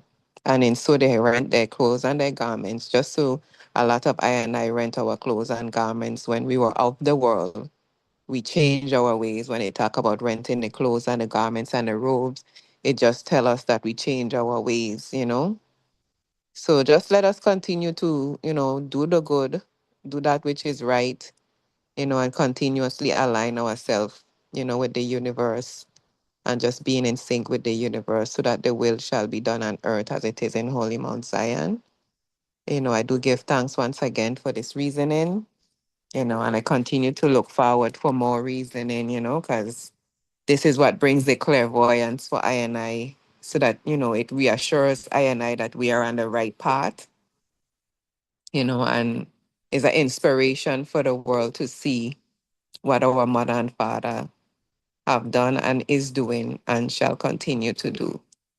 Because it's his and her world, you know, give thanks for the faithful son among them, which is Emmanuel, you know, Marcus Mosiah Garvey as well, you know, because it's a science and the mystics of it all, you know, the prophet, priest, and king, Marcus Mosiah Garvey, Emmanuel, and Selassie.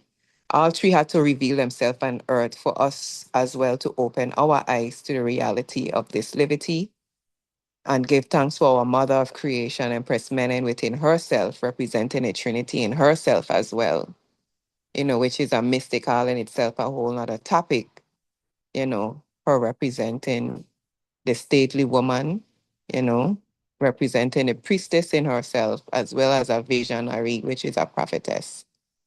So in herself, she holds the Trinity as well, you know, and that's why it was so easy for her to give a crown to the church, you know, showing the importance of the spiritual side of herself and of this life, you know, because the spiritual side is what helps us to sustain the physical, you know. So I do glorify our mother of creation once again. And I do give thanks for the honorable priesthood that have, you know, Melchizedek order in itself.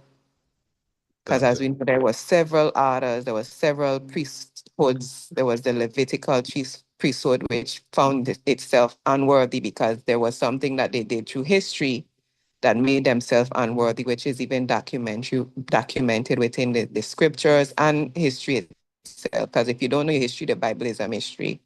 But the Levitical order, they also fought against the woman, you know, because they wanted a certain power that women already naturally held.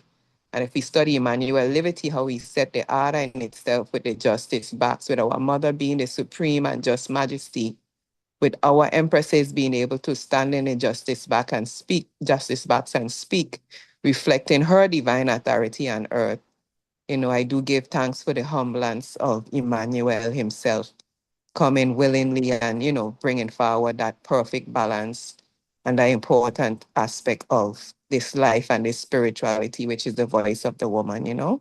So I do glorify the perfect balance, glorify Melchizedek Ada, you know, that Ada that came to liberate I and I, you know, and, you know, that the tenth of this the spoil was given on to that we could resurrect within this time. So glorify our strength, might, and majesty are thine. Blessed love. Yeah, this is a good point to close on. Yeah, the voice of the Empress, you know, as we close this tribute to our royal, divine, virtuous mother of creation. Itege Walete Gorgis, Empress Menenaswa. Yeah, man, glory be unto her spirit, and may her light shine forever on I and I, not just on her daughters, but also on her sons. I and I, Jah Rastafari, Empress Menena. Aye. Jah My Lord. Rastafari. Please, Ijahstars hand is up. I will give you this sound before we close, my lord, as the eye has been here from the onset, patiently taking everything. Royal Prophet, the floor is yours. I'd like to give a song before you go out there too, my lord. Please salam. Honorable Priest, I was asking for the eye earlier, but give thanks. Yeah. Honorable Prophet Ijahstar.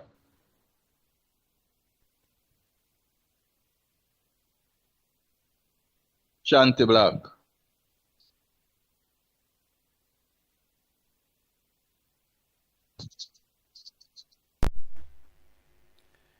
Blessed love, honorable family.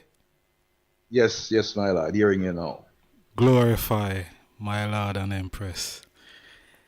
Yes, Royal Art of Celebration in the divine name of His Imperial Majesty and Her Majesty Empress Menen the First, Holy Emmanuel I, King Selassie I Jah, Rastafari. All it been said, I don't really have much to say.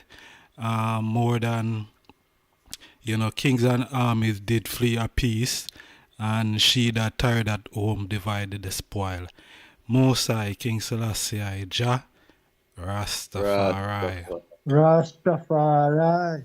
My Lord and Empress, blessed love. Honorable, give thanks. Yeah, man. Good seal up. Honorable Priest, the floor is yours. My Lord and Empress, blessed love. Give thanks for the celebration. Give thanks to Empress Menen, our mother of creation. And also give thanks to all the women who stand up mightily in all the them universally and internationally fighting the oppressor. And one thing I want to remind all I and I, you have to give thanks for the mother that bear I and I. That holy vessel that bring I and I, that have I and I right here at this hour. So to all ones who got their mother, all powers and strength, and to who don't have the mothers, Ashe. Holy Emmanuel I, last year, Jah, Rastafari. Yes, my Lord. That's why the man say you have 7 priests on the altar to speak for him, Because what you don't hear from one, you hear from the other. And that is a great sealer, my brethren. A great sealer. Tribute to all the mothers that have brought I and I into the world. See, yes, those are blessed wombs. Yes, yeah, man, they brought. Yes, Honorable Priest, just a little correction there, and I'll ask the little partner also, I and I must realize that there's a little delay in our voice when we are doing what we are doing. So the individual that are tracking the hymn for the Empress cannot wait until she finishes because there's a delay. You have to track up.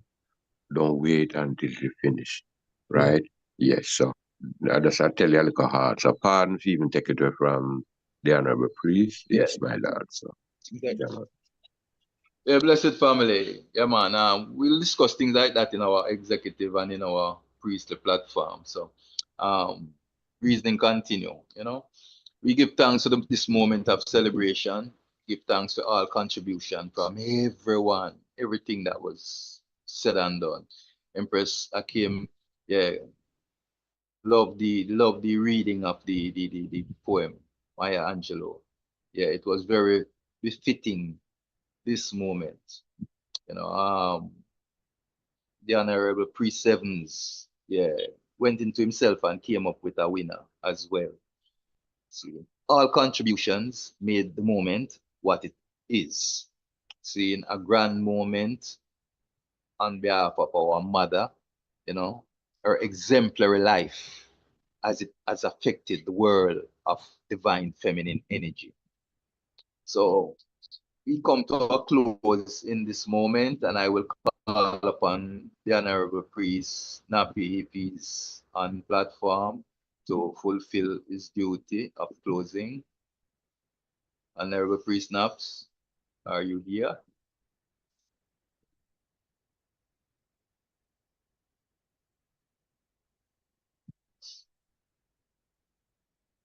Honorable Priest Naps, if you're there on mute, I'll make me hear you. Priest Earl is here. Okay, Honorable My Lord, you were saying something, Honorable? Yes, my lord. I was saying that your call to duty as we close. If I can close it, if you're in a position to close it for us, I would appreciate it, my lord. Honorable Priest. All right, give thanks, Majesty. Glorify each and every one at the moment that's here with us. So those that's not here at the moment. Going through them, I look and we see that a lot of generations of rich heritage that we have, all throughout of Africa. And coming down here into the West also, a lot of heritage. And, you know, I have to talk about the empresses, them that I know. You know, I live on the camp with the Empress Maisley, and when we, there are our four daughters, them Judith, Naheem, Annie, you know, and then Daniel, and they were well all done all the while. Those are the first set of upright female energy upon the foundation. You have Sister Dorrit, you know, you have Sister Rachel, which was a bit down the way. I pray the Lord, priest. I pray the. I think so the priest should have say if they close the thing with a big hole or what you were saying, you know. So I don't know if you get him right or wrong. No, I'm gonna close the thing, but I was just giving a little overview of the energy of the female energy and what we. I just want me to close. Come on, you give your closing. You give your closing. It's time. Yeah, you can close and then close. Go ahead, my lord. You understand? Right. Yeah. So we see all of those of the history of all the ancient empresses. And I speak of the ones that I know, as I say, Empress Maisley, Empress Esther, Empress Dorrit, Sister Dawn, Empress Kima, you know, all of the mighty empress in the days when we were living there. And, you know, and we banded together, live in love and harmony. Our youth, them grow, all of the kingman, them grow. We live in love and ironies, you know. So we give thanks for all of that, my lord and empress. So I give thanks for all of the female them that I have all encountered, you know, on the foundation and in the E.A.B.I.C trad, you know. I give thanks that, you know, they were there to shine that blessed and upright light that I glorify the empress them, you know. So give thanks for a blessed day like this that we come, you know, to celebrate that holiness, you know, and bring up that energy, you know, to bring forward the balance that I need in order to make this thing work, you know. So, my Lord and Empress, give thanks for everything that has been said. Give thanks to each and every one that is here today. And we ask that everyone have a blessed week, you know, in this day. So give thanks. Most High, glory be to our Father and to the Son and to our Mother of Iration. As Jah was in the beginnings, now and never shall be, Jah without end. Most High, King Selassie, Jah, Rastafari. He only touched the hem of his garment, and to his side she stole. As peace that passeth all understanding, and gladness fill her soul. So touch the hem of his garment, and thou too shall be free. His saving power this very hour shall bring new life. Life to thee. Selassie, Jah. Rastafari. So be all good and no pleasant things for Virgin and Empress to dwell together in unity and love. Like the person sang it up on there that ran it down the beard, even here runs the beard that went down to the skirts of his garments. You have heard man has built the senate upon the mount of all the Mount Zion. But there will I command it is blessing, even life and love forevermore. Most High, King Selassie, Jah. Rastafari, Mama Mega eyes, last year, Jah. Selassie, Jah, Rastafari. And I, last year, Jah. Rastafari. Blessed heart of communion, one and all, my virgin and sister. Glory and give thanks, one heart of perfect love, majesty and empress. My Lord. And quickly I would like to say to all Bingi empresses that will hear this at some point, you know, because it is on the web for everyone. Yeah, we want to say heart of love, heart of celebration to the item, same way. Because we are all one father and mother's children. Yeah, we are the ones that make up the Rastafari family. So we want to send love out to all empresses of Rastafari. All empresses of Rastafari, barring none. The individual to the members of different groups. Yes, everyone that heal the empress and the emperor Art of love. Blessing, Rastafari, blessing. Mama Miriam. Blessed love. Blessed love. Mama Lily May. Yes, sir. Blessed love. Yes. Empress Akim, give thanks. Empress Cindy. Blessed Art of love, love. royal tech.